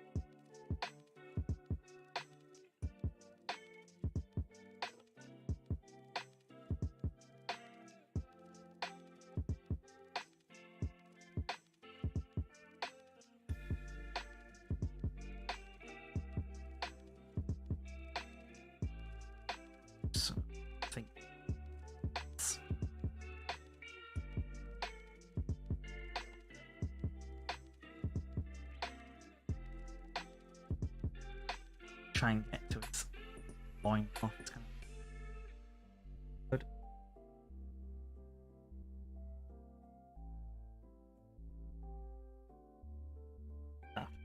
Or just so it kind of has a hint of the colour.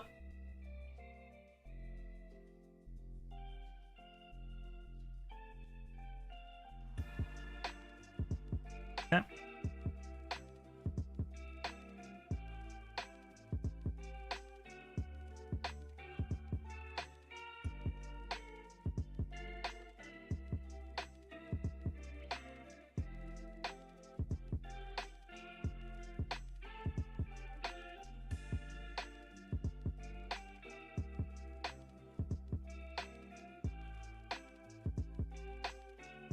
Green there.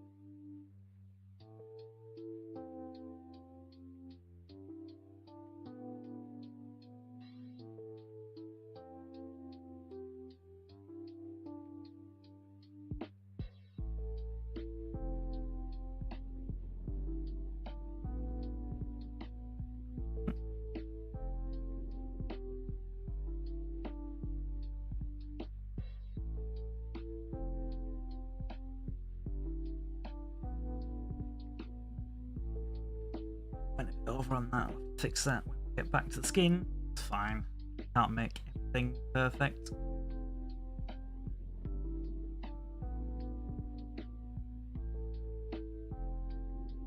Bound to make a mistake at some point.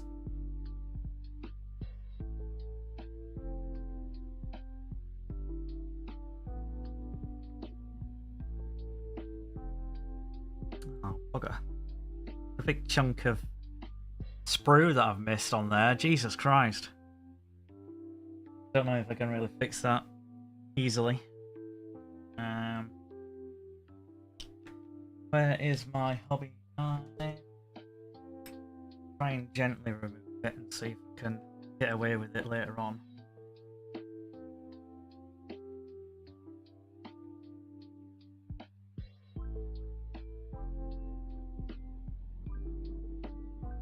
Also the mold line on that leg.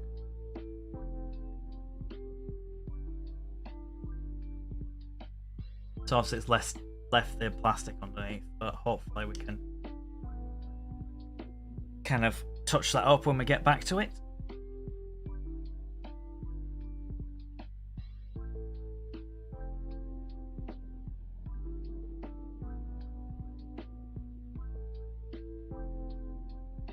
It's kind of frustrating when you like do a massive amount of painting and then you notice something like that. Like, you absolute tit.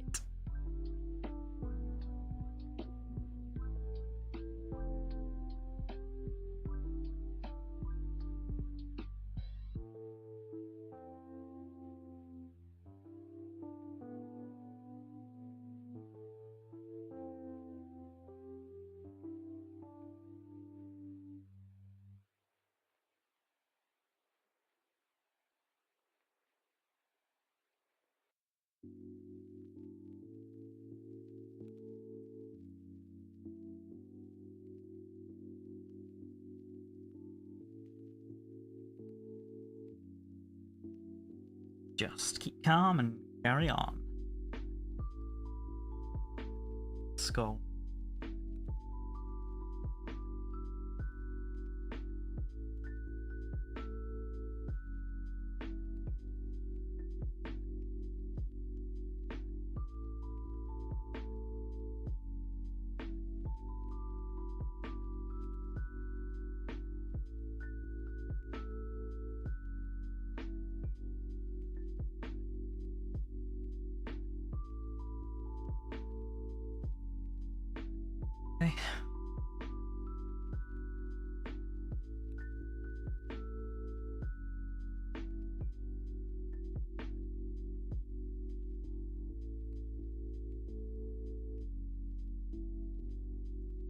blue tack, are you? Bugger.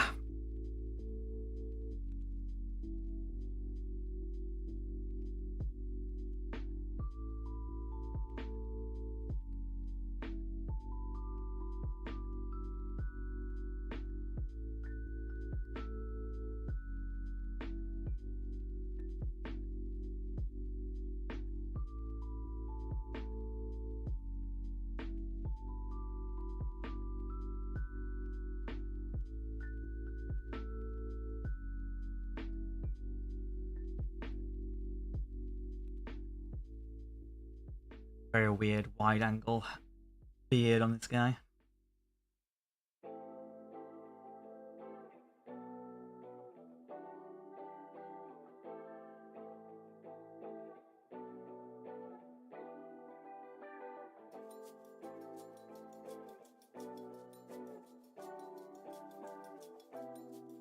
Okay.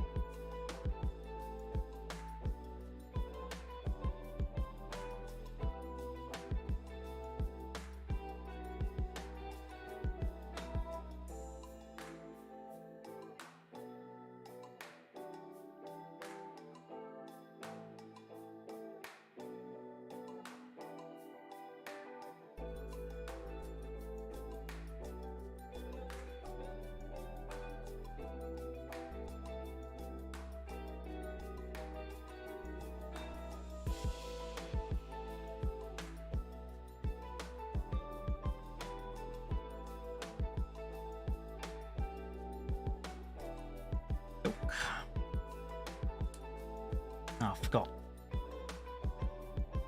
Something I forgot to do. Just notice it on the other models. And, oh yeah, it's a bit of fair on that. Ooh, let's do it. Bit on the shoulder. And he just forgot to do the elbow entirely. And shoulder. Just eager to get them done, I think. And just missing bits.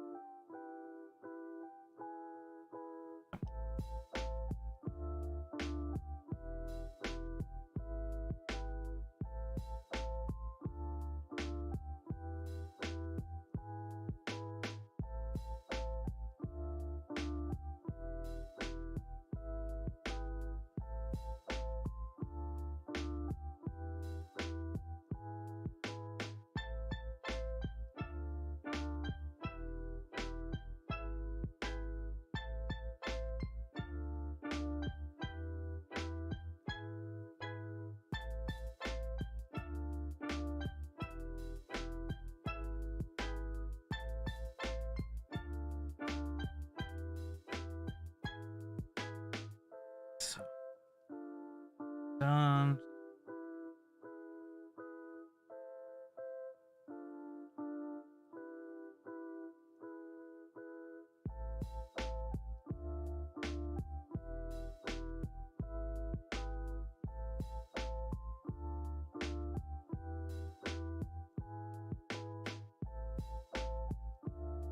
I missed that one.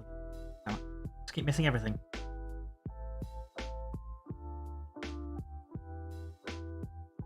No, it's not the end.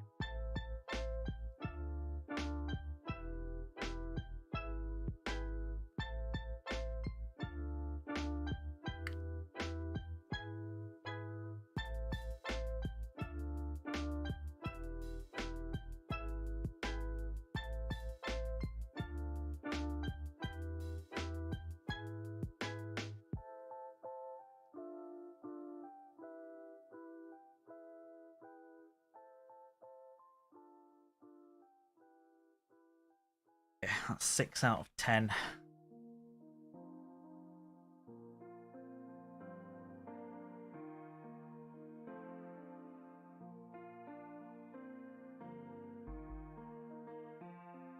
Oh, Hawk.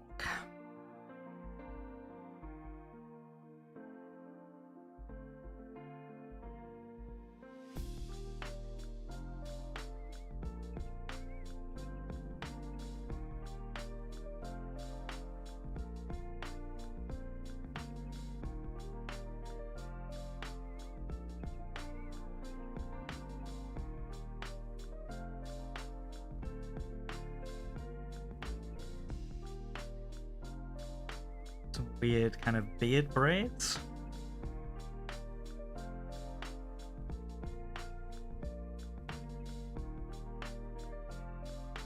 That's what it is, that's what it is.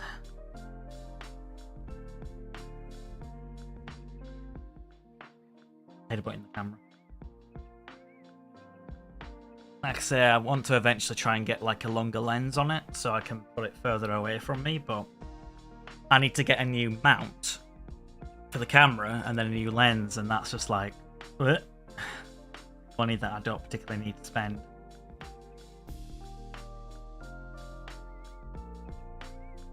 Obviously, if I had the money, I would have got it, but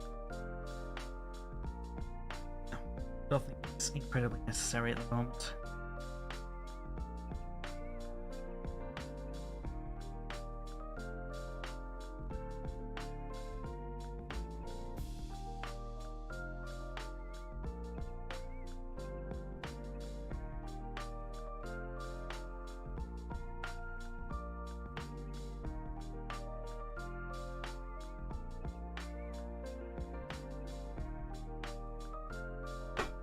Need to move the camera so I can see here. Keep defaulting to go into this position.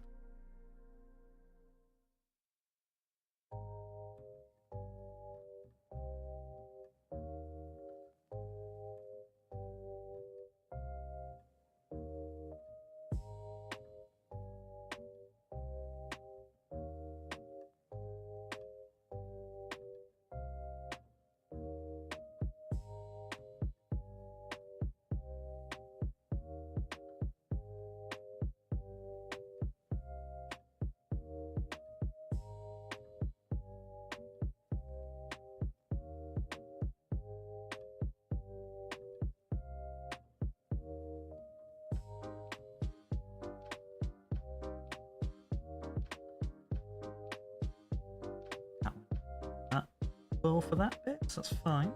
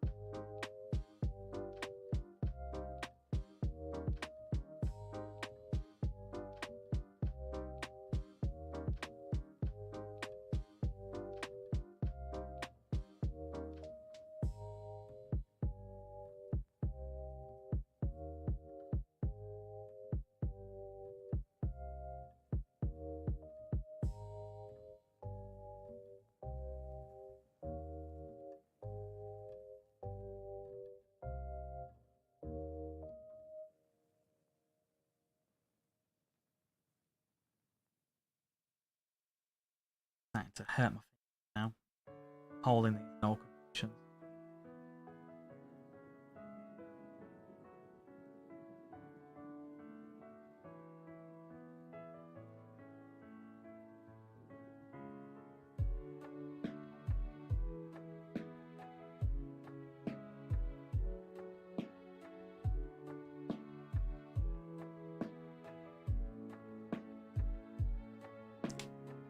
Try and finish off these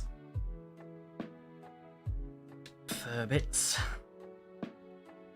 before my hand goes completely mental.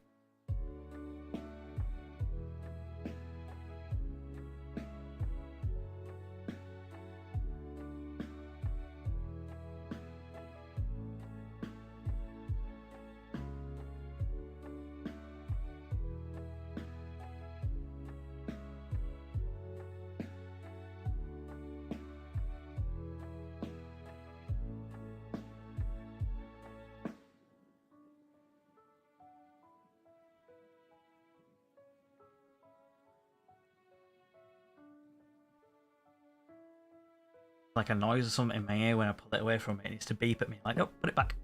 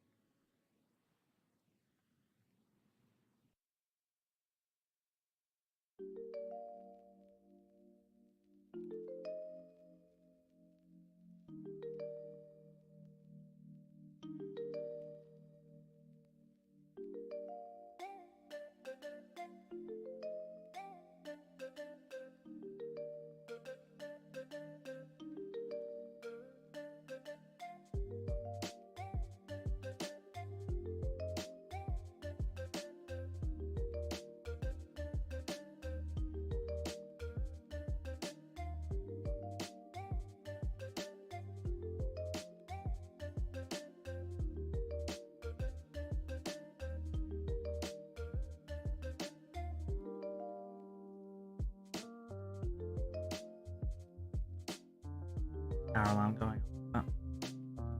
Shouldn't be able to hear it unless I'm talking.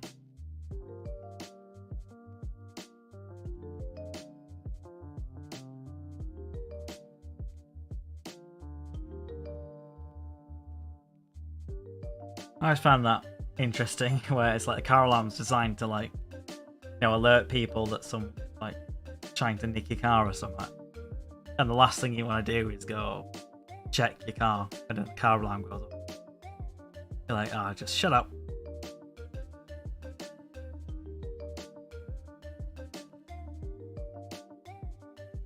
And again, I've literally no idea what my car alarm would sound like.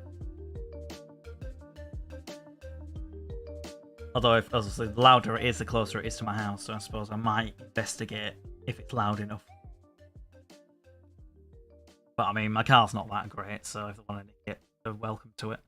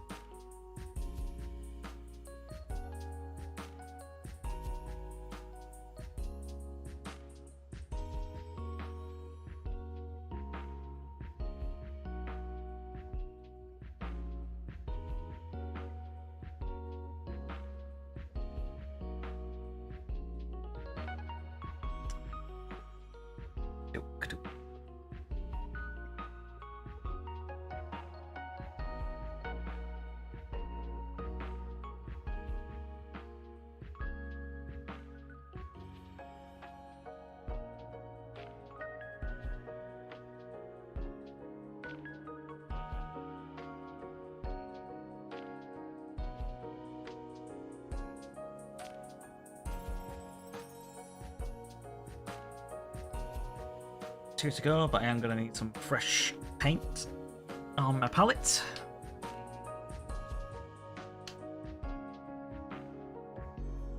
Maybe just have a bit of a stretch to try and save my hands and my elbow.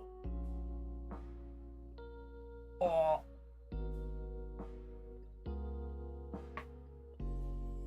I sat here basically, for 4.5 hours.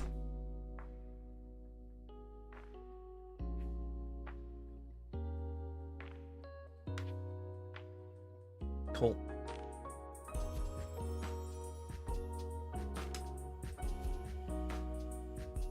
More paint.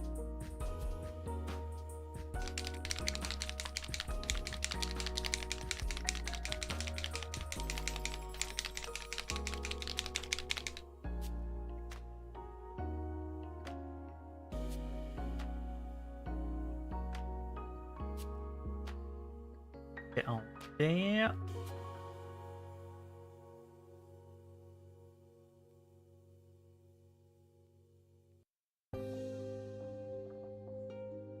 For the mohawk.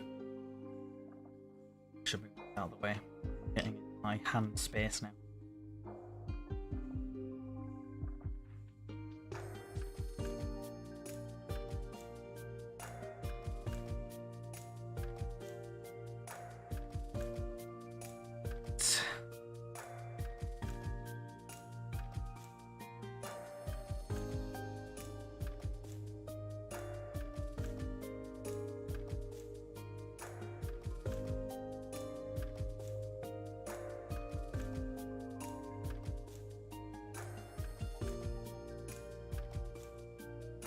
Braid back.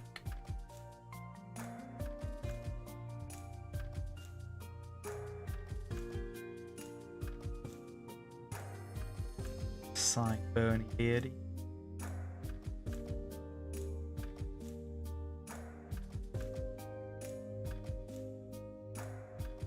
It's a bit more like out of his ears there. Little goatee.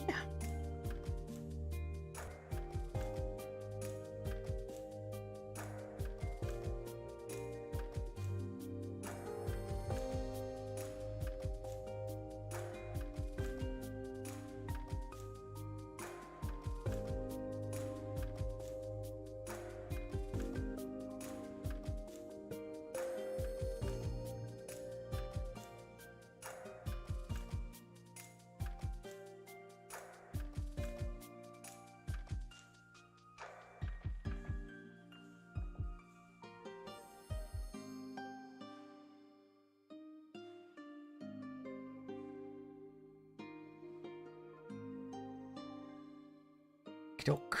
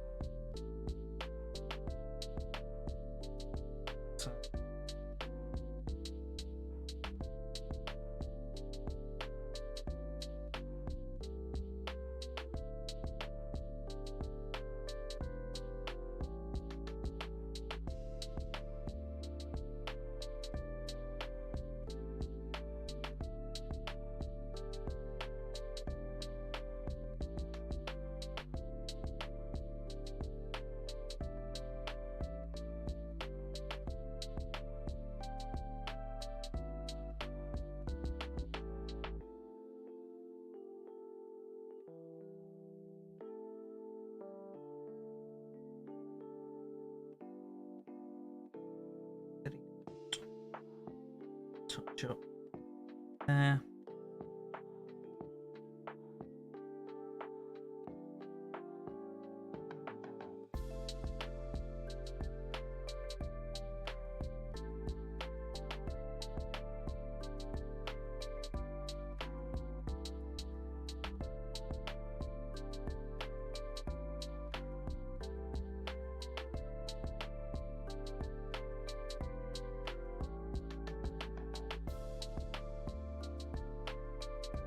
Good. The last leg of the sky.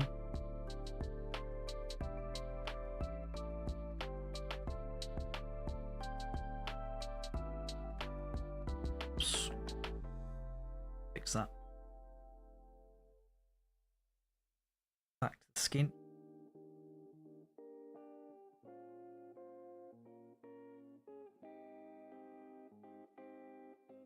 Ow.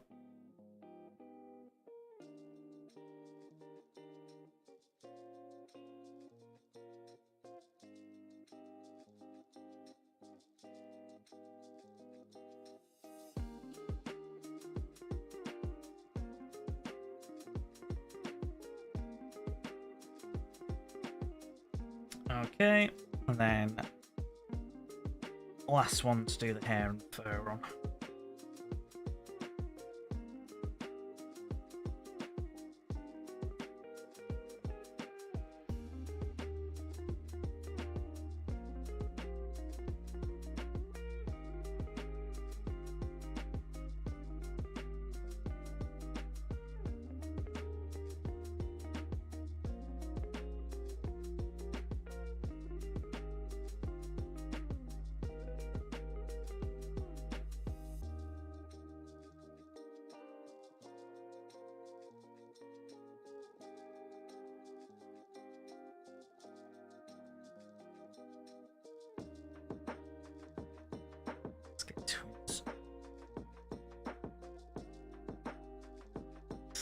beard.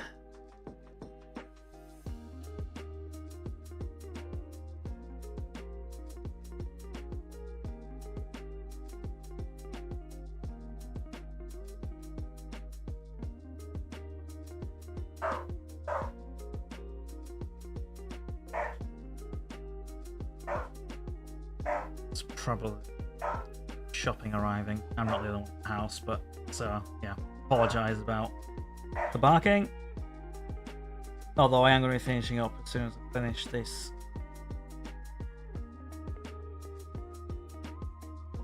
bit anyway. Stop barking. Maybe the shopping hasn't arrived. Because it'd be barking for a lot longer.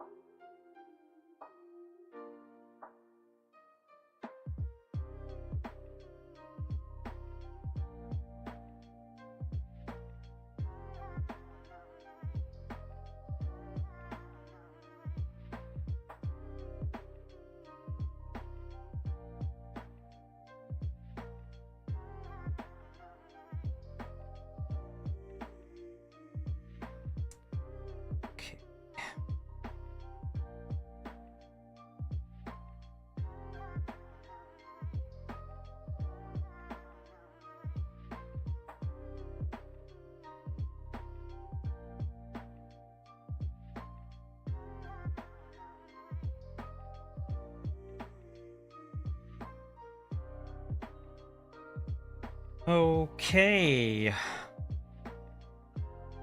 Like I say, I've been going for 4.5 up to towards 5 hours. I need to kind of decompress a bit. Done quite a bit, I think. Obviously, this Judiciar guy is basically done. He just needs a matte varnish and maybe some final kind of touching up to do. It's just these Wulfen that are going to need another stream's worth, I think, at least. They are quite detailed, and I want to kind of do them justice as well. So keep an eye on the channel for when that next coming up. Obviously, I do have a Discord channel, but literally it's my first YouTube stream in proper, so I very much doubt any commands work, or if it's in the description. But if you're watching this after the fact, I will put the Discord link in the description. Should be on my channel page, but oh well. Yeah, I'll get sorted out. We'll get better as we go along. But yeah, I do thank you for joining me today, helping me push through some of the hobby blockage that I've been kind of tentatively working on. Future streams, obviously, finishing off the Wulfen. I do have a Horus Heresy Space Wolf Gygor Fellhand that I would like to work on. I've got Drazar Master of Blades sat there that's still not painted. Plague Marines. There's a drop pod that I need for my Space Wolf army for the tournament next month, so that could be a very quick thing to do. It's just blast it with an airbrush. But yeah, I hope to see you again soon. I'm going to finish up. End stream.